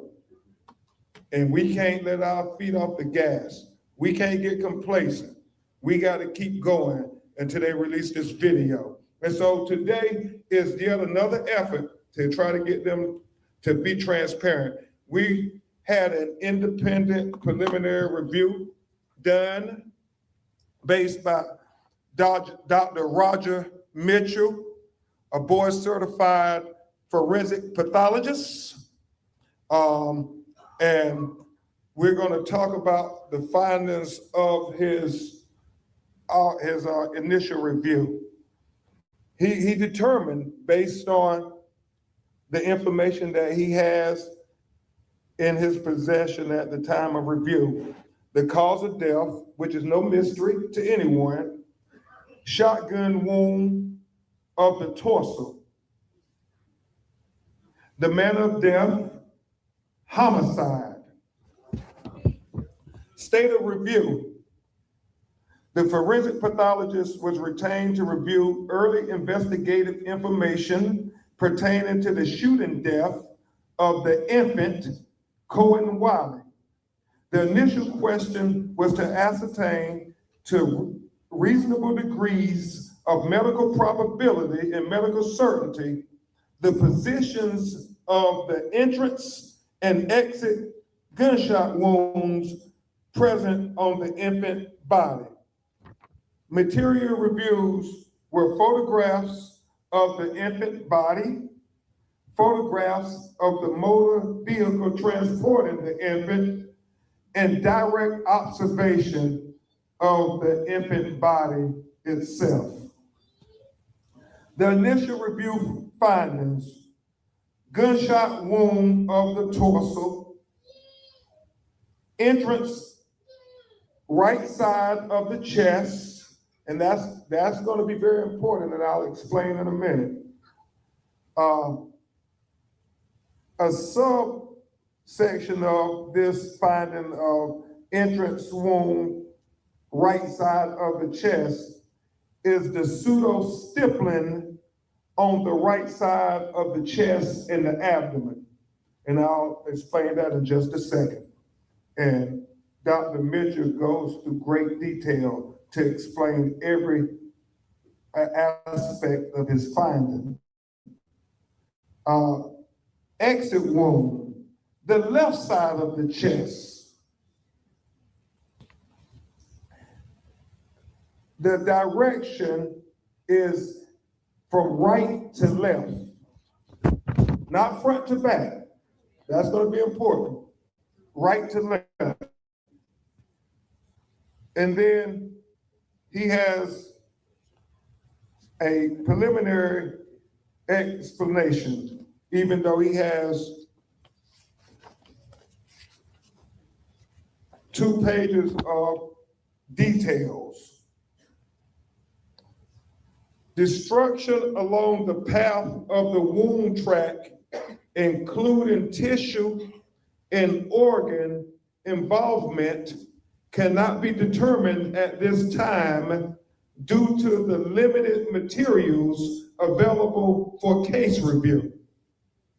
However, due to the positioning of the entrance and the exit wounds, one or more thoracic organs, the heart, the lungs, the aorta, and the esophagus, are likely to have been severely injured to cause the fatality of the infant baby, Cohen Wiley. What he's saying is because they had already had the autopsy and he did not reopen the baby's body, the Mississippi Bureau of Investigations did an autopsy before they embalmed the baby. And it's no mystery as to the cause of death, but he was determining the entry wound and the exit wound. And he said because he did not reopen the baby's body, he cannot conclude that the bullet, whether it hit the baby's heart or the baby's lungs or the baby's aorta or the baby esophagus.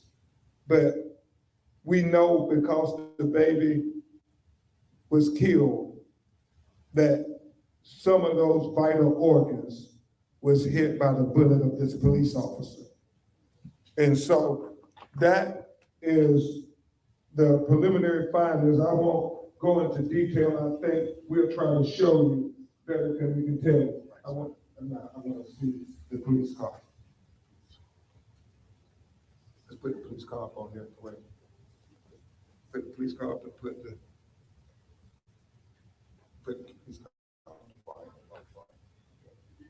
And then we're gonna put the anatomical model here. Yeah, let's put the model there. Then you all want to step around here with me? Yeah.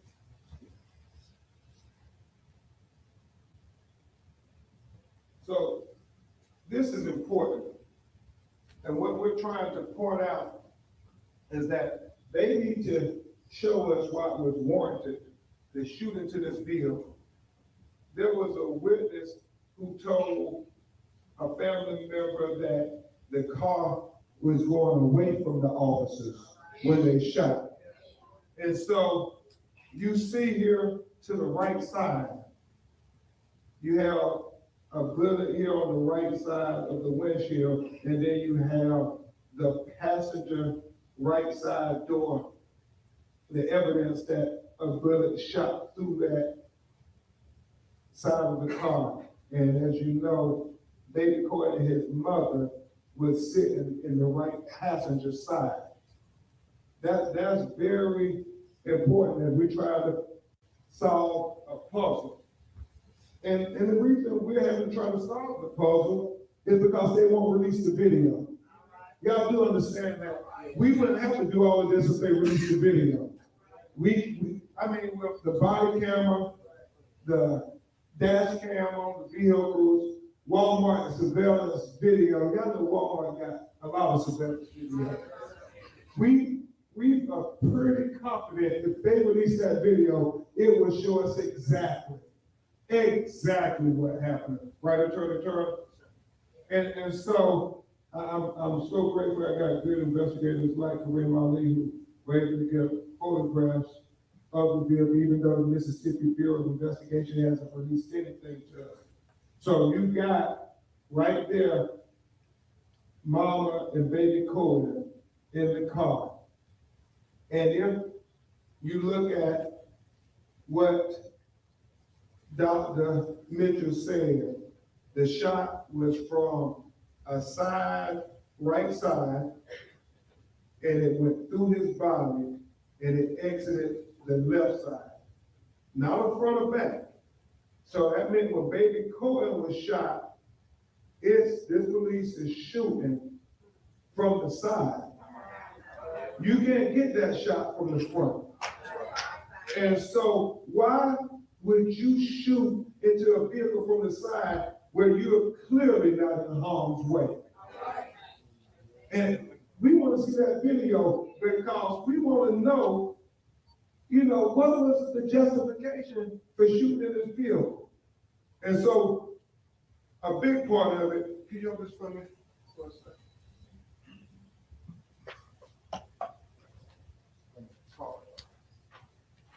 Because I think this is important. You see, he talked about the interest room and he talked about the pseudo stippling. That's important because it talks about how you can determine the entrance wound opposed to an exit wound. And he says, based on initial review of the material available, and we'll have this report available for the media. Based upon the review of material available to this forensic pathologist, it has been determined that the entrance gunshot wound is located on the right side of the chest and the exit on the left side. Although both gunshot wounds were sutured at the time of review, there are characteristics of the wound on the right side that are consistent with an entrance wound, especially when you view amongst the associated abrasion of the adjacent nearby skin of the right chest and abdomen. And he actually puts on there, if you can point of thing, the abrasions and the markings from the abrasions. There are small abrasions associated with the wound edge of the right wound consistent with abrasion margins. An abrasion margin is not present on the left side. An abrasion margin is important because it is commonly associated with entrance wounds, which are typically smaller, well-defined, and marked by tissue vaccination and inverted edges. The abrasion margin forms around the entry opening as the bullet scrapes and stretches the skin while entering the body. This makes it a useful feature for helping distinguish an entrance wound from an exit wound. And he cites to the medical authorities on that. Furthermore, the most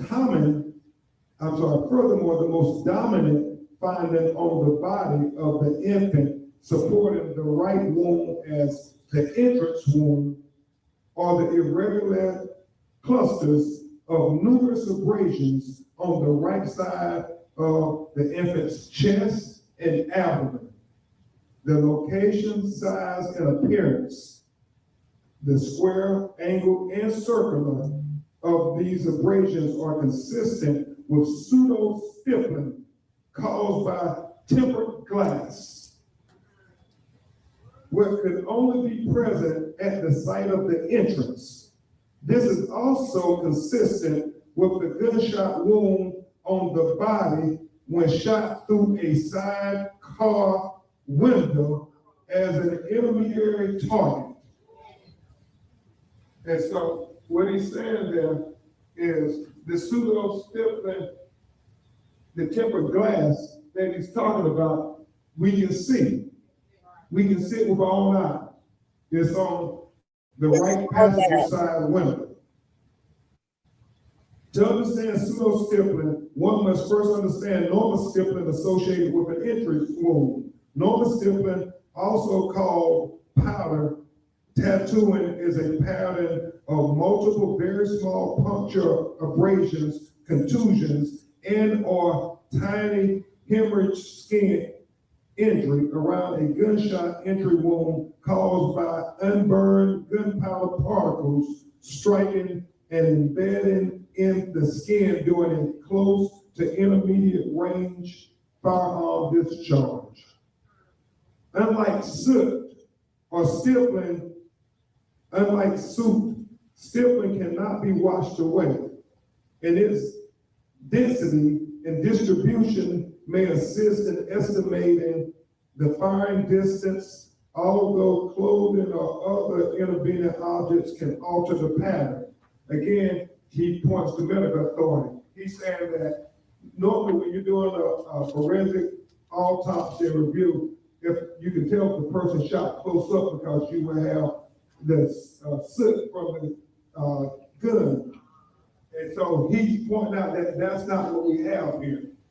And so he says it's pseudo-stippling is a stippling-like injury pattern produced by materials other than gunpowder, most notably expelled glass fragments when a bullet passes through glass as an intermediate target. These fragments may strike the skin and create numerous finely dispersed, superficial, durable injury that may resemble true powder stippling, but the pattern reflects an intermediate target due to its distribution and size and abraded injuries. Again, he cites to medical authority. And what he's really saying is, therefore, the presence of the pseudo-stippling abrasion injuries on the right side of the infant's chest and the infant's abdomen further supports the gunshot wound on the right side of the chest as the injury wound of baby Corey Wiley.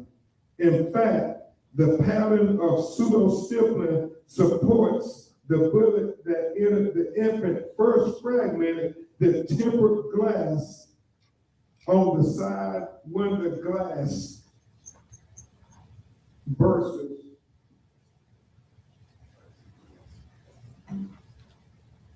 Versus the laminated windshield glass.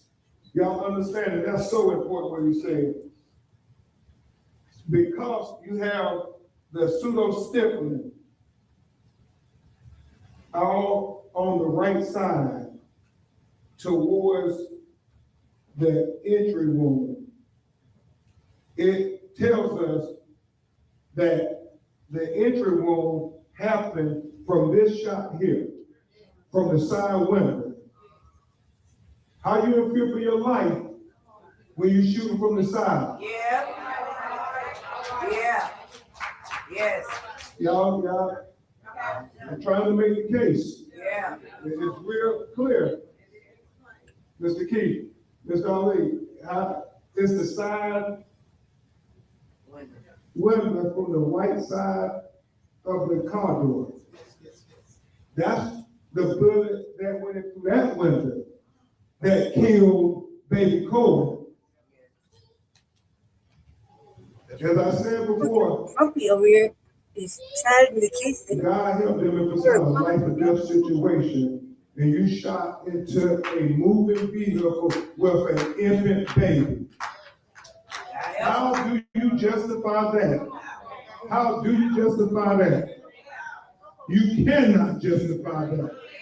And that's why we are having to stand up for baby Corey, speak up for baby Corey, and fight for baby Corey. We shouldn't have to do all of this. We shouldn't have to do all of this. We're gonna, and one of, as we said, it was emotional, but we're trying to make it clear.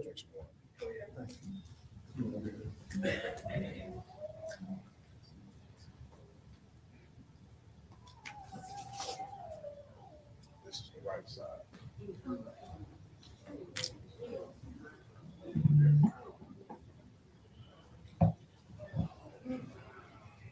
Okay. All right. Now we are attempting to leave no question as to why we know the injury wound is to the right side of the body. Thank you, Attorney Turner. When we talked about the shattered glass and the pseudo-stippling, you see evidence on his actual body of baby Cohen. This, can I hold one of the baby pictures? This is this baby's body right here. And you see the stippling on the side of his little body.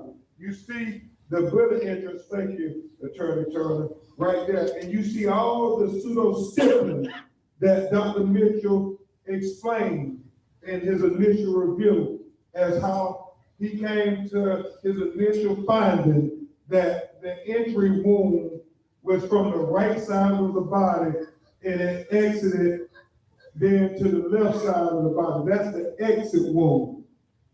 And when you're doing forensic science and medicine, all of this becomes scientific because you need to know what was the cause and manner of death. And so we're putting together this puzzle Because unlike the Mississippi Bureau of Investigations, who had autopsy, who also had all the pictures, also had statements from the officers, and most importantly, had the videos to be able to add up all the dots to get to what really happened in that Walmart parking lot. Walmart got video. They can help us solve this problem if they wanted to. All you customers, when y'all go on Walmart, ask them when they're going to release the video of Baby Cohen. They want your black dollars, tell them we want to protect black lives. Ask them. And if they won't release the video, y'all tell them you ain't gonna get our business. If you don't care about our black children's lives, y'all expect our black dollars. And so this is the photographs we felt necessary to show you all, no matter how graphic and emotional it was, because it's in your face, but obviously there was a better way to handle this situation had Walmart and had the San Antonio Police Department release the video, because then we would have known the trajectory of the shot. We would have been able to fill in all of these details that we're trying to fill in now. So now you see, this is what we call in the legal field expert testimony. The San Antonio Police and the Mississippi Bureau of Investigation can say all what they want to say. You've heard from Ms. Wiley what happened. This is scientific evidence of what really happened. A side shot through this young, precious baby was a shot that was meant to kill, and it was unjustified. They were parallel to this office. The kill shot came from the side, not the front.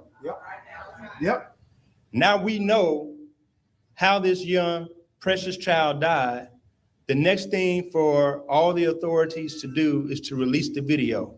Amen. There's no point in covering it up now. They tried to, but thanks to Attorney Crump, thanks to you all, thanks to these wonderful community activists, they couldn't do it. They wanted us to bury this baby and you not know what happened. They wanted this child to be put in the ground and you not know how this child died. They had the autopsy report, but they won't release it. They were going to stonewall us for 9 months, have us guessing for 9 months. But thanks to Attorney Crump and all those who really stood up, and thank you so much to the parents and to the family of this baby. They allowed the autopsy to be done. They allowed this review to be done at such a pivotal time before this young man was put in the earth this past weekend. So thanks to all of those who helped us get to the bottom of the truth. Now the question is, what can you do? San Antonio, what can you do? What can you do, San Antonio? Yeah, tell them, man. If you don't do it now, then when? If you don't do it now, then when? If you don't elect a mayor that's gonna stand up for you, then when you gonna do it? This man standing to my left ran for mayor. He should be your mayor. If he was your mayor, you would have had policies implemented to prevent this type of foolishness from going on. The next time you go to vote, you know what to do. If you don't want to see this happen again, you know who to vote for. You know who to vote for. Because when you have in good leadership, you can put forth the A can't wait. Y'all remember the A can't wait. After Tyree Nichols, after George Floyd, there was a national push for A can't wait. You can go down and talk to all 5 of your aldermen. You can go down and talk to your mayor who don't want to talk, but should be talking, should be here. All 5 of the aldermen should be right here, front row. Where are they? Where's the mayor? Where are the aldermen? They hide. If they can't stand up for you now, you don't need to stand up for them at the next election. That part. What's the point of leadership if they're not gonna lead? Amen. So the next meeting for the Board of Aldermen, you go down and you demand that the aldermen put forth the A can't wait legislation. That's right. Amen. It says de-escalation. If they would have de-escalated this incident, this baby would still be alive. It says do everything possible before you shoot your gun. If that officer would have done that, this baby would be alive. They can't wait says warn before you shoot. No warning. They shot through the side. The A can't wait says no shooting and moving vehicles. It's on the paper. A can't wait says no shooting and moving vehicles. If this would have been implemented under the right man as your mayor, under the 5 aldermen that should have been doing this, this baby would still be alive. It says equal force. Shoplifting diapers does not require deadly force. Equal force. Equal force. It says comprehensive reporting. This officer more than likely should not even been there that day. He probably shouldn't even been on the force.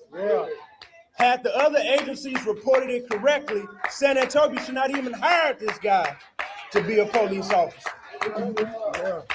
What you can do is demand the 8 can't wait policies. That's what you can do.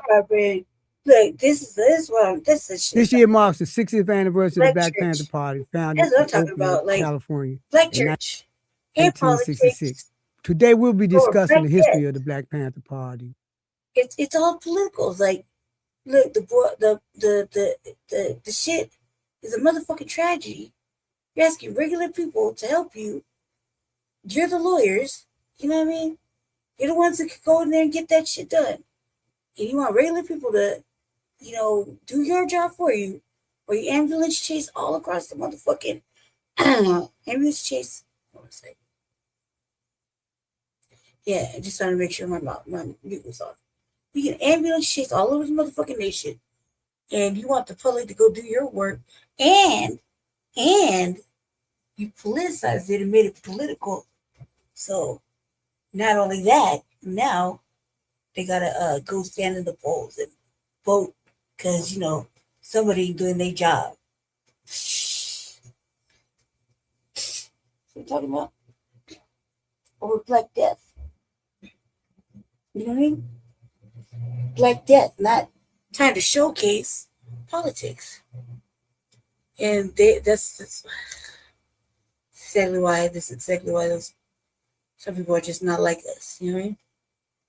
It's fucking terrible. It's a fucking tragedy. But you want the people to go do your light work, or you go fucking ambulance chase and fill your motherfucking pockets and not give nothing back to nobody. Ugh. It's trash. All right, let's move forward. All right. I don't agree with it, family. The baby passed. And the baby passed in the most egregious way. That does not mean that this is a political fucking thing. This is a reprimand the motherfucking police. This is incarcerate the motherfuckers did it. You know what I mean? This is easy, open and shut thing. Like, you could have voted for, that's just messy. But let's just move forward. Sorry, I'm losing my voice. I was over here just trying to take this water off my heart. So this says, this is a real short one.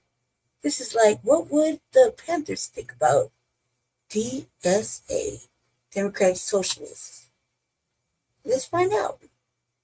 With two people that are intricately involved with the party in terms of practice, in terms of being members of the party, or being associated with members of the party. Tell you what I think. Joining me today is Dr. Joy James, author of numerous books, including The Pursuit of Revolutionary Love and Resisting State Violence, and Dr. Kim Holder. And we was talking off air, and somebody said, called him a former member of the Black Panther Party, and he rightly correctly said, "No, I'm not a former member. I am a Panther." And yeah, you don't rightly so. Be a Panther. Thank y'all for joining me today. Thank you. She got excommunicated. All right, so both of y'all wrote articles dealing with socialism and making an analysis as to what socialism is, how y'all looked at it from the perspective of the Black Panther Party, and how it's looked at now in terminologies. Let's talk about the analysis of the Black communal socialism. Can you expound on this and share your assessment of the Democratic Party socialist way, including your core criticism and its progressive potential. We understand that we have a critique or criticism, rightly so, of the current political parties, the official ones in the left of the Democratic Party, but still embedded in the Democratic Party. So there's a lack of vision. And I would also say there's a lack of understanding of what we were saying before we came on air, that, you know, you can't reform capitalism and different forms of socialism that have cropped up, particularly in academia. And so my contributions, as limited as they are based on being academic. I was not in the party. I did not organize in the party, but I was able to meet Holder and others like decades ago, 30 plus years ago, and to understand how essential the Black Panther vision was of struggle.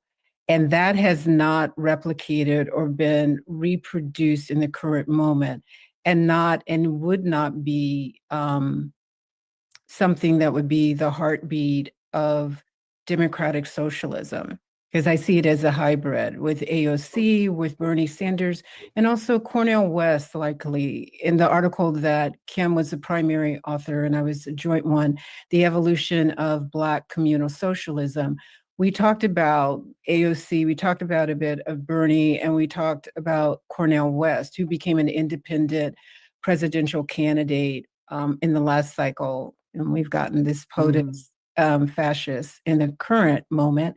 But the demands, the articulation of what we're dealing with that you see in the party, and Kim better than I can differentiate West Coast, and I know he says it's not just West Coast to East Coast, but there are different factions of the party.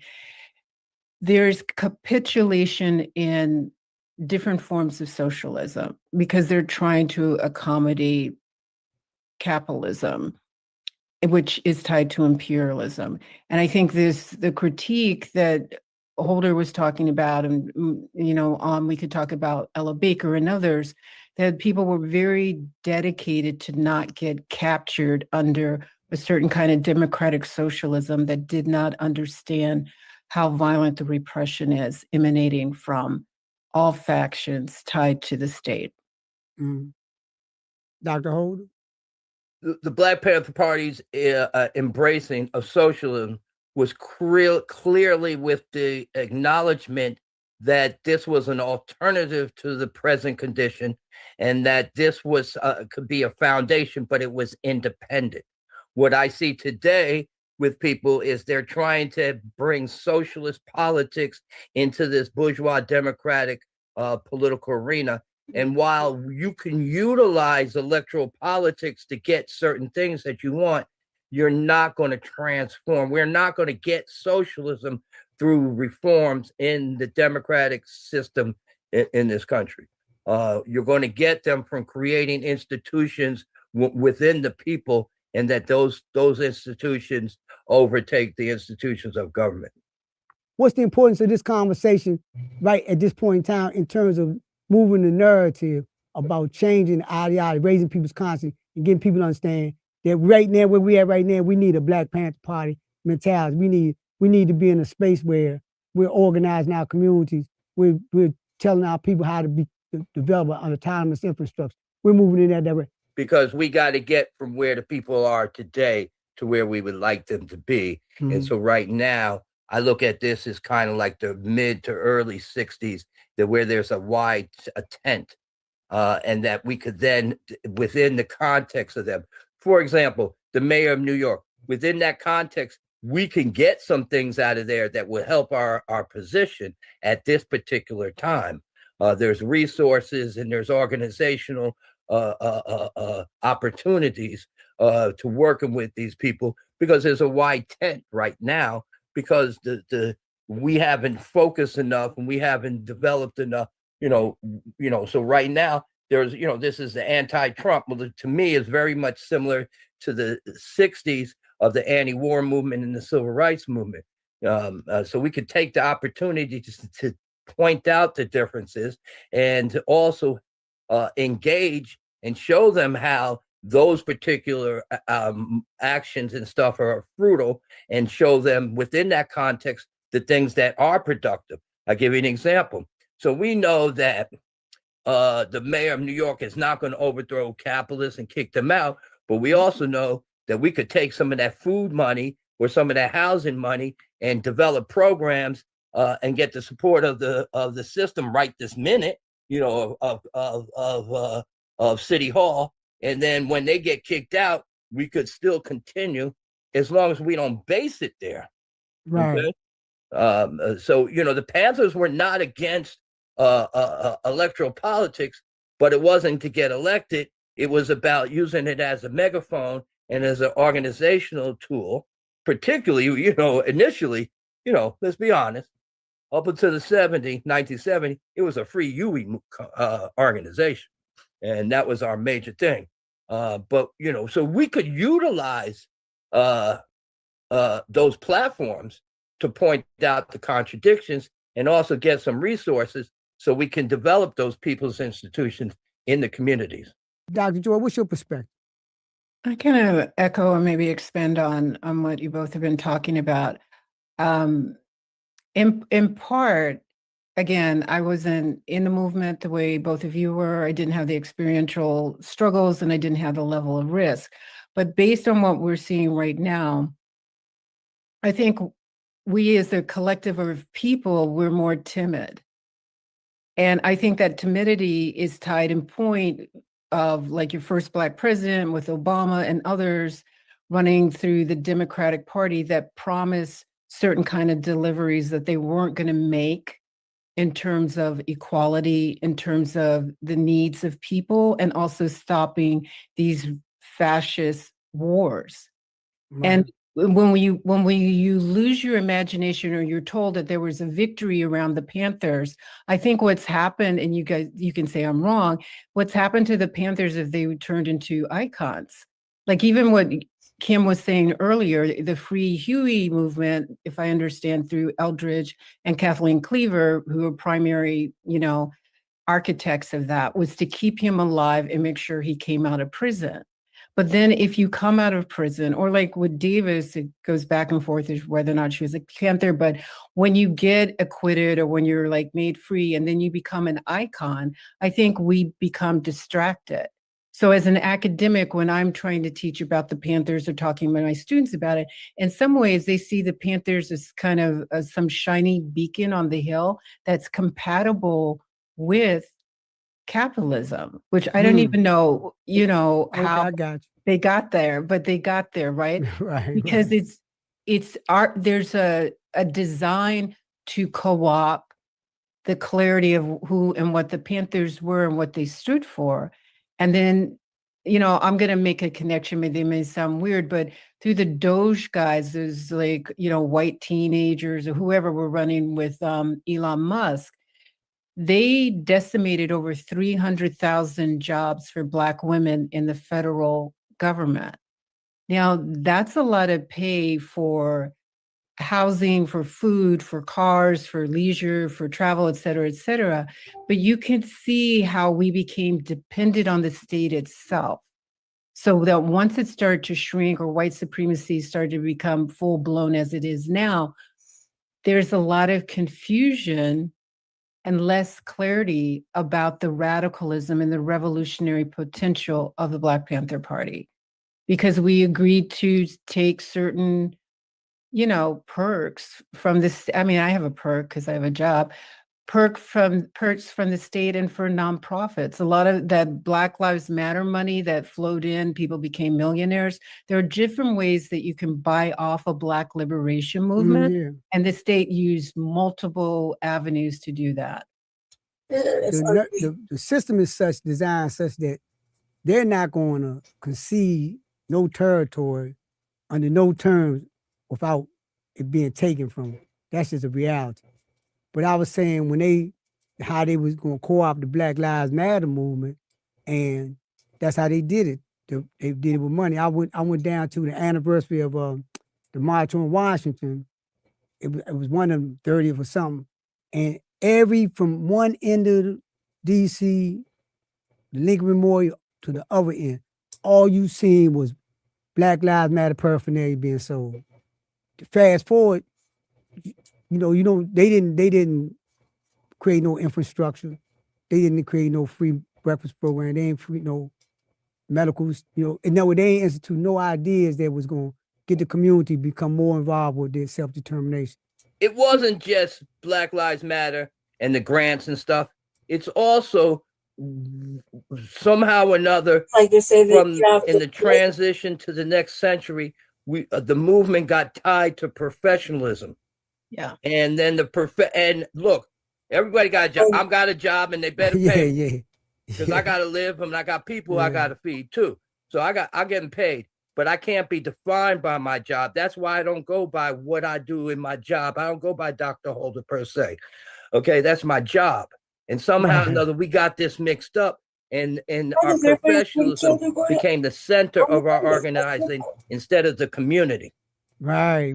And that's a very astute observation, Doc, because that's exactly what happened. That's right. Bobby Rush, we get in a position and we go from being anti-establishment to being the establishment. Then to be like, to everybody's crazy. Everybody need a job. Everybody got to work. Everybody got to take care of their family. It's what you do.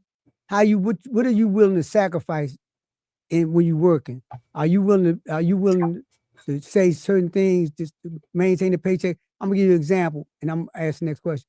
I was on at an event with and Michelle Alexander was one of the people that was there at the event that wrote the new Jim Crow, and she said, I was a coward, and people say like, why you say that?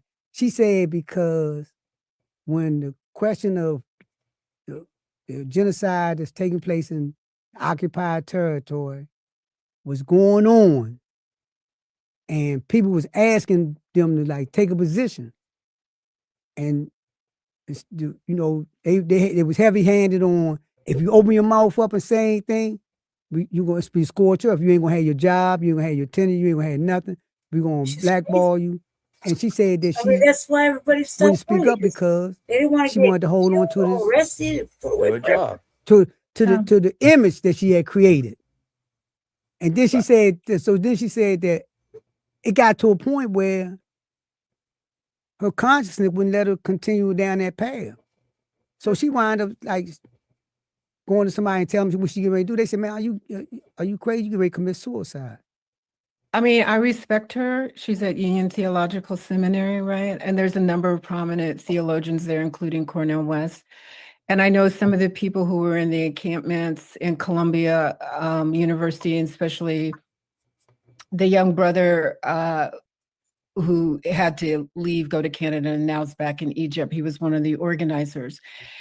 And I met with or talked to some of the seminarians, and they were trying to create a position for him at Union, but the administration said no. And so there are a lot of ways in which, I talked about 300,000 Black women lost their jobs. They could have been 300,001, right? And a number of us. And so we got caught up in capitalism. We got caught up in middle class, upper middle class funding, medical insurance, back, flying around to make speeches, et cetera, et cetera. That's a purchase.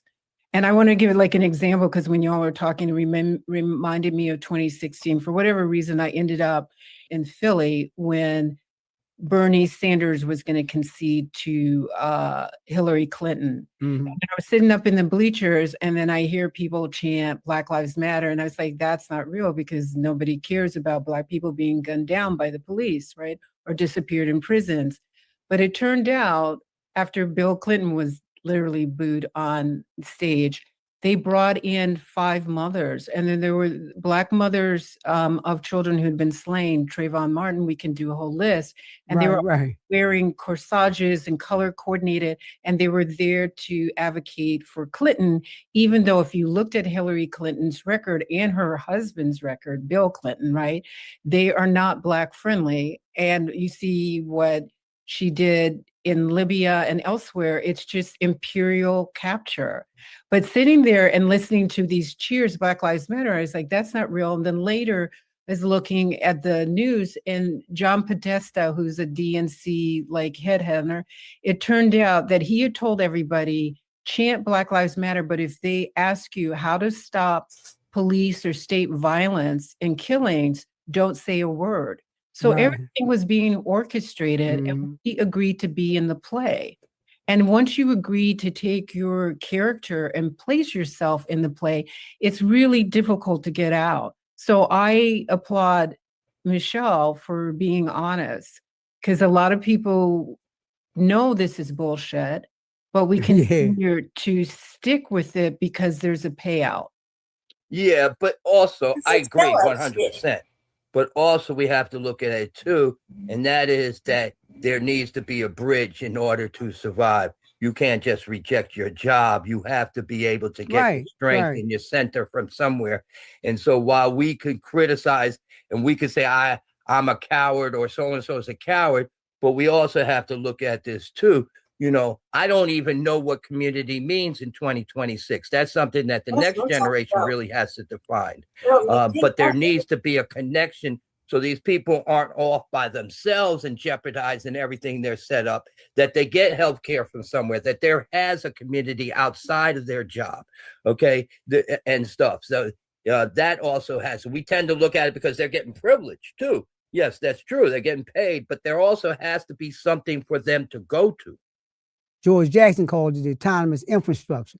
And when he called it autonomous infrastructure, he was basically saying that, and he linked the survival programs to this concept that he had outlined. But the concept, more importantly, what it was saying like the things that the parties are implementing, institutions and ideas that serving people, that would understand that once the people become aware of these institutions by working with them, they'll ultimately take them over and move them forward in terms of providing quality service. So where we at with that in terms, because that's a good point you made.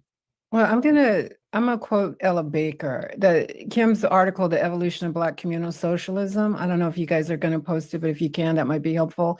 Here's a quote that opens the chapter.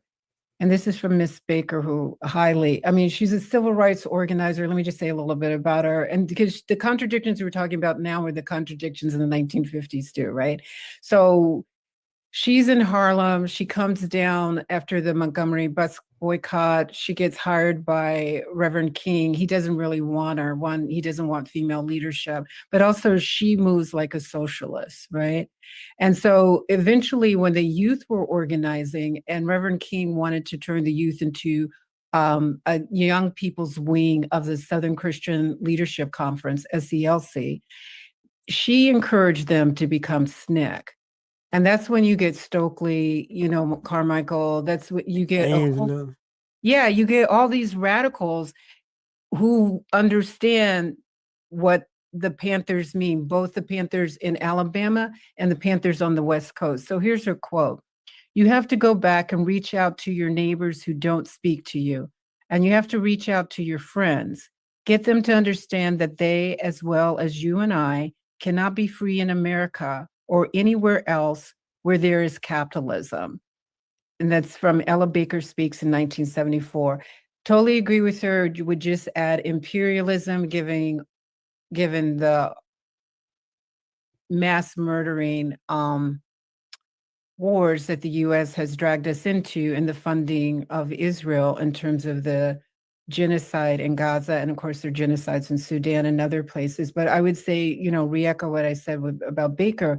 If we can make a kinship with people who we don't always know or don't always trust, but we understand that capitalism and imperialism, particularly under this regime, will burn everything down to the ground and they will take the billions and flee with it.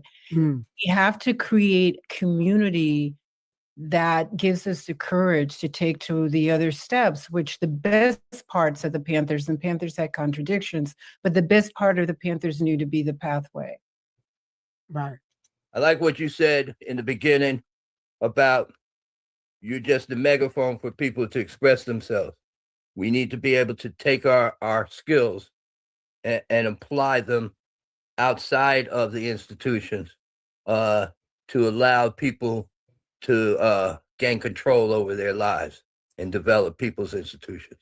And that seems really abstract, but I mean, the most simplest way of looking at that is looking at the survival programs, which I think were kind of mislabeled because they were institution building. It wasn't just for survival. It was also, it was, you know, to get a sense of self-government and that you had control over stuff. They were liberation institutions, you know. We build I agree. people's institutions, you know, and giving the people a sense of power within that context. And I think today would be even better because the way things are with technology and stuff, our ability to do things independently is so strong. You know, the problems we had back there in terms of communication and mobility and that kind of stuff is not there anymore. I can't even talk, you know, I can't even talk. I'm not of that generation, you know, so I can't even talk. So when I talk about community, I got no clue what I'm talking about because I don't know what community means to them today. Okay, but they got one. Yeah, man. I was like, whoa. I was on a whoa. That's over with. That's over with. We're going on to our next topic. This is a clear back the Black queer culture of the past, present, and future. You know, we were talking about this, family, about how it was pushed on us for Pride during the whole month, Pride during June. And it was tripping out me and just going in on everybody because, you know, our city council people decided to make it a special thing and address it like, you know, a couple weeks back when I was talking shit about a white transgender person. That they can't just have it their way. And I guess, you know, the city council lady cut that ricochet and fuck Capel. I was talking about it. I really wasn't. Just go let them live. Like, but they had to go ahead and take a nice situation about Black Pride during Juneteenth month. Now the thing, let me give you a little insight. I got a lot of fucking gay family. Very close in the immediate family. Okay? So when I'm talking shit, it's because I was raised by old-fashioned, I wouldn't say closeted, but I wouldn't just say just out there either. I would say they knew how to conduct themselves in the street. They knew where to go and what to talk about. They knew when to talk about it with people. There was no sense of confusion. If that shit was, you wanted to dress up, you were dressing up at the club and the weekends and you were making a little bread like that. But other than that, you went back to work and lived regular lives. You know, so there wasn't no trans this and that, motherfuckers. And if they were getting their work done, they had been living in their chosen gender pretty much down there their whole life. So you couldn't tell if they weren't really a woman or they weren't really a man. You couldn't tell because they kept up with their shit. They have been living in their lifestyle probably since they could. Meaning, if it was a man living as a woman, that motherfucker, you never saw one speck of chin hair, let alone a beard. You know what I mean? And that's if he was living as such, you know, and he wasn't changing up. He wasn't Jake one day and Jennifer the next. That motherfucker was Jennifer all the way through. Same thing with the opposite side. So you'd be hard pressed to tell if they were or weren't. Now, what's going on in this last 10 years is a sense of fucking lazy work. You saw Saucy Santana? I don't know what the fuck is going on. Got a beard and a motherfucking or 5 o'clock under the neck chin shadow and a whole fucking lay down weed. Light my cigarette. Doing a budget right here. You think so? I'm just now at the point where I kind of just don't give a fuck. Because I'm 46, Generation X, and I remember that, and we're talking about from my mama, talk about I bred two. Not one, but two gay children, okay? They'd have to come out, I already do. I got the oldest and the youngest, right? And that's fine. It's great. At least you know that they're gay and one's lesbian.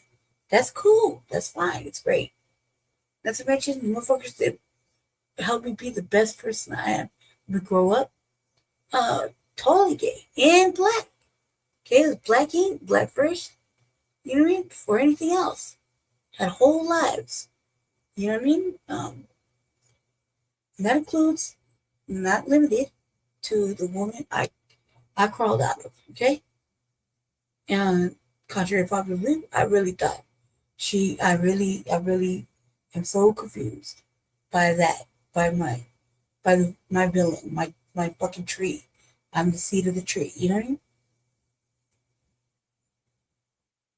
It's just because I also grew up in a time where women did ugly things out of convenience.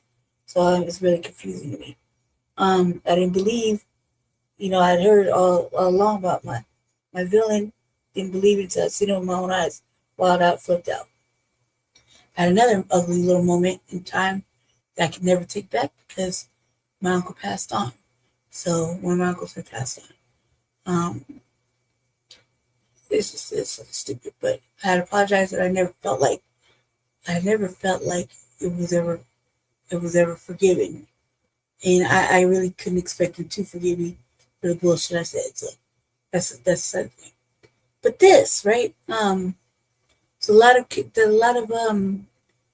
talk. Look, man, if I can see your beard, you're not doing what you're supposed to do. There's all kinds of ways to get everything you need, and there's no reason for it. But if we're to just pretend to listen to the president for one day, he said there's only two genders. So some of this confusion with the man voice trying to be women is just, that's what I'm always clowning. Because they find it in their heart to have so much vitriol for actual real women. It's usually the white ones. Now, when the sister decided to catch that ricochet, was not meant for her, I didn't really care. We knew what she was on. We knew that she lives a certain lifestyle. We knew that same thing with Taylor Watson. So I was thinking his husband. Okay? And we knew all that. So that was not that. What it was, I was talking to the white version, the white person. That's what I was talking about. But we're gonna find out a little bit because black people in Denver, there are black gay folk, lesbian folk. Before the seat got relinquished to a colonizer, Jesse's running for, a sister was living her truth in that seat for a long time. Leslie Harry. So that's all, you know what I mean? But that has nothing to do with anything. At the end of the day, when the police do you wrong, it's because you're black. Then they look at everything else. And that's only because you bring it up. You know what I mean? They don't outright go do it like, oh, I'm going to pull this. No, they pulled you over because you were black. And you did something else, and it's whatever. It doesn't even matter. But that's the reason they pulled you over, because you were black. And then everything else is secondary. So, I'm going to watch a little bit of this. If it gets into too much propaganda and agendas, I'm going to skip forward. Skip through it. Just a little documentary. Seriously, family, also, too, I think that we need to have a little understanding, so that we know how to maneuver and, what. So we have just a new understanding of 2026. 2026 individuals, I feel like in my mind, I'm going to say it like this. Because there's an essential benefit and a benefit to claiming something that you're not. That's why it allows people to do half-ass work, half-ass looks and shit. Weave and a beard, okay? So shit like that. Dresses and you just superly masculine. Crippin', but now you're not. Like, it's a whole different thing. And it's because it's incentivized.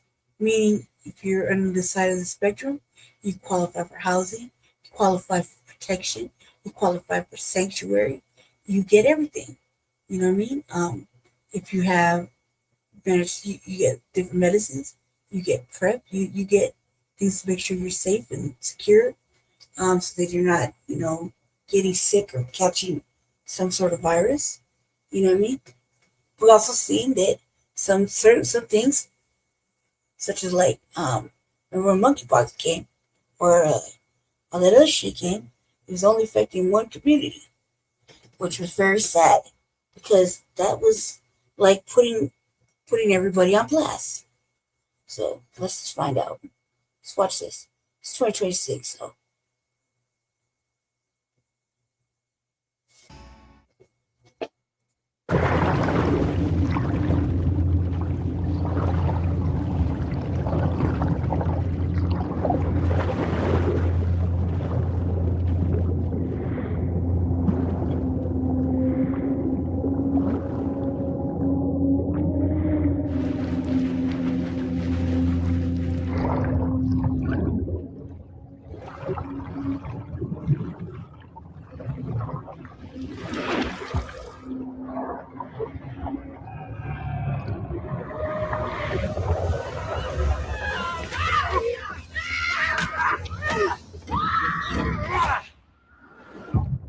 That's AI shit.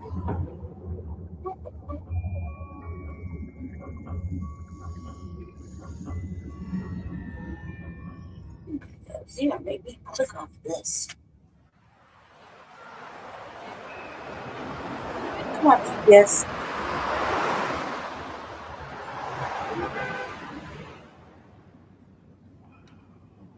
Ooh.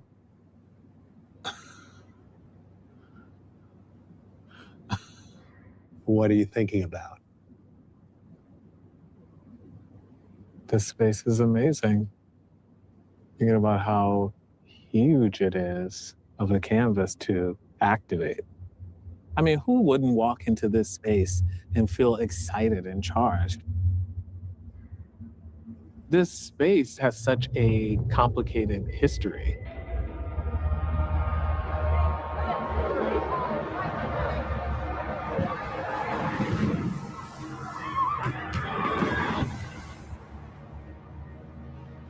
As you walk down the halls, you see pictures of white men, soldiers who likely killed a lot of people. They may have intended to safeguard all Americans, but I have never truly felt protected in this country. I think this show is a reclaiming. There'll be a new kind of drill happening in here. A drill that's not associated with imperialism, but rather liberation. These spaces are everybody's spaces. This is what I want to see.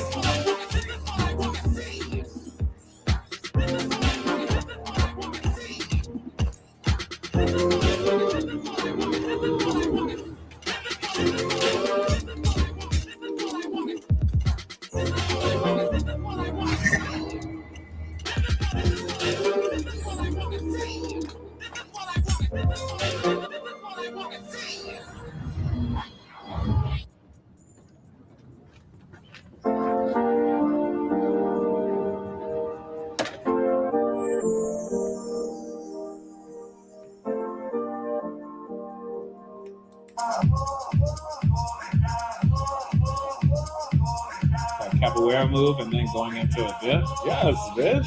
Boom, boom, boom, bam. That's what I want to see on that stage. Hey. Really good to meet you. There is a project I'm working on right now. It's going to kind of tell the story of how voguing went from Harlem in the Bronx, created by Black and Latinx people, and then became this global phenomenon.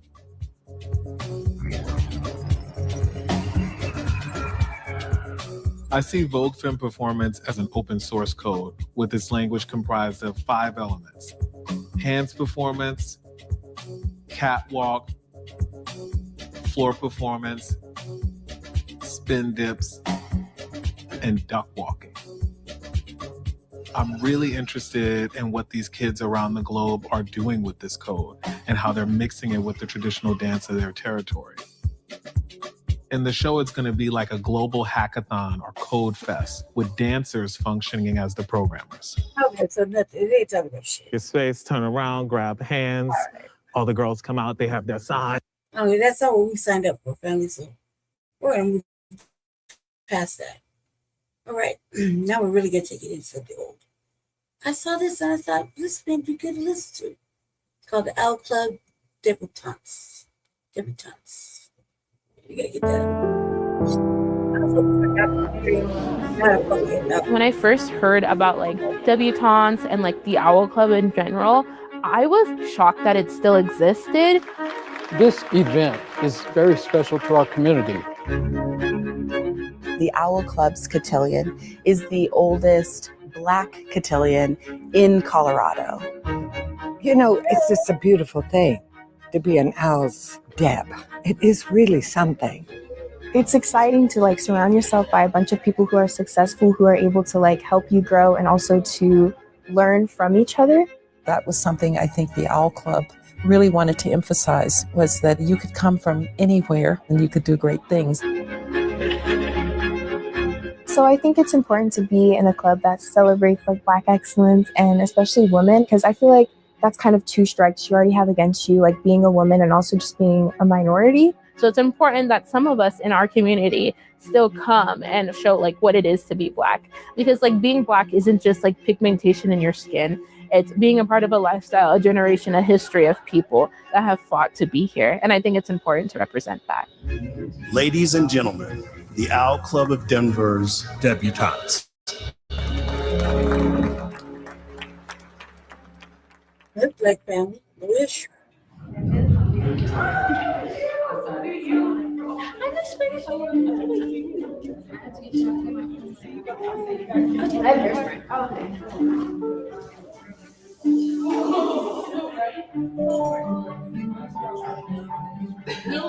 I think the biggest thing that's important to me about being a debutante is finding your community and finding your tribe. Yes, girl, don't even worry. I think being a debutante is empowering. Oh, thank you. Surrounding myself with a bunch of people who have goals for themselves and have a future that they're looking towards. Oh, she got the princess dress. Oh, that's so pretty. Thank you. The other way. Living in Denver, it's just really important to have people who look like you, especially this is like really important to honor Black excellence, and I think that it's important to be a part of. Thank you. And I think that it's about keeping tradition as well, because I know like debutante stuff is a tradition. And so I think that the fact that it's been going on for so long is like super important as well.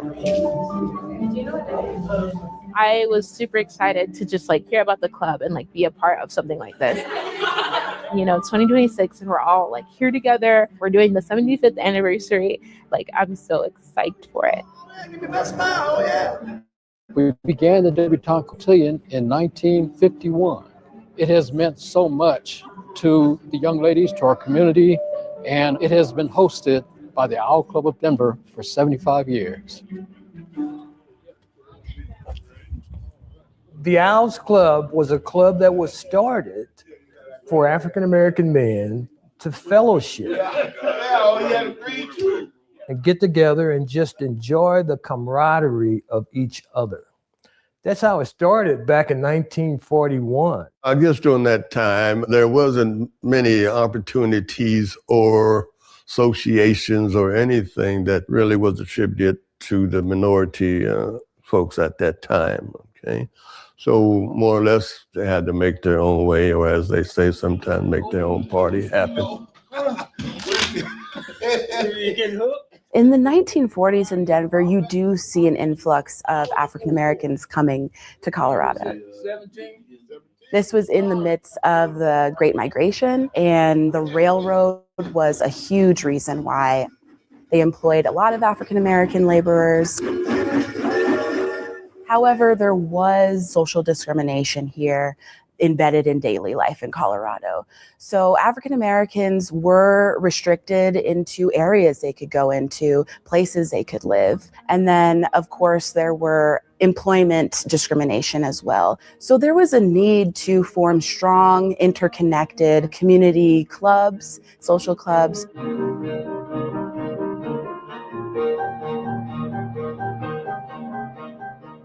And that's why the Owl Club formed in 1941. The club in itself was founded so that African American men could fellowship together, and they would play cards half the night. And so their wives gave them a nickname, and they said they were like hoot owls. And that name stuck, and it became the Owls Club. That's how it started. And it eventually morphed into the ability to do something more so for the community. This is a photo of the founding members when they got their 5013C status. Of course, one of their biggest investments in the community was making sure that they invested in young people. They were making sure that the young people could really build up their leadership skills to recreate a new generation for the future. There was a point in time when far too often they were recognizing the young men in high school for their achievements and accomplishments. The young ladies were left out. And they just thought this would be a good time to recognize the young ladies for their achievements and ask them about some of their goals, and that's what they decided to do. So they decided to start a cotillion to highlight the achievements of young Black women within Denver's Black community. And then I like to show folks photos of the Owlettes. They were the ones really orchestrating a lot of the social events, even the balls. They were just really at the heart of the social life for the club. The first time I heard about the Owl Club, specifically in its cotillion, was my counselor, Miss Maroney. She pulled me outside of class, and she was like, there's this historically Black debutante ball that's coming up soon, and they're looking for girls, and I think you fit the profile perfectly. Which that really excited me, because I was like, wow, I get to meet girls who are Black, who are smart, who are educated, and they're gonna look like me, talk like me, and then we'll have things that we'll be in common with. So that's kind of how I first heard about it. My name is Jasmine Yaw. I'm 18 years old, and I am a part of the 75th anniversary of the Owl Club Debutantes.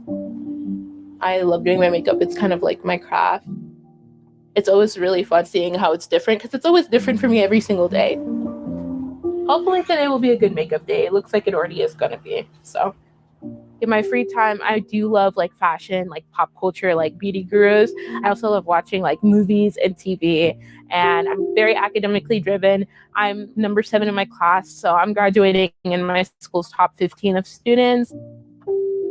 When I first heard about like debutantes and like the Owl Club in general, I was pretty like shocked that it still existed, solely because I have honestly only seen it in like older movies or like depictions of older movies, but I didn't think that they were still actually having debutantes in real life, especially in this age, because I just thought it was such like a dated, or like you had to join a country club to be a part of that kind of vibe. Cotillions in the United States got their start actually from European practices, and they were a way for high status white families to show off their daughters, and for young white women to show off their domestic abilities and, you know, marriage potential. What's different within African American cotillions is that they were to elevate young people and young girls, but to really highlight their academic achievements, their civic activities, their leadership potential. And it wasn't really for a marriage market, but this gave them a chance to build that confidence to enter the world. Usually when you think about a debutante ball or a cotillion, you think about high society. But in fact, these girls were chosen from all over. That was something I think the Owl Club really wanted to emphasize, was that you could come from anywhere You could come from humble circumstances and you could do great things. I'm Condoleezza Rice, and I was an OWL Club debutante in 1971, which was the year both of my graduation from St. Mary's Academy and my first year at the University of Denver.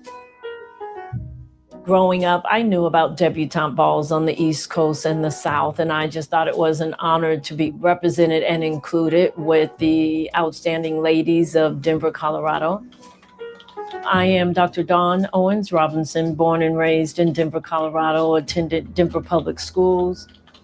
August will mark my 26th year as an OBGYN, and I represented George Washington High School as an Owls Club debutante in 1985. So we have all of their class photos from 1951 all the way up to 2017. And one thing that I love about these photos is you can see the trends of beauty throughout each year. Being an OWL Club debutante was really, really great in a lot of ways. I met a lot of young women who I would otherwise not have known because St. Mary's Academy only had 3 Black women in my graduating class. And so it was great to be a part of that great tradition here in Denver. It's important that we know as Black women in Colorado that we've been recognized and we're representing. And when you read the bios of the women that have graduated from this program, it's amazing. And then you see what the younger women are doing. I think it's exciting. This is the upstairs photo gallery. It goes way back, and it's good to come and see some of the devs that have participated in that process, some who have become, professors, doctors, lawyers. I'm going to just say chiefs to cover everything. So there is some excitement behind being an OWL Club debutante. So funny thing, over the summer, I used to see like an influx of debutantes and cotillions on my TikTok. To be young, gifted, and Black. And when I would see it, I'd be like, oh, this is so pretty. I actually searched up like how to be a debutante over the summer. And it was like, it's mostly in southern states. And like, you have to be a certain age and like certain social clubs to get in. So I was like, oh, like I guess I'm not gonna ever be a debutante. So when my counselor first told me about it, I was like, oh my God, like this is actually my dream. So yeah. I recently did the Botillion. I did that last year in December, but this is more of a different experience because it's more focused on the woman and uplifting Black women, which I'm really excited to have that opportunity. The cotillion typically starts by sending out information to counselors at high schools all across the Denver metro area.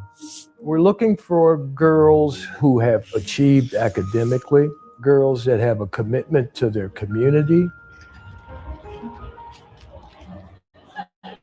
So I actually heard about the OWL Club from one of our counselors at school, and she was kind of just explaining to us how like they were selecting students from like different schools who kind of met their criteria. And so the requirements was like to be a senior, and your GPA, I think it had to be at least a 3, and kind of just somebody that like is involved in their community and just like a model kind of student, basically. Talk about that a little bit.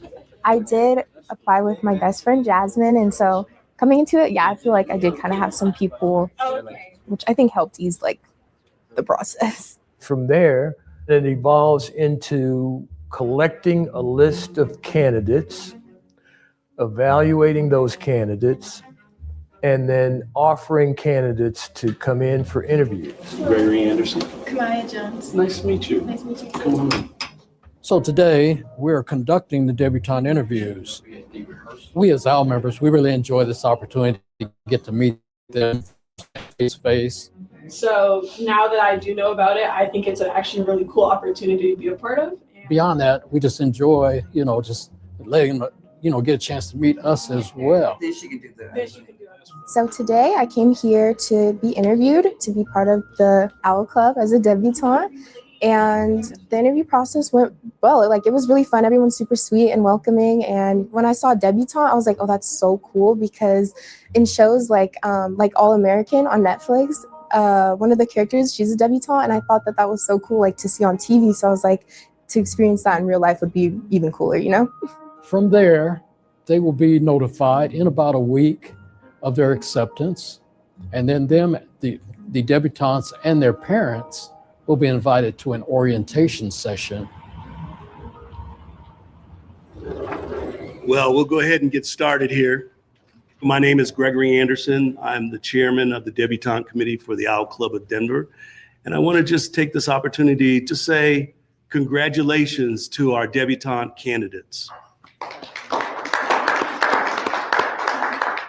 For orientation day, I think I went into it a little bit more blind than I thought I did. So when I kind of went and I was hearing the expectations, I was a little bit starstruck a little bit, and I was like, huh, okay.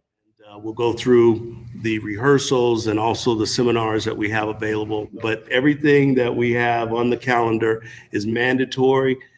During orientation, it was like a lot of information to take in. So I was feeling like very stressed because I'd already feel kind of stressed with everything that's going on. But I think it was like useful information knowing like right off the bat kind of what their expectations were. I remember like hearing the different like expectations. I think what threw me off was the dress requirements especially. Now, we do have what some people might say strictness in terms of the dresses. We want them a certain way. I was really hoping for like a strapless dress. We wanted to have straps. We're not into strapless. And with like more sequins. We don't want a lot of sequins. And like something like less tulle and more like satin. And we like it puffy. Hearing their expectations, I was like, so I'm not actually doing any of that anymore because they are asking for something like way different than what I thought. So that was really interesting to me. Oh my gosh, it's so cute in here. I know, it's super cute. I'm really excited. This was one of the ones I was looking at. It's plain and simple. That's cute. I think for my dress hunt, the first time is when I went to David's Bridal, and then I was looking at different types of dresses and all that. Wait, that's not that bad. But to me, I had to like take off my own brain and like put on like the OWL Club debutante brain and kind of see like what they're looking for in a dress. I think this one would be really pretty. I feel like they would say no because of the sparkles. I know. Wait, the beading on this in the back is cute. Oh, I love these types of like backs. When we went dress shopping, we went to David's Bridal first. And actually, we did find like a couple of cute dresses. I think this one's like a mermaid one, so that won't work. It's just finding ones that had like enough poof that was kind of hard. That one's so pretty. I love that one. I know. I'm like, hold on. There's a little to the black. Girl, are you doing the top? Oh, that's not it? I thought you were going to square. Okay, I don't know how to hold this guy. Kids today, even back when I was a kid as well, they don't do the waltz. You know, that was a whole new, different type of dance. And so we have rehearsals on Mondays and Wednesdays between 7 and 9. And that's how they have to learn the dance called the Waltz of the Bells. Let's form a big circle, big circle. Are you ready? Yeah. 1, 2, 3, 1, 2, 3, 1, 2. The dance classes, so it's been like difficult kind of because you have to like remember like the opposites of everything when we're turning and stuff, but it's fun, and it's fun like watching people kind of have a hard time too, so.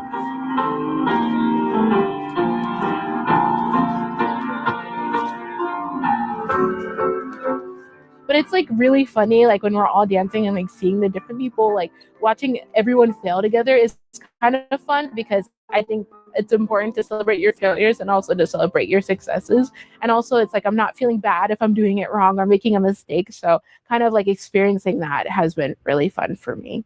You know, it's just a beautiful thing to be an OWL's Deb. It is really something. And I want you to know what is the most important thing about all of it is that you have community. I think so far my favorite highlight of being part of the Cotillion is getting to meet like a ton of different girls and people just in general. I think it's fun to kind of like find a sisterhood. But besides like getting to wear a dress and dance, I thought that it would be cool to learn about etiquette actually, because I just think that's something that you don't like really hear about. You don't really learn about it. And so I thought it would be cool to kind of like get that experience of what's considered proper, what's considered like improper. So I thought that was going to be a fun piece. So I'm going to go ahead and welcome everybody. Today, I'm teaching European etiquette. This is going to give you the opportunity to move in spaces that you want to be. Okay. I've never done like an experience where I feel like you have to be proper and like learning about etiquette and things like that. But I think it was like a good learning opportunity. So you're going to stab, cut, cut, cut. Got it? When we were getting the lesson on like European etiquette, it was hard actually. Like it was very awkward, especially holding the way that you had to hold the fork. Felt very weird. Put in your left hand. Left hand. I'm not left-handed, so like using my fork like that was also a challenge, but I thought it was cool. Okay, that's what I was trying to get. If the person across from the table is asking for the salad dressing, you hand one by one. You don't hand it across the table. Pass the salt and the pepper together. Okay? When you're eating with bread, pinch a piece of the bread off. And you put the butter on that piece of bread. That's how you eat it. Even if you're a little nervous at night, don't worry about it. You're ready. And it isn't just showing up and being beautiful in your gorgeous gowns. And it is that, oh yeah. But it's also that you have something that you can carry on to your families and to your community and to other places outside of Denver, because people don't even know we have a Black community up here. Some of them don't know. And so you get to be the extraordinary ambassadors.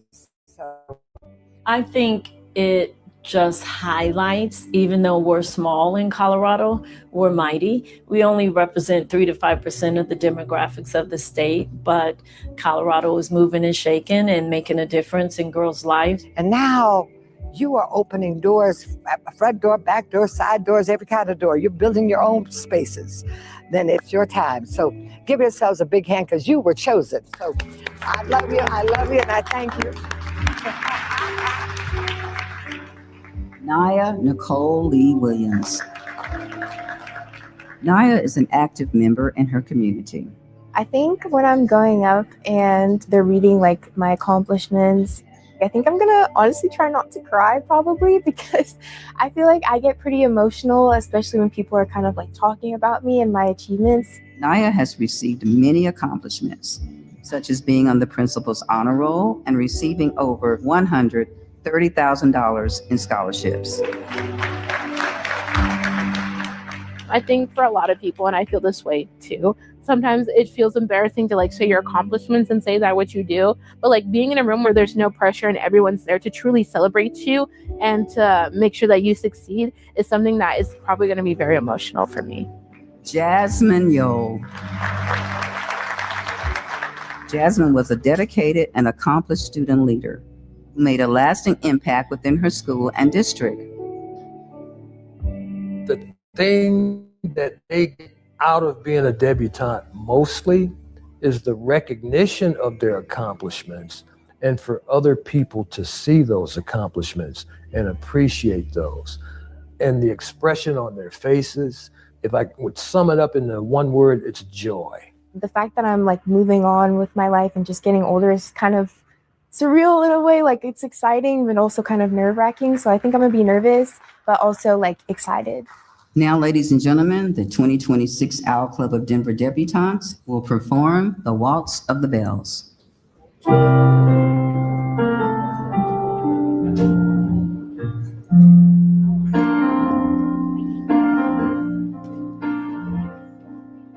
Something like the Owl Club's Debutantes, it sort of stays with you as one of those moments in time where you meet other people who are also going through the same thing when you're getting ready to live on your own. And I know it's sometimes a little bit frightening. It's also very exciting.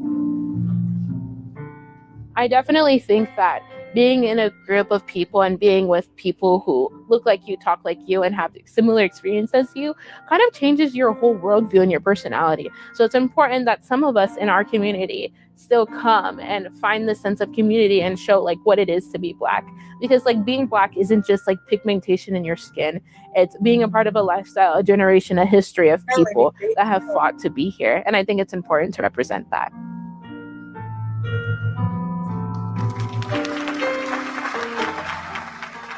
I definitely think Black cotillions is really important to highlight in today's political climate when we see an attack on Black history.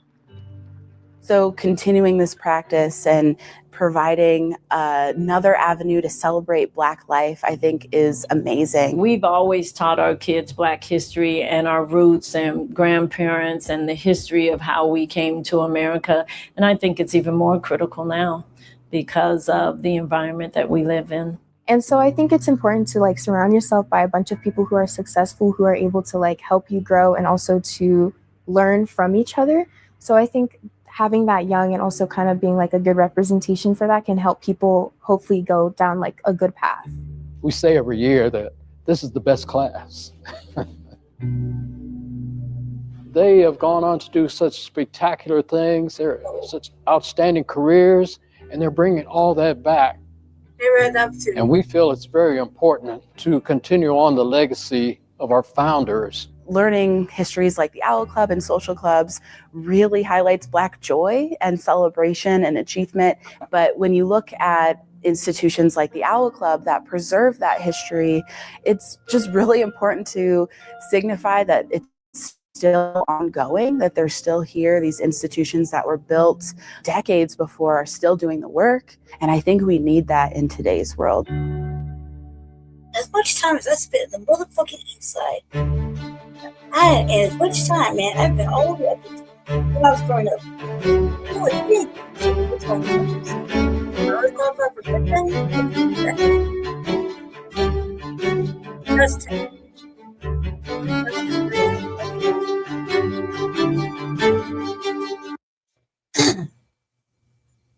That's very good. Very good. Moving on. In the last two videos, I talked about the Voting Rights Act. I talked about the Mississippi Plan. I talked about the long fight over Black voting rights in America. And whenever these conversations happen, there are always people who ask the same question.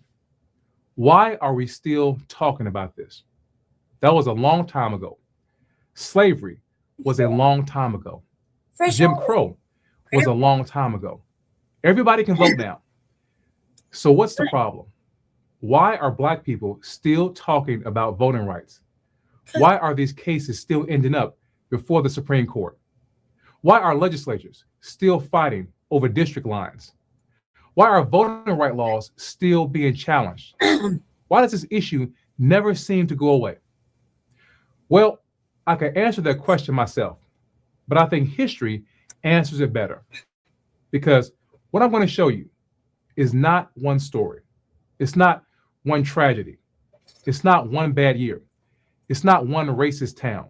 It's not one racist politician. Sorry about my voice. It's a pattern that stretches across generations, a pattern that appears so often in so many places that eventually you'll have to stop calling it a coincidence and start calling it what it is. So in this video, I want to show you something. Get to the cut. I want to show you what Black Americans have risked simply trying to vote. Before we begin, I want to be clear about what this video is and what it is not. I'm not going to get deep into Reconstruction politics here. I'm not going to spend a long time on post-emancipation labor or economics or the balance of power that was disrupted by Black freedom. We have already started building that foundation in the first two videos in this series. So if you have not watched those yet, please do me a favor and go back and watch them, because they will give you the broader context. But in this video, I want to give you some of the record, some of the evidence, some of the injustice Black people faced when it came to voting. The stories I'm going to tell you, they are real. They are not exaggerated. They are not made up. These things actually happen. And keep this in mind as you listen to this video. These are only some of the atrocities that we know about. There are many, many more that we will never know. Many more acts of brutality, many more threats, many more beatings, many more lives disrupted or Black lives taken, simply because we said, I am American. I belong here, and I have the right to participate in American democracy. And one more note of caution before I begin. You will hear me use the words Republican and Democrat a lot in this video. And as I said in the previous video, please do not get caught up in Democrat and Republican labels here. That misses the point. The name does not matter, because this is not simply about party labels. This is about power. This is about control. People often try to explain or excuse injustice by pointing to a party name. They'll say, this party did this or that party did that, as if the label itself is what matters most. But when it comes to Black suffering, when it comes to Black disenfranchisement, when it comes to Black people being beaten, lynched, threatened, and driven away from the ballot box, the party label does not change the injury. Neither party consistently protected us. Black people suffered no matter who was in power. So as you listen, keep your eyes on the pattern, not just the party. Trigger alert. Keep your eyes on the power, not just the name. With the passage of the Reconstruction Acts and the ratification of the Reconstruction Amendments, millions of formerly enslaved Black Americans entered political life for the first time. Black men could vote. Black communities could organize. Black citizens could help decide who governed them. And throughout the South, they did exactly that. Freed men flocked to political meetings. They gathered in churches. They listened to speakers. They debated the issues, and they registered to vote. And for the first time in American history, Black political power became a real possibility. But understand something. To us, voting may seem ordinary today. It's a ballot. It's a polling place. It's a sticker saying I voted, or a post on social media saying that you voted. But in 1868, the vote represented something much bigger. It represented power, representation, citizenship, the ability to help shape the society you lived in. And there are many people who were determined to make sure that Black Americans never obtained those things. The election of 1868 was approaching. Tensions were rising across the South, especially in northern Louisiana, in places like Bossier and Cattle parishes. What happened there will become one of the earliest and deadliest examples of a pattern you're going to see again and again and again. It's going to continue throughout this video. Here's what happened. So as I just said, tensions were rising, especially in northern Louisiana, in Bossier and in Cattle. Now, remember where we are in history. Black men recently gained the right to vote, and they were using it across the South. Black Americans are attending political meetings. They are registering. They are helping to write new constitutions, and even holding public office. For the first time, Black political participation was becoming a reality, and not everyone accepted it. In fact, federal investigators will later discover something alarming. Louisiana and Georgia have voted Democratic in the 1868 presidential elections, despite having Republican majorities among registered voters. Something did not add up.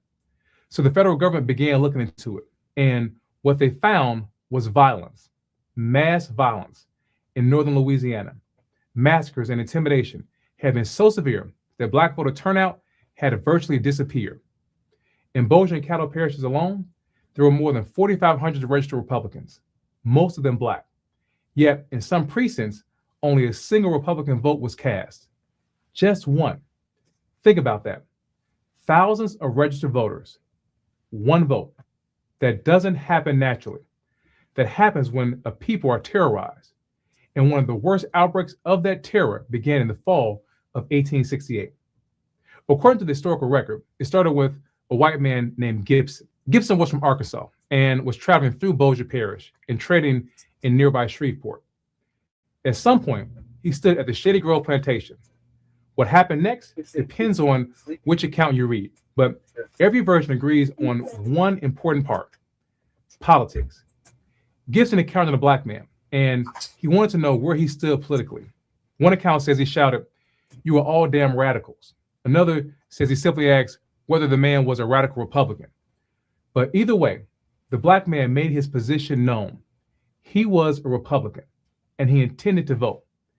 That was enough. The moment Gibson learned this, He raised his weapon and opened fire, just like that. Not because the man had threatened him, not because he had committed a crime, not because of a personal dispute between them, but because of politics, because this black man intended to vote. Fortunately, Gibson missed. Black men nearby rushed in and captured Gibson and tied him up. One account says they even placed him in chains. They sat him beneath a tree.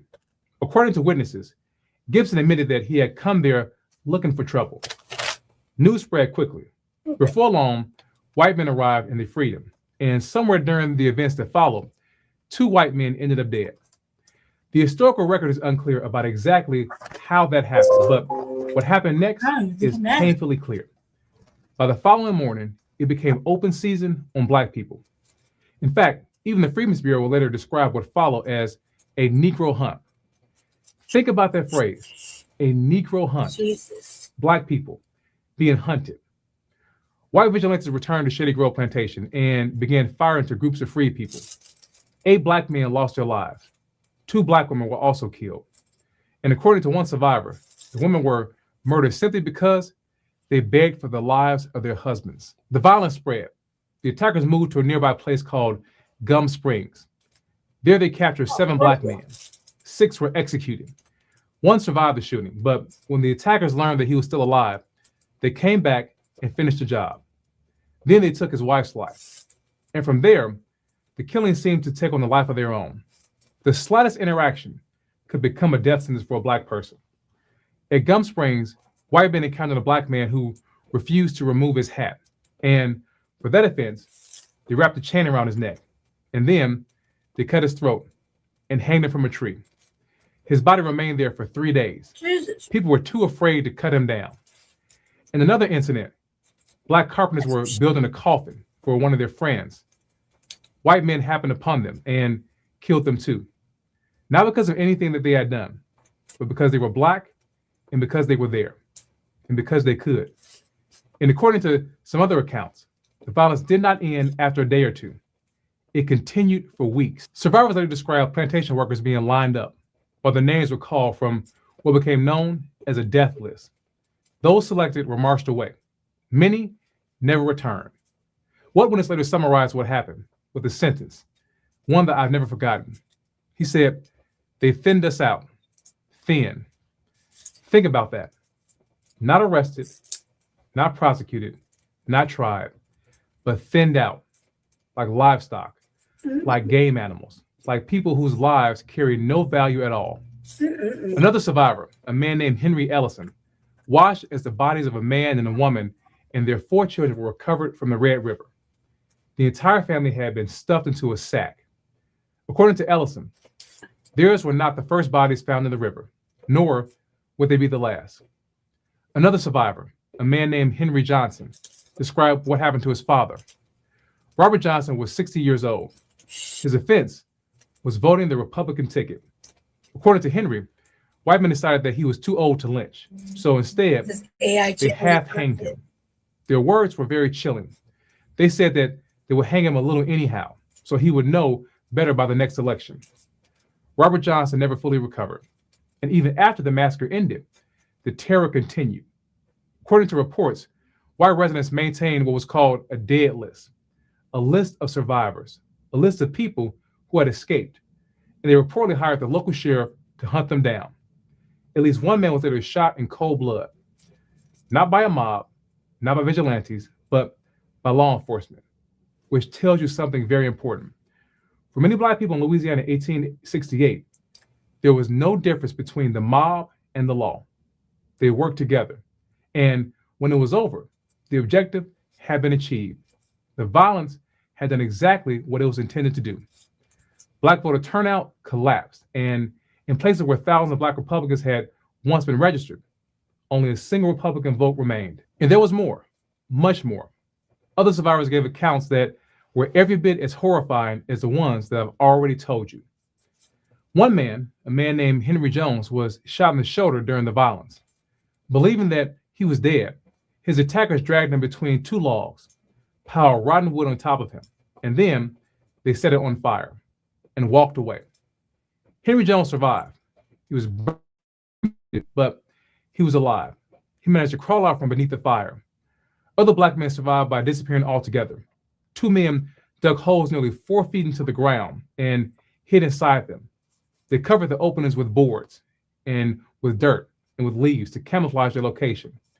And they remained there for 3 weeks. 3 weeks in the dirt. Not because they had committed a crime, not because they were fugitives, but because they were black men trying to survive. Black men who wanted to vote. The killings continue. On October 1st, 9 black people were taken to the Red River and told to swim for their lives. As they surfaced, they were shot and killed. That same night, 30 black people were taken from around Shreveport, bound with ropes, and they were executed from behind. Less than 2 weeks later, on October 12th, 7 black people were chained inside an abandoned building. The attackers then set the building on fire and burned them alive. In another incident, 5 black men were taken from their work at a brickyard. Their hands were tied. They were marched to the Red River and executed. By the time it was over, the Red River region had become the deadliest area in Louisiana. No other part of the state came close. Oh my God. And even today, no one knows exactly how many black people were massacred. Yep. Louisiana government estimated that it was at least 162 deaths in Bossier Parish alone. Modern historians believe that the number was even higher. Some estimates place the death toll in Bossier and Cattle parishes at around 200. Congress later published a list suggesting that it was more than 200 black people who lost their lives. And the truth is, we probably will never know, because many of the dead were never counted. Many of their names were never recorded. Many of their stories disappeared with them. What we do know is this: the violence worked. Black voter turnout collapsed. Political participation collapsed. And one of the earliest efforts to destroy black voting power after emancipation has succeeded. The message was unmistakable. It was clear. If you vote and if you live, you may not live to see the next election. Now, you might be tempted to think that was what happened in Bossier Parish. That was an isolated event, a terrible event, but an isolated one. It wasn't. And that's one of the reasons why I'm making this video. Because while black people were being hunted and black people were being lynched in Louisiana, similar violence was unfolding across the entire South. Different states, different towns, different areas, different victims, but the goal was the same: to stop black political participation, to stop black voting, to stop black people from exercising the rights they had just gained. And in 1868, it was only the beginning, because while bloodshed in Louisiana was still unfolding, South Carolina would lose one of its most important black political leaders. In Columbia, South Carolina, there is a monument marking one of the darkest periods in the state's history, a time when the Klan was spreading terror across the South, a time when violence against black Americans was high, a time when participating in politics could cost you your life. The monument honors a black man named Benjamin Franklin Randolph, a man who most Americans have probably never heard of, but one we need to know, because Randolph's life tells us something important about Reconstruction, about black political power, and about what white supremacists were willing to do to stop it. Before I tell you what happened to him, let me tell you who he was. Benjamin Franklin Randolph was born free in Kentucky in 1837 and raised in Ohio, where he received an education, one that would have been unavailable to most black Americans of his generation. He attended Oberlin College, one of the few institutions in the country willing to educate black students at the time, and he graduated in 1862. After graduation, he became an ordained minister in the Methodist Episcopal Church. During the Civil War, he served as a chaplain with the 26th U.S. Colored Troops, ministering to black soldiers as they fought for the destruction of slavery and the preservation of the Union. After the war, Randolph moved south. He worked with the American Missionary Association. He worked with the Freedmen's Bureau. He helped oversee schools for newly freed black Americans. And like many black leaders of the Reconstruction era, he saw an opportunity that had never existed before. For generations, we have been locked out of political power. Now, for the first time, that was beginning to change. Black men could vote. Black men could hold office. Black men could help shape the governments that had once denied them their humanity. And Randolph embraced that opportunity. He joined the Republican Party and quickly rose through its ranks. He served as a delegate to South Carolina's 1868 Constitutional Convention and was elected to the state Senate. and served as a school commissioner, and eventually became chairman of the state Republican Party's Central Committee. In other words, Benjamin Franklin Randolph was not just participating in Reconstruction, he was becoming one of its leaders. And white South Carolina saw him, not as a man serving his community, not as a minister, not as an educator, not as a veteran who had served during the war, but as a threat. Newspapers attacked him with racist language. One article described him as a thick-lipped, lustful mulatto. That is how they wrote about him. That is how they wanted white readers to see him, not as a citizen, but as something dangerous, something corrupt, something that had to be stopped. And that made him even more dangerous in the eyes of many white South Carolinians. And on October 16, 1868, that danger caught up with him. October 16, 1868, Randolph boarded a train in Abbeville County and began traveling towards Anderson. At some point along the journey, the train stopped at Hodges Depot near the town of Cokesbury. Randolph switched trains, stowed his baggage, and stepped into the front platform of the train car. It would be the last thing that he ever did. As he stood there, 3 white men approached him. Their names were William Talbot, his brother John Wesley Talbot, and Joshua Logan. Without warning, they opened fire. Randolph was shot and killed instantly. And what happened next may be just as telling. After the incident, no one stopped them. No one pursued them. No one arrested them. The men simply rode away. Newspapers at the time reported that Randolph's assassins were unknown. But later testimony told a different story. Witnesses described a community where many people already knew that Randolph was marked for death. Some even knew that if the opportunity presented itself, that he would be taken out. In other words, this did not appear to be a spontaneous act of violence. It looked much more like an assassination. There were also allegations that members of the Klan were involved. But as was often the case during Reconstruction, no one was ever convicted. No one was ever held accountable. Benjamin Franklin Randolph was buried beneath a monument that still stands today in Columbia, South Carolina. But justice for his murder never came. Benjamin Franklin Randolph was assassinated in 1868, but the story does not stop there. And before I move forward, I want to make something clear. The next event I'm going to discuss takes place in 1874. That does not mean that nothing happened between 1868 and 1874. Quite the opposite. The historical record is filled with violence directed at Black Americans during those years. Violence meant to intimidate us. Violence meant to silence us.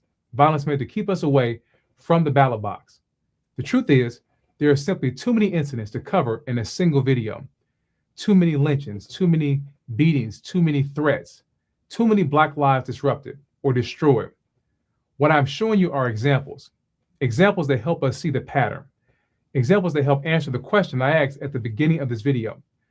Why are we still talking about voting rights? Why are we still fighting over access to the ballot? Why does this issue refuse to go away? Because generation after generation, there were people willing to use violence to stop Black political participation. And by 1874, that violence had reached Vicksburg, Mississippi, a place you've heard me talk about before. And what happened there will become one of the bloodiest episodes of Reconstruction. Now, I've talked about this next story before. If you watched my video on the Mississippi Plan, you've already met a Black man named Peter Crosby. Crosby had been born into slavery, but after emancipation, he built a successful life for himself and eventually became sheriff of Warren County, Mississippi. And because of that position, many white residents hated him. Part of Crosby's job was collecting taxes. And just as we've seen happen countless times throughout American history, his opponents sought to discredit him. They accused him of being dishonest. They accused him of being corrupt. They accused him of cheating. There was no evidence to support those claims, but evidence was not really the point. The point was to create distrust, to stir racial fears, to convince white citizens that because Peter Crosby was Black, he could not possibly have earned the position that he held. At the same time, Mississippi was moving toward what white Democrats called redemption, the effort to reclaim political power of the state and destroy Reconstruction governments. And increasingly, violence was becoming the chosen tool. Vicksburg would become one of the first places to put this strategy into action. During the summer of 1874, white citizens organized what they called a white man's party. At municipal elections that August, armed gangs patrolled the streets and intimidated Black voters so effectively that Republican officials were driven from power. In the countryside, former slaveholders organized white league clubs. Their purpose was straightforward: to remove what they called the region's bad and leading Negroes. In other words, Black leaders, Black office holders, Black people with influence, Black people with power. By December, those same forces demanded that Peter Crosby resign from office. He refused, so they came back with their weapons. An armed mob of roughly 600 white militia members descended on the area and forced Crosby to flee the city. Black ministers rallied their congregations in support, and on December 7, 1874, a group of Black men confronted the militia. At some point, Crosby's supporters began withdrawing, but the white militia opened fire. What followed was a massacre. At least 24 Black men lost their lives in the initial violence. And over the days that followed, the death toll climbed dramatically. Some estimates place the number of Black people who lost their lives at as many as 300. Black women were also attacked and violated. Eventually, the federal government ordered Crosby reinstated, but white residents remained in open rebellion. They refused to deal with him directly. Instead, they would only deal with his white deputy. And when Crosby later fired the deputy shot him in the head. Crosby survived, but by October of 1875, he was finally forced from office. And Vicksburg was only the beginning. Even though Mississippi's return to the Union had been conditioned on recognizing the civil and political rights of Black citizens, the election of 1875 became a violent campaign to destroy Black political participation. It wasn't just Vicksburg. Across Mississippi, armed rifle clubs disrupted Republican meetings, intimidated voters, and attacked local leaders. And unlike the secret violence often associated with the Klan, these attacks frequently took place in broad daylight. That was part of the message. The perpetrators were no longer hiding. They were announcing that they did not fear federal intervention. They did not fear consequences. And they would stop Black people from voting at any cost. By 1875, Mississippi was moving rapidly toward what would become known as the Mississippi Plan. Violence was no longer random. It was becoming organized, strategic, political. The goal was not simply to terrorize Black people. The goal was to remove Black political power. And few Black leaders represented that political power more than Charles Caldwell. Caldwell had been born enslaved in Hinds County, Mississippi, and lived most of his life near Clinton. He spent all but the last 10 years of his life in slavery. But after emancipation, his life opened into something that Jim Crow could not tolerate. Caldwell educated himself. He worked as a blacksmith, and when freedom came, he stepped into public life. Hinds County elected him to the 1868 Constitutional Convention, where he helped draft Mississippi's new state constitution. He then served in the Mississippi Senate and became a top officer in the state militia. So understand what Caldwell represented. He was not just a Black man who had been freed. He was a Black man helping to shape the future of the state that once enslaved him.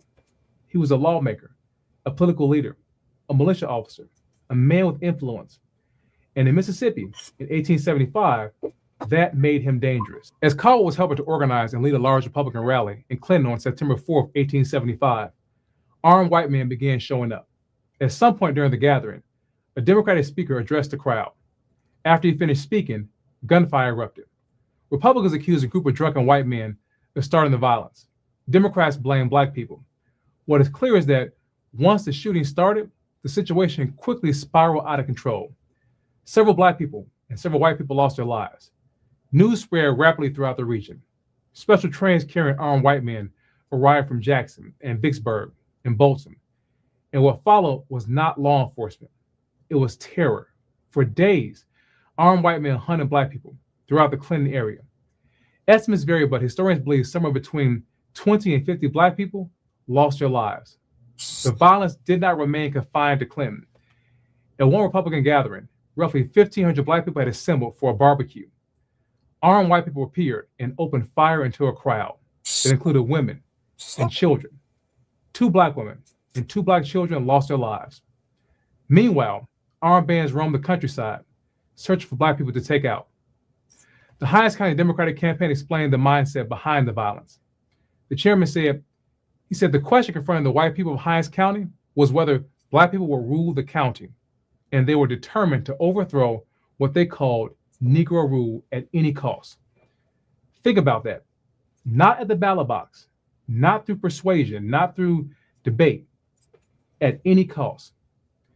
Many Black residents fled to Jackson. Others hid in woods and swamps for days, hoping the violence would pass. But it did not. But for Charles Caldwell, the danger never truly went away. In the weeks following the Clinton violence, armed white men continued terrorizing Black communities, and they made it clear that Caldwell himself was a target. One group of white men told Caldwell's wife that they intended to kill her husband. Quote, if it takes 2 years, or 1 year, or 6, no difference. We are going to kill him anyhow. That's what they said. Goddamn. Why? Because as they explained, he belonged to the Republican Party and he stood up for Black people. They finally got their chance on Christmas night of 1875. The men who planned his death lured him into a store for what they described as a friendly Christmas drink. It was a trap. Inside, Caldwell was shot in the back of the head. Bleeding heavily, he was carried outside into the street. A crowd of white men gathered around him, many drawing their pistols. And as Charles Caldwell lay dying, he looked up at them and he spoke his final words. He said, remember, when you take my life, you kill a gentleman and a brave man. Never say you killed a coward. I want you to remember it when I'm gone. They then shot him right there, over and over again. And it wasn't just Caldwell. They went after any Black leader they could find. In Monroe County, the Klan targeted a Black Republican leader named Jack Dupree. Dupree was dragged from his home and forced to kneel before his pregnant wife. They then executed him in front of her. The purpose was not only to take Jack Dupree's life, the purpose was to send a message to every Black person watching, every Black person organizing, every Black person thinking about voting, every Black person thinking about standing up in public life, that this is what can happen to you. And just like so many other acts of Reconstruction violence, his lynchers went unpunished. No accountability, no justice, only the message that Black political rights could be violently suppressed and that the people who did it could walk away. And remember, once violence worked in Vicksburg, it was rolled out across the state. The goal was the same everywhere: terrorize Black people, remove Black leaders, break Black political power, make voting feel dangerous enough that Black people would stay away. In September of 1875, Republicans tried to hold a meeting in Yazoo City, but they were stopped. The meeting hall was attacked by a group of Democrats, and the white sheriff, Albert T. Morgan, barely escaped with his life. He was forced to flee to Jackson and seek help from the governor. After that, white militia took control of the county, and then they moved methodically. They began lynching Black leaders in each supervisor's district. I need you to sit with that because this is real. This actually happened. Black people lived through this. Imagine being freed after generations of slavery. Imagine being told you are now a citizen. Imagine being told you have the right to vote. Imagine organizing, showing up, casting ballots, and actually electing Black people to office. And then imagine watching their vote get erased like it was nothing. But not just erased on paper, erased through violence.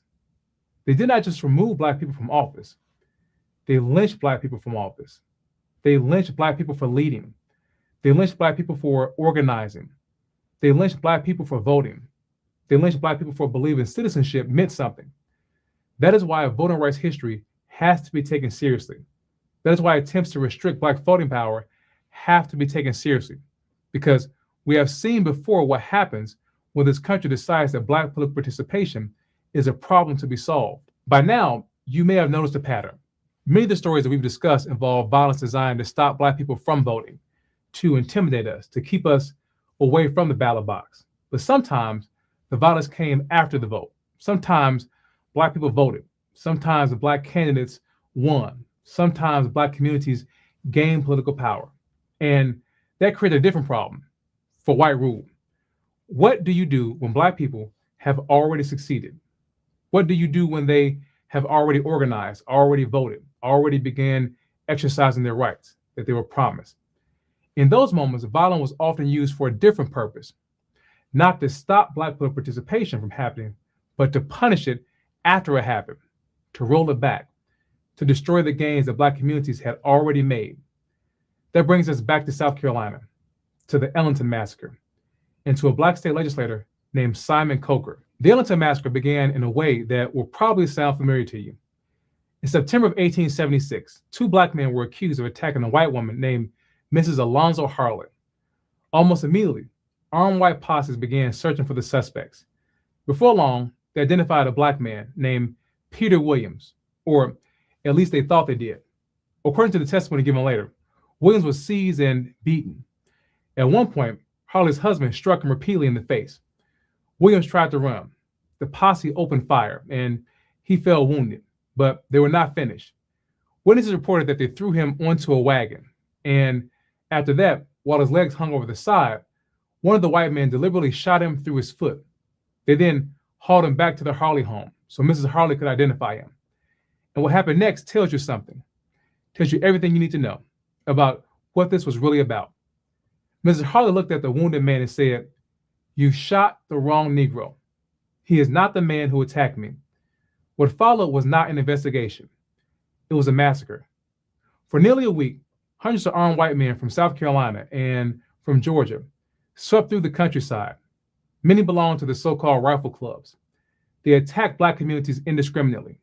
They hunted Black citizens. They terrorized Black families, and they killed and they lynched. By the time the violence ended, at least one white man and perhaps more than 100 Black men had lost their lives. Among those targeted was Simon Coker. Coker was not a criminal. He was not a fugitive. He was an elected representative in the South Carolina legislature, a Black lawmaker, a man chosen by his community to represent them. During the violence, Coker was captured by a rifle club led by a man named A.P. Butler, and Butler knew exactly who he was. According to accounts from the time, Butler looked at Coker and declared, "I am the N-word ruler, and you've got to go with me." Coker asked for permission to pray. Butler granted the request. Coker then knelt, and as he prayed, Butler fired into the back of his head. Then Butler ordered his men to open fire as well. Afterward, they robbed his body. They took his watch. They took his wallet. They even stripped the gold buttons from his jacket. Then they left him where he fell to rot. A dead Black legislator, discarded like he was nothing. And if the story weren't ugly enough already, there's one more name that you should know. Ben Tillman, the future governor of South Carolina, the future United States Senator. Tillman was present during the violence in Arlington and even loaned 2 of his militia red shirts to assist Butler in the lynching of Simon Coker. Years later, Tillman defended what had happened. He said people needed to understand the position of white South Carolinians who believed that they had been trampled in the mire by Black people and their white political allies for 8 long years. 8 long years. That is what Reconstruction was to men like Tillman. Not a brief attempt to build democracy after slavery. Not a moment when Black people were finally able to vote, hold office, and participate in government. To him, those 8 years of Black political participation were oppression. And he said that the struggle they were engaged in meant more than life or death. It involved everything they held dear, including what he called Anglo-Saxon civilization. That is what he said. So when we talk about voting rights, understand what was underneath the violence. They were not just afraid of ballots. They were afraid of what ballots could produce. Black office holders, Black representation, Black political power, Black citizenship with meaning. And to men like Tillman, that was not democracy. That was a threat to civilization itself. By now, we've seen the violence. We've seen Black voters hunted. We've seen Black office holders assassinated. We've seen massacres. We've seen armed militias. We've seen entire Black communities terrorized. But there's another part of this story that is just as important: the justification, the excuse, the story people told themselves about why all of this was necessary. Because violence almost never presents itself as violence. It presents itself as self-defense, as restoration, as protecting society, as protecting law and order. And the reason I want to spend a moment on the Danville massacre is because the arguments used to justify what happened there sound remarkably familiar. In fact, some of them sound like they could have been spoken yesterday. Different century, different people, same fears, same accusations, same effort to convince the public that Black political participation was somehow dangerous, that Black citizenship was somehow a threat, that Black political power had to be stopped. And once you see those arguments, you start realizing just how long this fight has really been. Danville, Virginia was a town of about 8,000 people with a Black majority.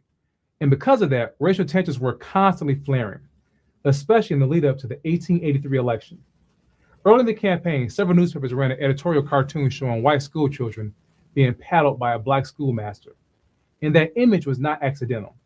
It was designed to stir fear, to tell white voters that if Black people had political power, then white children, white families, and white society would be humiliated and controlled. And what made that fear even sharper was that Black people in Danville had actually gained power. In the previous election, Black citizens had helped to win a majority on the city council. Black men had also had a meaningful share in law enforcement positions. And the public market was being controlled by a Black superintendent. Now, white leaders still controlled many of the key offices in the city. The mayor was white. The police chief was white. The city sergeant was white. The commissioner of revenue was white. But that did not matter. The story being told was that Danville had fallen under what they call Black government. That was the phrase, Black government. And that phrase was meant to do work. It was meant to scare people. It was meant to suggest that Black political participation itself was disorder, that Black leadership was corruption, that Black authority was humiliation. Then a group of prominent white businessmen issued what became known as the Danville Circular.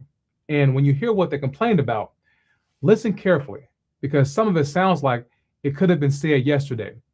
They claimed that white people were suffering under Black domination and misrule. They complained that Black citizens paid only a small share of taxes, but benefited too much from public spending.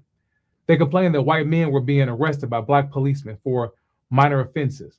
They complained that Black people were lying to white people and crowding the streets and gathering near public buildings, sleeping near storefronts, and forcing white ladies and gentlemen off the sidewalks. That was the grievance. That was the story they told. Black people were taking too much. Black people were abusing power. Black people were disrespecting white citizens. Black people were making public space unsafe. Black people were getting benefits that they had not earned. Does that sound familiar? Different words, different century, same lie. And that is why Danville matters. Because before the violence came, there was a narrative, a story designed to make Black political power seem illegitimate, a story designed to make white people feel victimized by Black government, a story designed to make the public believe that something had to be done. 3 days before the election, on November 3rd, 1883, the violence in Danville began. According to reports, it started on a sidewalk. A Black man and a white man apparently bumped into each other while trying to pass. Words were exchanged, and then the white man pulled out a revolver and opened fire. More gunfire followed. There was scuffling, panic, smoke, confusion, and when it was over, 3 Black people were dead and 6 more were wounded. 4 white people were wounded, and 1 white man had lost his life. But what happened next is the part that tells you what this was really about. White vigilantes took control of the town. They warned Black people not to be on the streets on election day, and they declared victory before the election even happened. They said they will win, quote, votes or no votes, with double-barrel shotguns, breech-loading shotguns, and Smith & Wesson double-action pistols. Votes or no votes. That was the language. That was the threat. That was the point. They were saying openly that democracy did not matter if Black people had the numbers. If they could not win through the ballots, they will win through violence. And that is exactly what they did. Through violence, through intimidation, through racial fear and racial politics. Danville's white minority successfully reduced Black political participation and reclaimed control of the city. Not because they persuaded more voters, not because they won a fair contest of ideas, but because violence accomplished what balance could not. And that is one of the lessons that echoes throughout this entire period of American history. Again and again, when Black political power began to grow, violence appeared to cut it back down. As I close, I want to leave you with one final thought. I did not make this video to simply tell you a series of horror stories. I did not make it to shock you. I did not make it to make you angry. I made it because this is where the pattern was born. This is where many of the lies were crafted. This is where many of the excuses were perfected. This is where the idea took hold that Black political participation was somehow dangerous, illegitimate, or undeserved. And once those ideas took root, they were repeated over and over again, across generations, across states, across political movements, sometimes through violence, sometimes through law, but always with the same goal: to limit Black political power, to limit Black citizenship, to limit who gets to fully participate in American democracy. That is why these stories matter, not because they're old, but because their consequences are not. We've only made it to 1883. Think about that. We've covered 15 years of history, and in those 15 years, we've already seen massacres, assassinations, lynchings, voter intimidation, political terror, and entire communities attacked because Black people attempted to exercise rights they had only recently gained. And the story is far from over. In the next video, we'll continue this journey. We'll move into the years that follow. We'll talk about more of what happened, more of what was done, and more of what many people today either refuse to acknowledge happened or refuse to acknowledge matters. Because if we're going to understand the present, we have to understand the road that brought us here. And before you go, I want to hear from you. Had you ever heard of any of the stories that I've talked about in this video? Ever heard of Benjamin Franklin?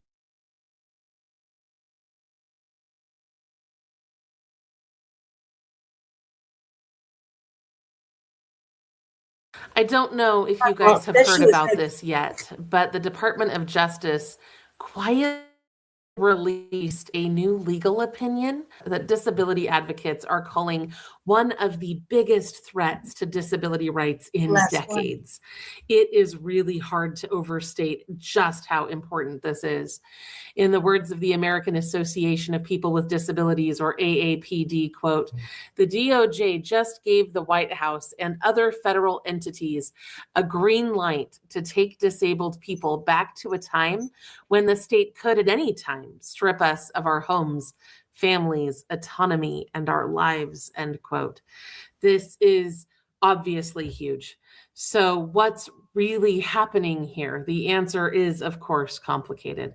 So today we're going to break it down and explain exactly what this new memo says, why disability advocates are so alarmed about this, what has and has not changed as of right now, and what could happen next. So to understand this memo, first, we need to understand the disability rights that it's challenging. These protections trace all the way back to one Supreme Court case that changed millions of lives, including the lives of the approximately 8 million people who receive home and community-based services through Medicaid in recent years. Now, back in the 1990s, 2 women in Georgia were living in a state institution. One had schizophrenia, the other one had a personality disorder.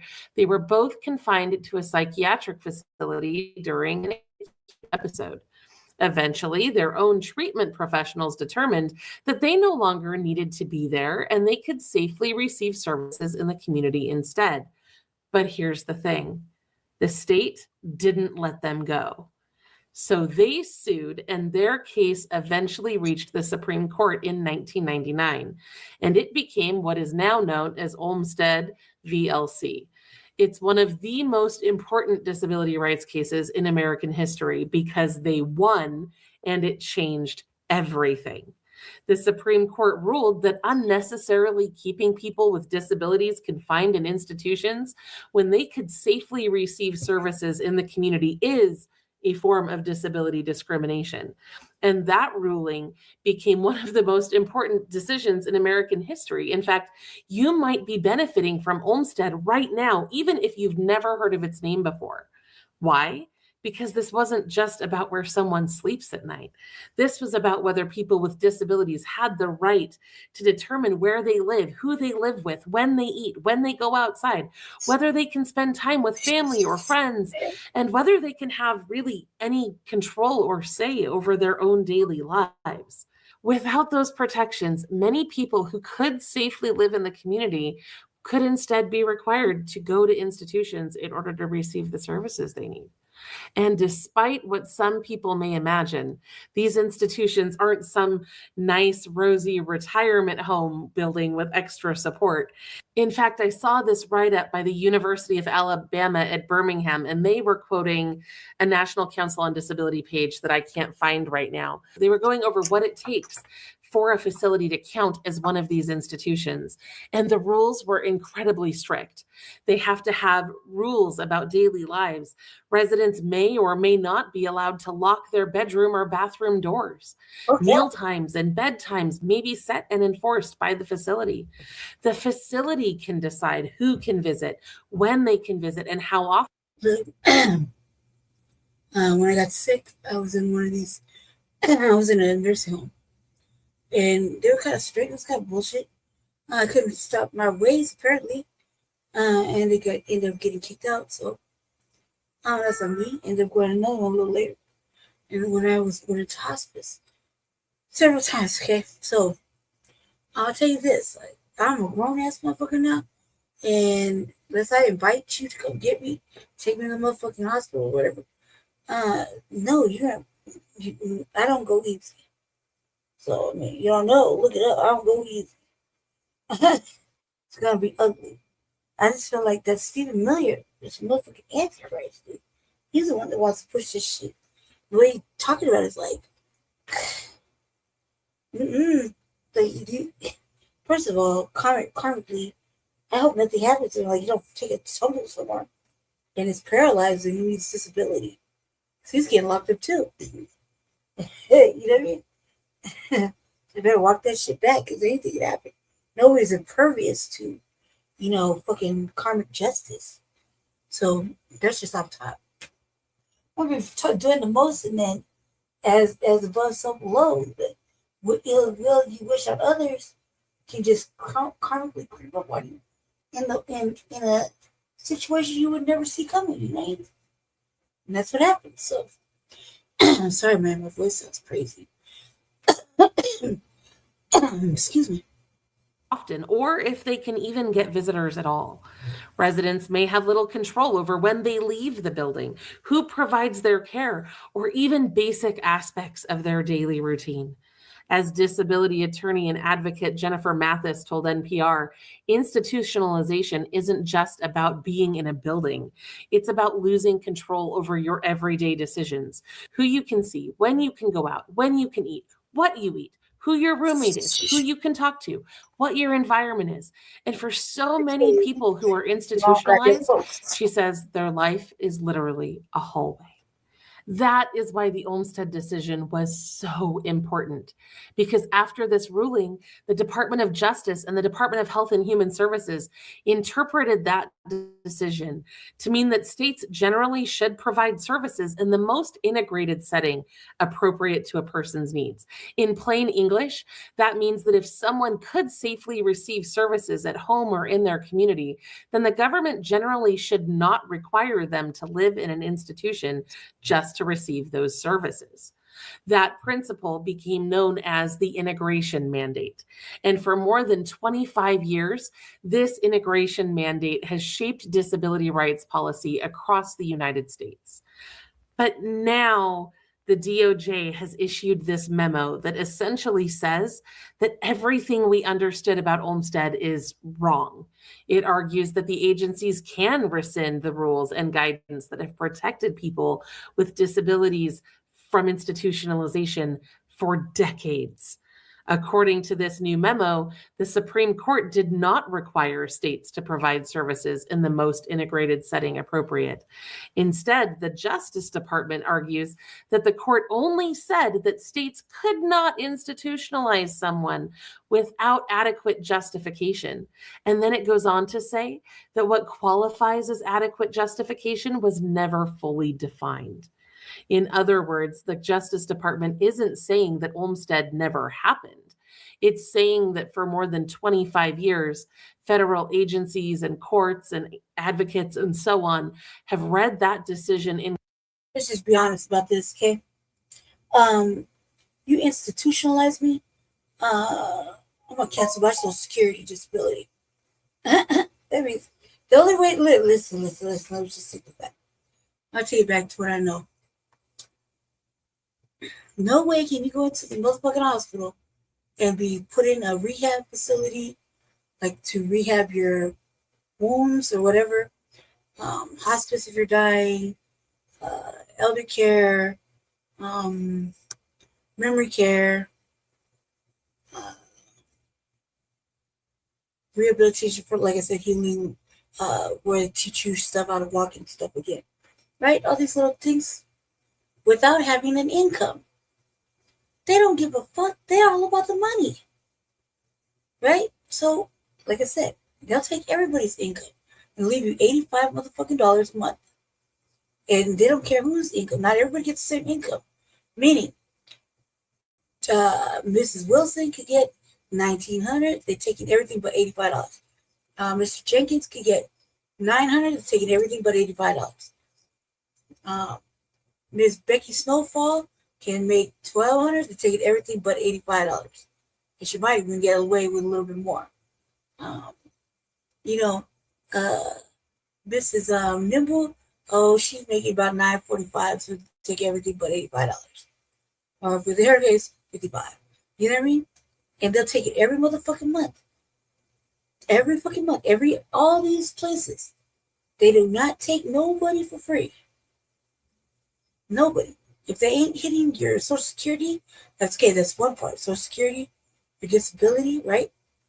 Then they're hitting the state under your Medicaid or your Medicare. So the state is paying for you. So either way, they're being paid.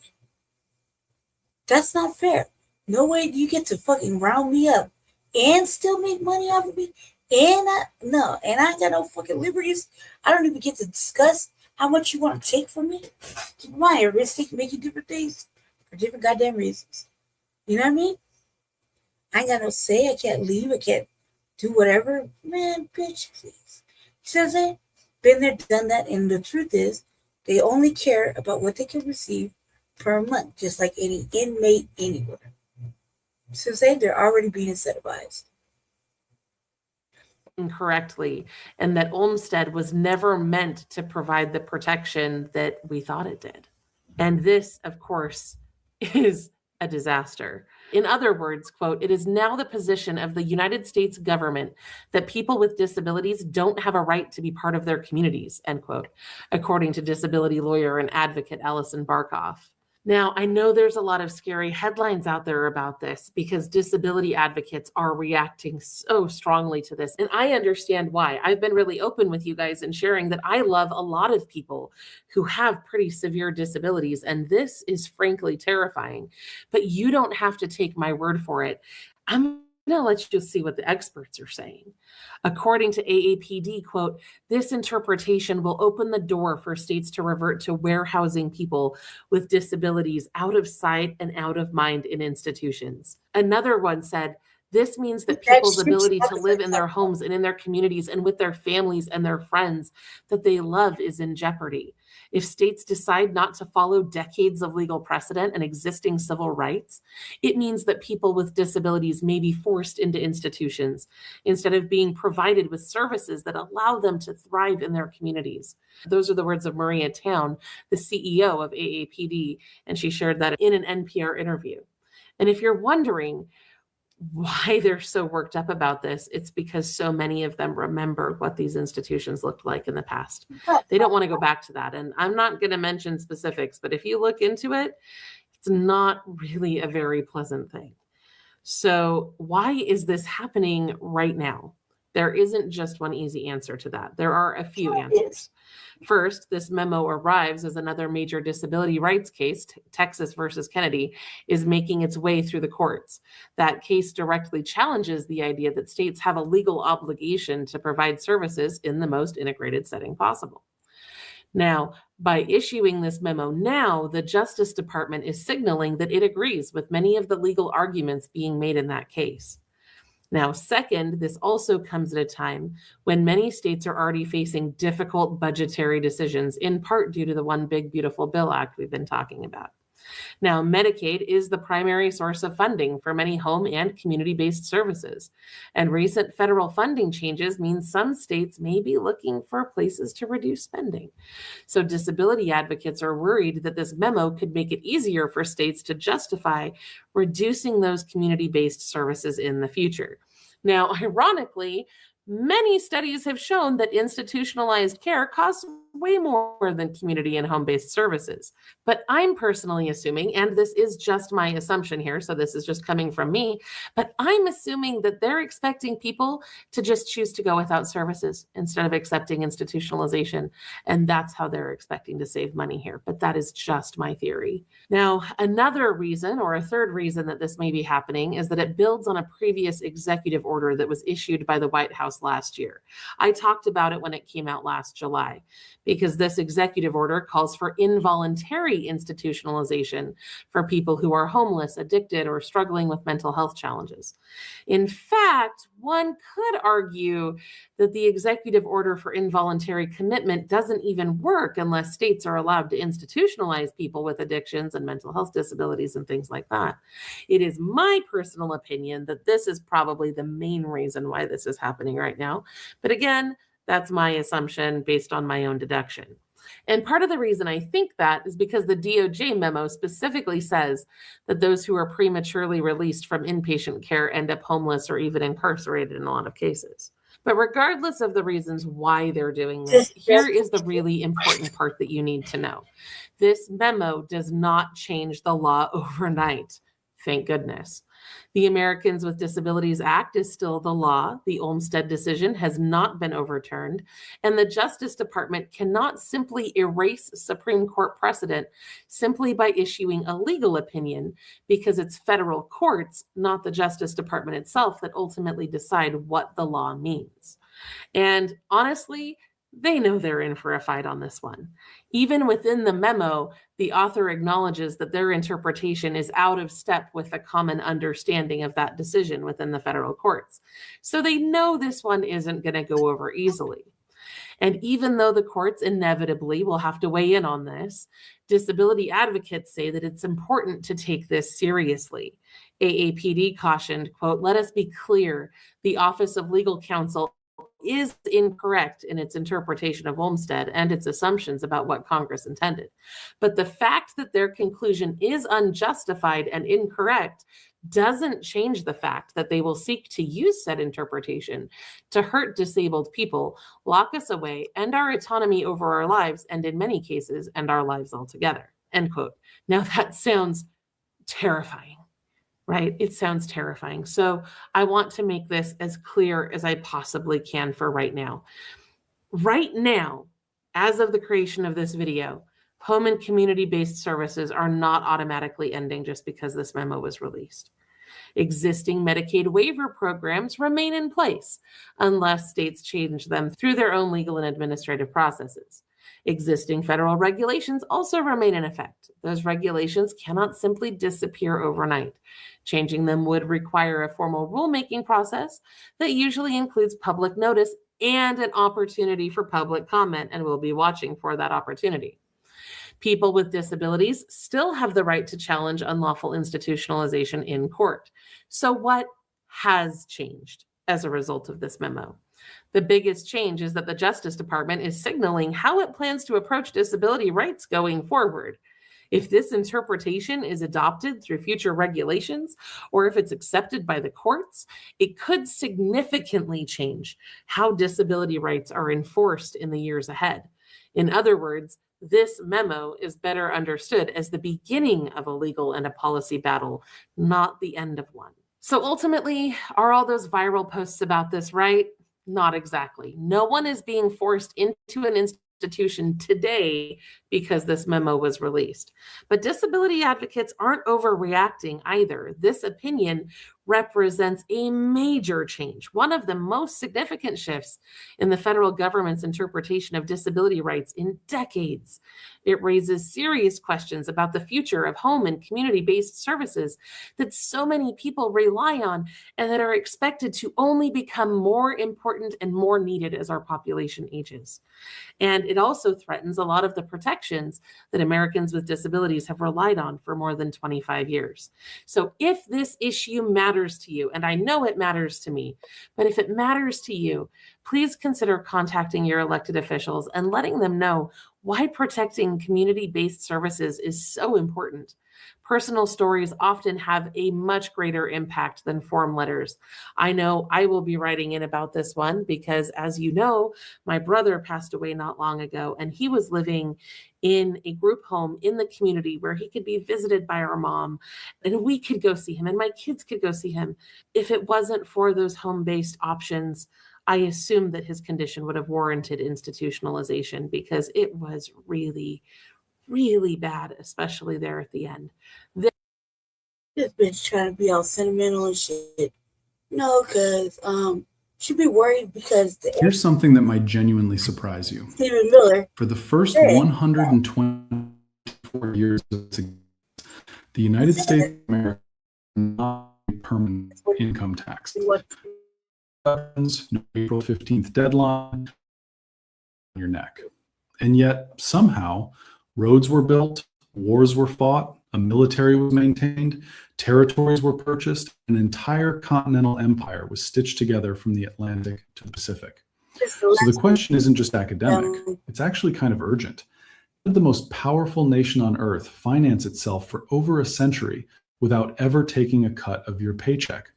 And perhaps more importantly, what changed in 1913 that fundamentally rewired the relationship between the American citizen and the federal government forever? The answers to those questions take us deep into a story about whiskey rebellions and tariff wars, about land grabs and backroom deals, about the raw tension between a government that desperately needed money and a population that was deeply, almost pathologically, allergic to being taxed. Because here's the thing most people don't realize.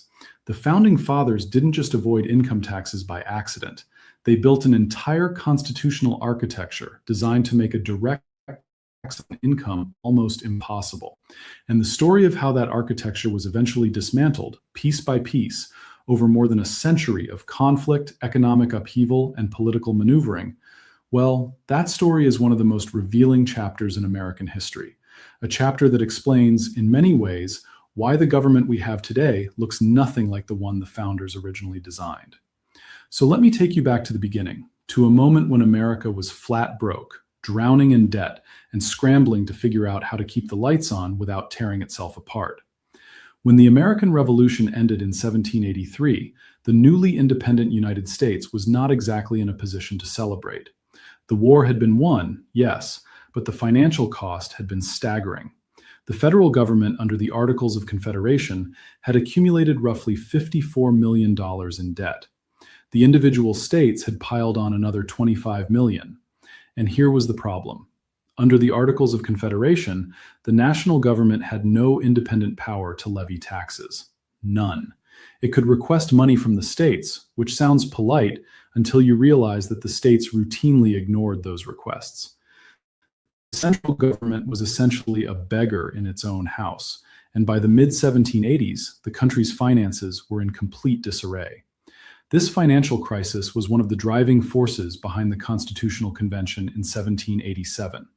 The men who gathered in Philadelphia understood that a government without the power to fund itself was no government at all.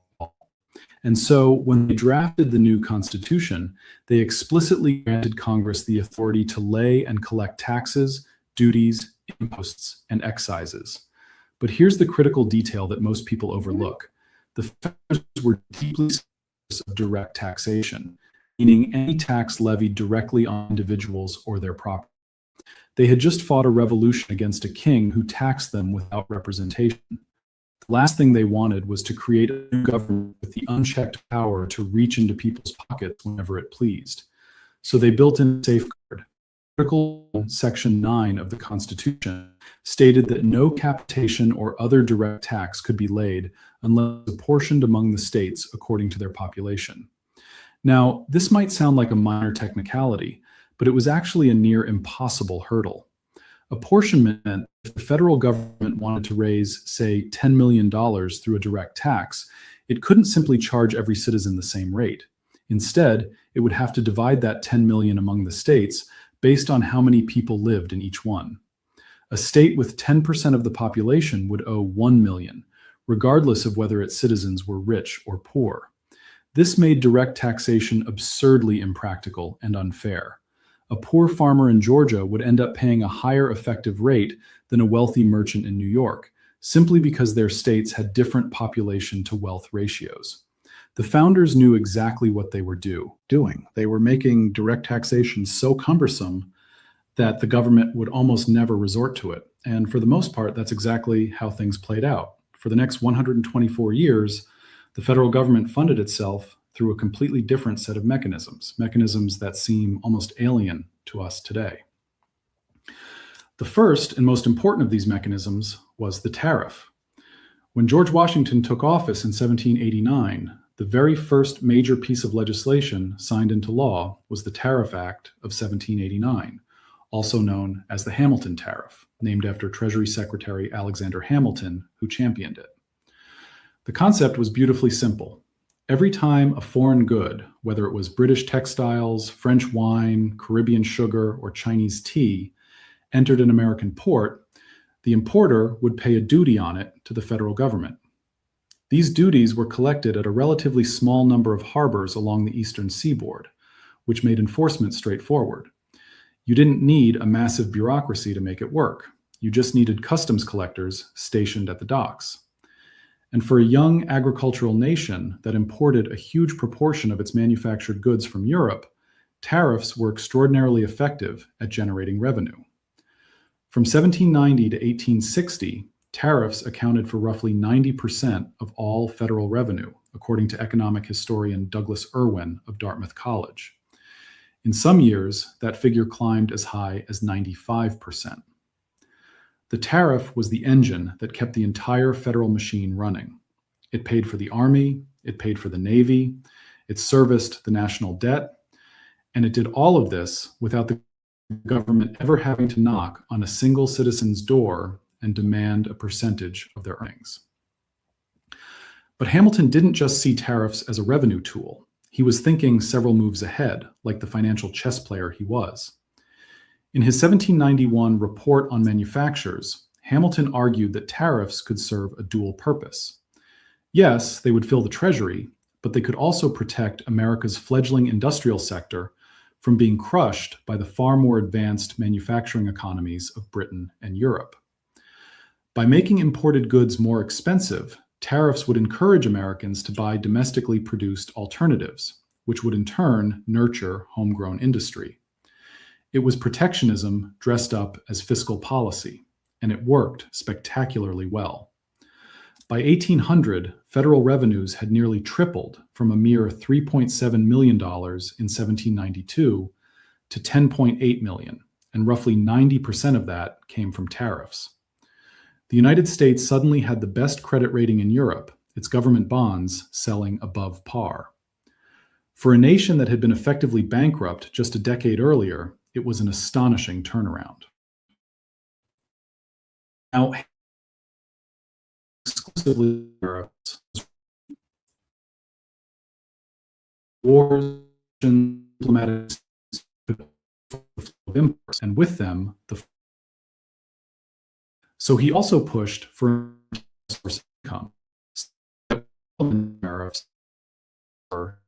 times. That began because the supplemental revenue was an excise tax, specifically a tax on domestically distilled spirits, whiskey. In January of 1791, Hamilton proposed what seemed, on the surface, like a perfectly reasonable measure. A small tax on whiskey produced within the United States, the proceeds of which would be used to pay down the national debt, including the state debts that the federal government had recently assumed.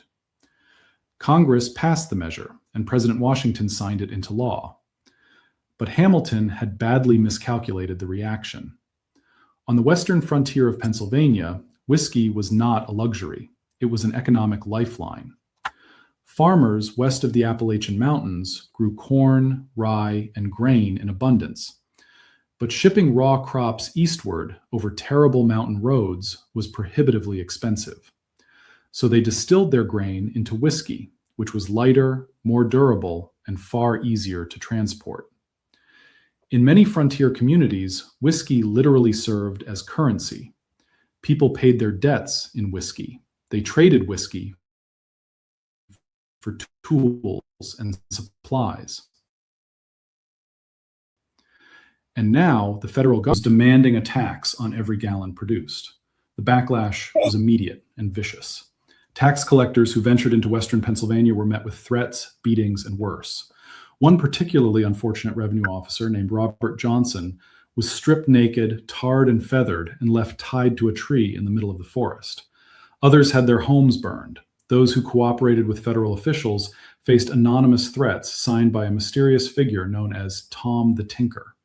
The message was clear: pay the whiskey tax and your barn might burn down. By the summer of 1794, the situation had escalated into a full-blown armed insurrection. Nearly 400 armed men surrounded the home of John Neville, the regional tax inspector, and shots were exchanged. One militiaman was killed. Within weeks, 7,000 frontier rebels had gathered near Pittsburgh, threatening to seize the federal armory and, some whispered, to declare independence from the United States entirely. Rumors reached Philadelphia that rebel leaders were negotiating with the British and the Spanish for recognition as a sovereign entity. President Washington saw this as an existential threat to the young republic. If a minority could dictate to the majority by force, he declared, then Republican government was finished. He nationalized nearly 13,000 militia from 4 surrounding states and personally rode west at the head of the column, making 50 men. 2 were convicted of treason, and both were part of Washington. The Whiskey Rebellion was over. But its political aftershocks would reverberate for years. Thomas Jefferson, who had warned Washington that excise taxes would provoke exactly this kind of backlash, rode the wave of anti-tax sentiment all the way to the presidency. And one of his first acts upon taking office in 1801 was to repeal every single internal tax, including the whiskey excise. Under Jefferson, the federal government would rely solely on tariff revenue, a position it would maintain until the financial pressures of the War of 1812 forced Congress to briefly reimpose excise taxes. Those too were repealed after the war ended. And so a pattern emerged that would define American fiscal policy for the next half century. In peacetime, tariffs paid for everything. In wartime, the government would reluctantly impose temporary excise taxes and take on debt, only to repeal those taxes the moment the crisis passed. The underlying philosophy was clear. Americans would tolerate being taxed at the border, where the levy was hidden inside the price of imported goods, but they would not tolerate being taxed at home, where the hand of the government reached directly into their daily lives. This arrangement worked remarkably well, in large part because the federal government of the early 1800s was almost unrecognizably small by modern standards. It had no Social Security, no Medicare, no Medicaid, no welfare programs, no agricultural subsidies, no Department of Education, no Department of Energy, no Environmental Protection Agency. The entire federal civilian workforce in 1800 numbered just a few thousand people. Military spending that year was roughly $2.5 million, less than 0.5% of GDP. The federal budget for 1860, on the eve of the Civil War, was approximately $78 million, and the accumulated national debt stood at $65 million. These are numbers that a modern government would burn through in a matter of hours. But tariffs alone weren't the whole story. The federal government had another ace up its sleeve, one that was unique to the American situation and that no European power could replicate. It had land, an unimaginable amount of it. When the original 13 colonies won their independence, vast stretches of territory west of the Appalachians suddenly fell under federal control.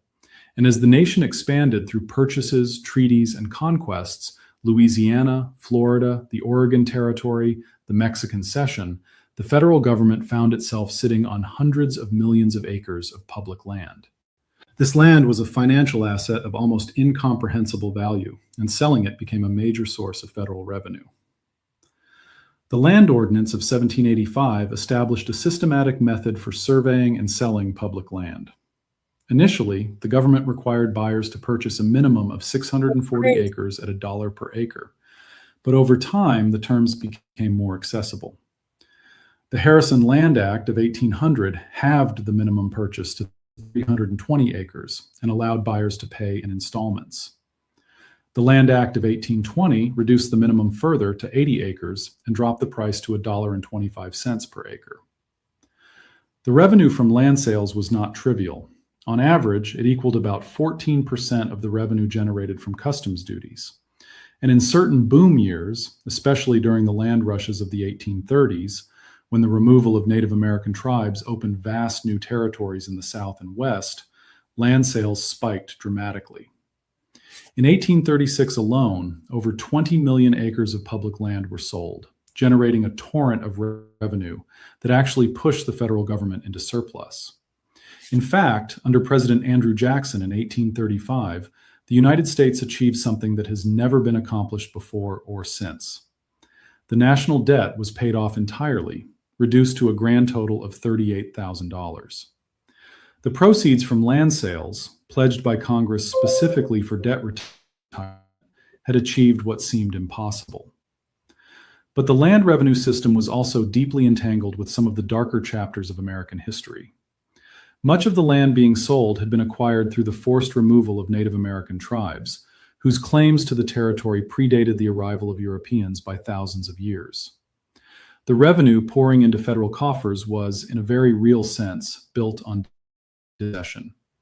And the debates over how to use the public domain, whether to sell it for revenue, give it away to settlers through homesteading laws, or grant it to railroad companies to spur development, became some of the most contentious political fights of the 19th century, fights that intersected directly with the question of slavery and ultimately helped push the nation towards civil war. By the time the first shots were fired at Fort Sumter in April of 1861, the comfortable fiscal world of tariffs and land sales was about to be blown apart. The Civil War would cost the Union approximately $5.2 billion, an astronomical figure that dwarfed anything the federal government had ever spent. Before the war, the government had been spending roughly $172,000 per day. By the time of the Battle of Bull Run, just 3 months later, the War Department alone was burning through $1 million a day. By the war's end, the Treasury was spending $80 million a month. Tariff revenues, which depended on international trade, plummeted as the war disrupted shipping and the Confederate blockade strangled southern ports. The government needed money, and it needed it fast. So for the first time in American history, Congress did the unthinkable. It imposed a tax directly on the income of its citizens. The Revenue Act of 1861, signed by President Abraham Lincoln on August 5th of that year, levied a flat 3% tax on all annual incomes above $800. At the time, only about 3% of the population earned that much, so the tax was narrowly targeted. But the 1861 Act was hastily written and lacked any real enforcement mechanism, which meant it generated almost no revenue. The following year, Congress passed the much more comprehensive Revenue Act of 1862, which President Lincoln signed on July 1st. This was the real game changer.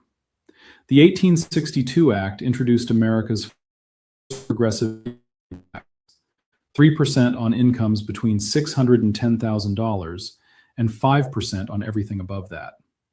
Later, the Revenue Act of 1864 ratcheted the top rate up to 10%. But the income tax was just one piece of a much larger fiscal revolution. The 1862 Act also imposed excise taxes on virtually everything that moved: liquor, tobacco, playing cards, gunpowder, feathers, telegrams, iron, leather, pianos, yachts, carriages, billiard tables, jewelry, patent medicines, newspaper advertisements, manufactured goods, processed meats, professional licenses, corporate profits, even inheritance taxes. David Wells, who chaired the Revenue Commission in 1865, later described the philosophy behind the law with a darkly comic metaphor. He said Congress was guided by a principle similar to the advice given to a certain Irishman visiting a fair, which was, whenever you see a head, hit it. Congress, Wells observed, followed a similar instinct. Whenever you find an article, a product, a trade, a profession, or a source of income, tax it. Crucially, the 1862 Act also created the Office of the Commissioner of Internal Revenue, a brand new agency within the Treasury Department whose sole purpose was to collect these taxes. The commissioner started with a staff of just 3 clerks. Within months, he had nearly 4,000 employees, including assessors and collectors spread across the country, many of them earning commissions on the taxes they brought in. This was the birth of the agency that would eventually become the Internal Revenue Service. The income tax raised relatively modest sums at first, just $2.7 million in its first full fiscal year. But revenue climbed rapidly, reaching over $20 million the following year and continuing to grow as the war dragged on. Still, taxes of all kinds, including the income tax, the excise taxes, and higher tariffs, financed only about 1/5 of the Union's total war costs. The rest came from borrowing, including the sale of $500 million in government war bonds, and from a revolutionary new financial instrument, the greenback. These were paper treasury notes that circulated as currency, essentially allowing the government to print money to pay its soldiers and suppliers. But here's the detail that matters most for our story. The Civil War income tax was always understood to be temporary. It was a wartime emergency measure, justified by the extraordinary circumstances of national survival. And true to that understanding, Congress repealed the income tax in 1872, 7 years after the war ended, at a time when the federal budget was running a healthy surplus thanks to high tariffs and robust excise tax collections on liquor and tobacco. For the next 2 decades, the federal government returned to its pre-war fiscal playbook. Tariffs remained the dominant source of revenue, though they now shared the stage with excise taxes on alcohol and tobacco. In fact, during the decades following the Civil War, roughly 90% of all federal revenue came from these 2 sources, customs duties and sin taxes. The income tax was gone, and most Americans assumed it was gone for good. But the political landscape was shifting beneath the surface. The late 19th century was the age of the robber barons, of Rockefeller and Carnegie and Morgan, of staggering industrial growth coupled with equally staggering inequality. The tariff, which had once seemed like an elegant and painless way to fund the government, was increasingly under attack from 2 directions. Farmers and workers in the South and West argued that tariffs were deeply regressive. They fell hardest on ordinary people who spent a much higher proportion of their income on imported goods than the wealthy did. A poor farmer buying a British-made plow paid the same tariff markup as a New York banker, but for the farmer, that markup represented a far larger share of his earnings. At the same time, the tariff had become a tool of cronyism. Northern manufacturing interests lobbied relentlessly for higher tariffs to protect their industries from foreign competition, effectively using the government's revenue system to enrich themselves at the expense of consumers. Tariff rates climbed to their highest levels in history with the McKinley Tariff of 1890, which pushed the average duty on imported goods from about 38% to nearly 50%. Working-class Americans were paying more for basic necessities so that industrialists could pad their margins. The system that was supposed to fund the government had become a wealth transfer mechanism, moving money from the pockets of the many into the vaults of the few. And so, in the crucible of Gilded Age inequality, a new idea began to take hold. What if, instead of taxing goods that everyone consumed, the government taxed income, specifically the income of the wealthy? This wasn't a radical concept. The Civil War had proven that an income tax was administratively feasible and could generate significant revenue. But turning it into a permanent policy required overcoming the constitutional hurdle that the founders had erected, the requirement that direct taxes be apportioned among the states by population.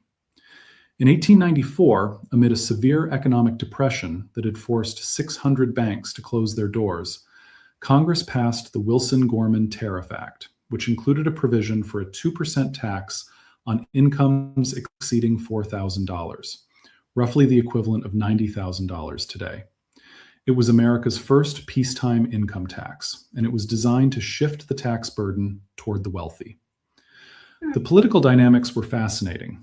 Many members of Congress voted for the bill, fully expecting that the Supreme Court would strike it down as unconstitutional, which would allow them to tell their constituents they tried without actually having to live with the consequences. And that is precisely what happened. In 1895, in the landmark case of Pollock versus Farmers Loan and Trust Company, the Supreme Court ruled 5-4 that the income tax was unconstitutional. The majority held that a tax on income derived from property, including rent, interest, and dividends, was essentially a direct tax that had to be apportioned among the states according to population. Since the Wilson-Gorman Act made no provision for apportionment, the entire income tax provision was struck down. The decision was incendiary. Justice Henry Brown, one of the 4 dissenters, wrote that the ruling involved nothing less than the surrender of the taxing power to the moneyed class. Farmers, workers, and populist politicians were outraged. They saw the decision as exactly what it appeared to be, a shield erected by the wealthy to protect themselves from contributing their fair share to the cost of government. The Democratic Party immediately made the income tax a central plank of its platform, charging the court with judicial usurpation.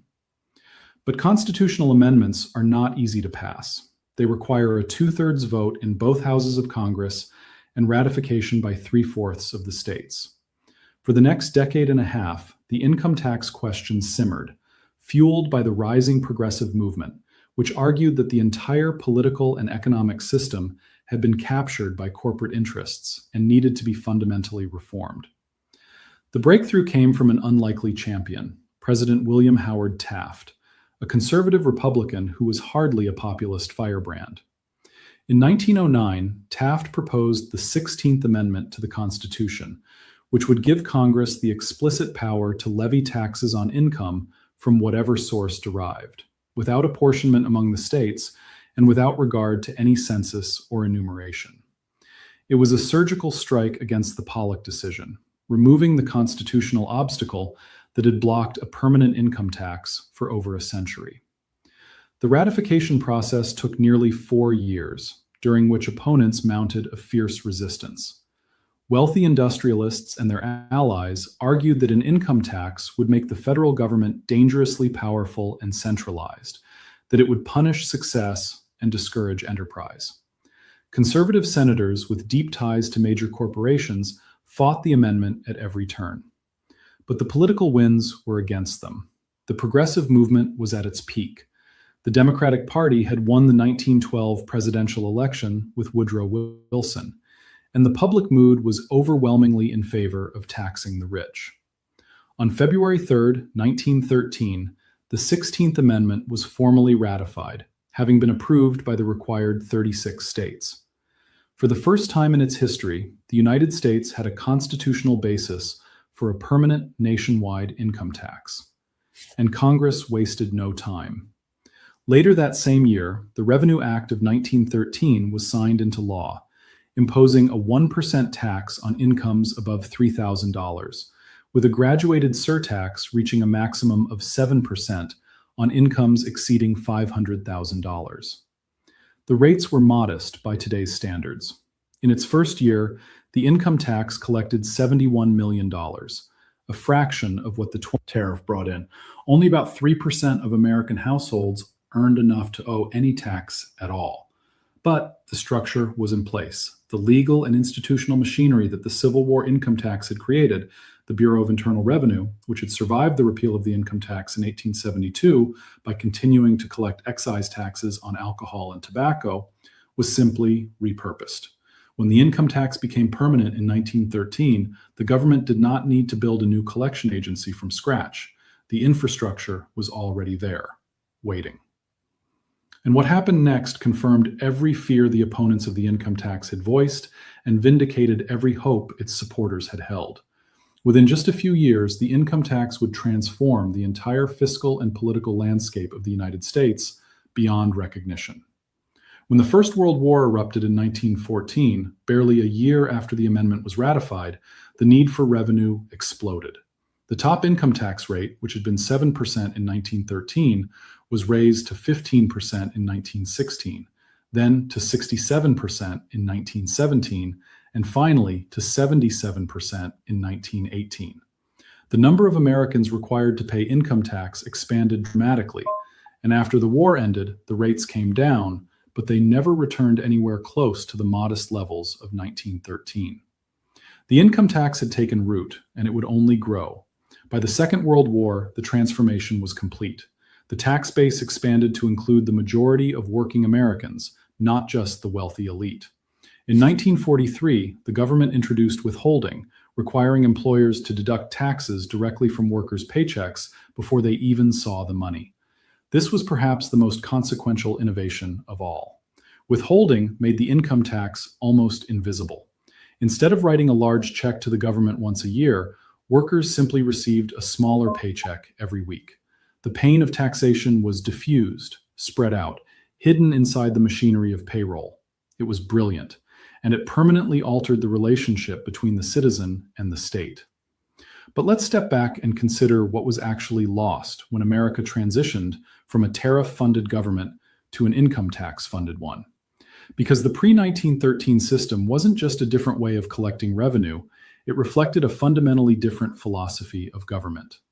In the tariff era, the federal government was small by necessity. Tariffs could only generate so much revenue, especially because of a paradox that economists call the Laffer curve. If you raise tariff rates too high, you discourage imports, which shrinks the tax base and actually reduces revenue.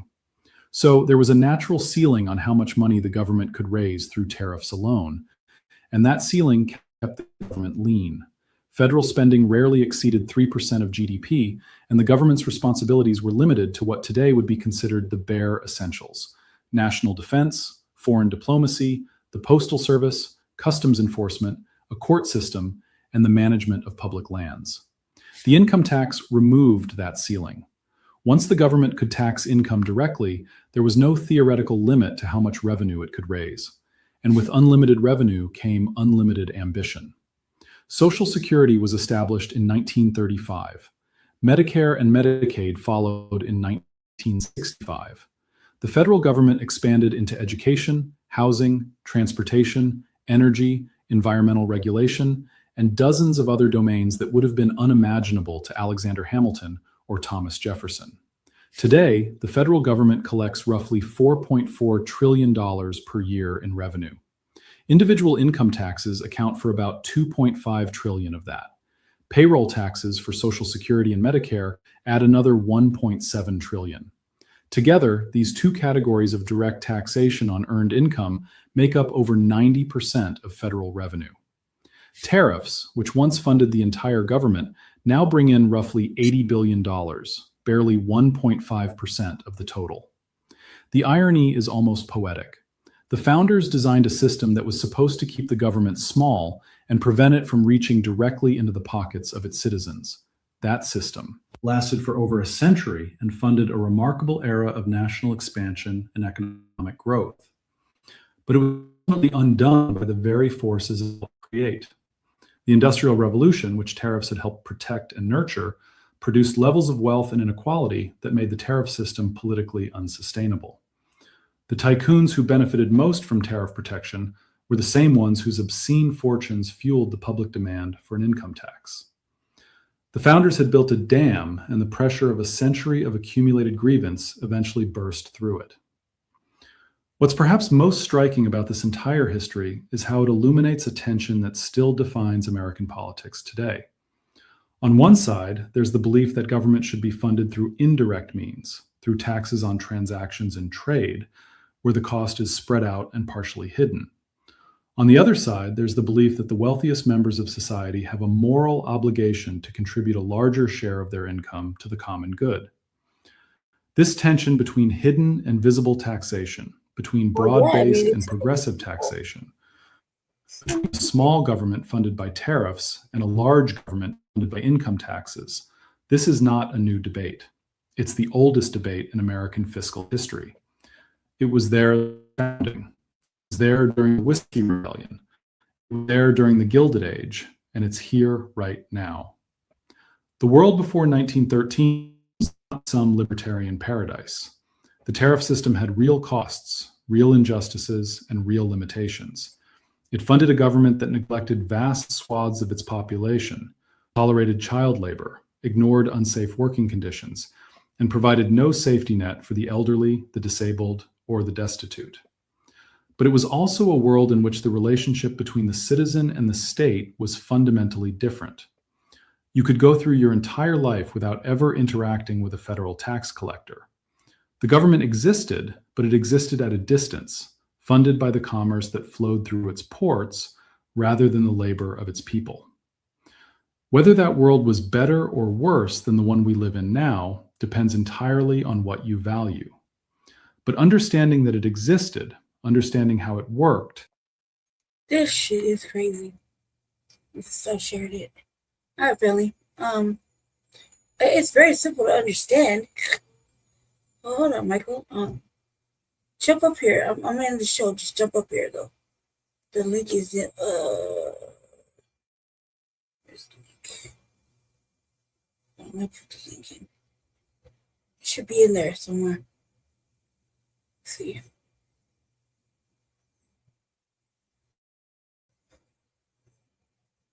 Jump up here real quick. I'm gonna end the show, but I can still talk in the background. Jump in here real fast. Put this link right here.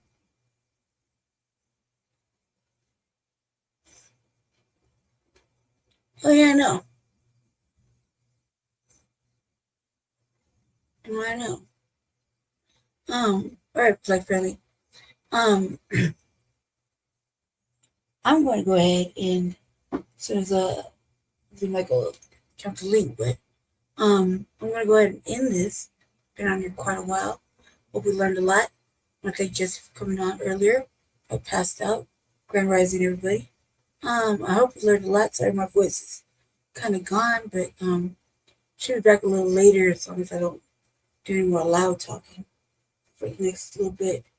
I've been taking care of my bills and stuff while we were sitting here. So I got a few more hours on my medicine before I could actually leave the goddamn house. So let's see what happens. It's a beautiful day. It looks nice outside. It's only 67 degrees so far. So that's good. Already at 9 o'clock. I'll probably come back with another RVA because today's Thursday. Tomorrow we have Grand Rising and all that good shit. So on Saturday, the usual. I'll probably be with Jesse at the Black House. Let's see. See little eyeballs, Grand Rising. We can hop up here? Good. Because I'm.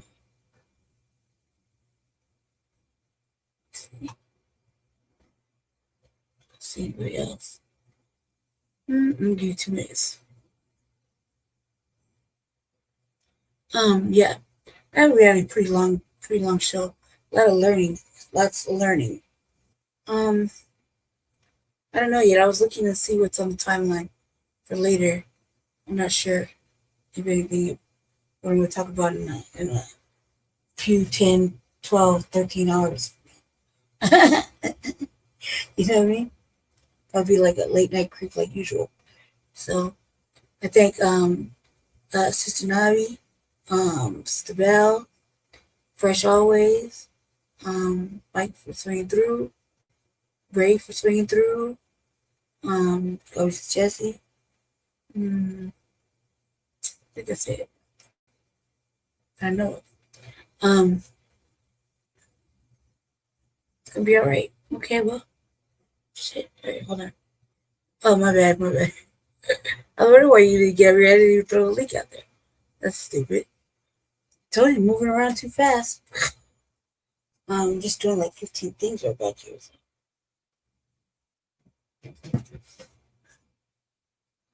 Yeah. Oh yeah, we talked about that. Definitely, there's lots of things I want to know about. So definitely a wave. But I'm not gonna focus too much on that because already the goddamn mother's gonna be talking about that. So I need to do some research before I can talk about it.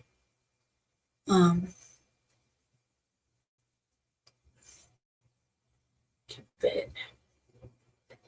All right, Michael. Hold on a second. Let me end the show. Just stay right there. All right, everybody. Stay black. Stay dangerous. Have a great morning. Grand Rising. Keep your head on a swivel. Stay away from them folks. stay with motherfucker, period. They don't have your good intentions in mind. And I'll see you sometime later on this evening or later on for the next RVA. Join us tomorrow for Grand Rising with Shabaka and the Chays. And we'll see what else happens. But you'll see me before all that. So stay black, stay dangerous. And yeah. Okay. Peace. Hold on. Hold on, guys. Okay.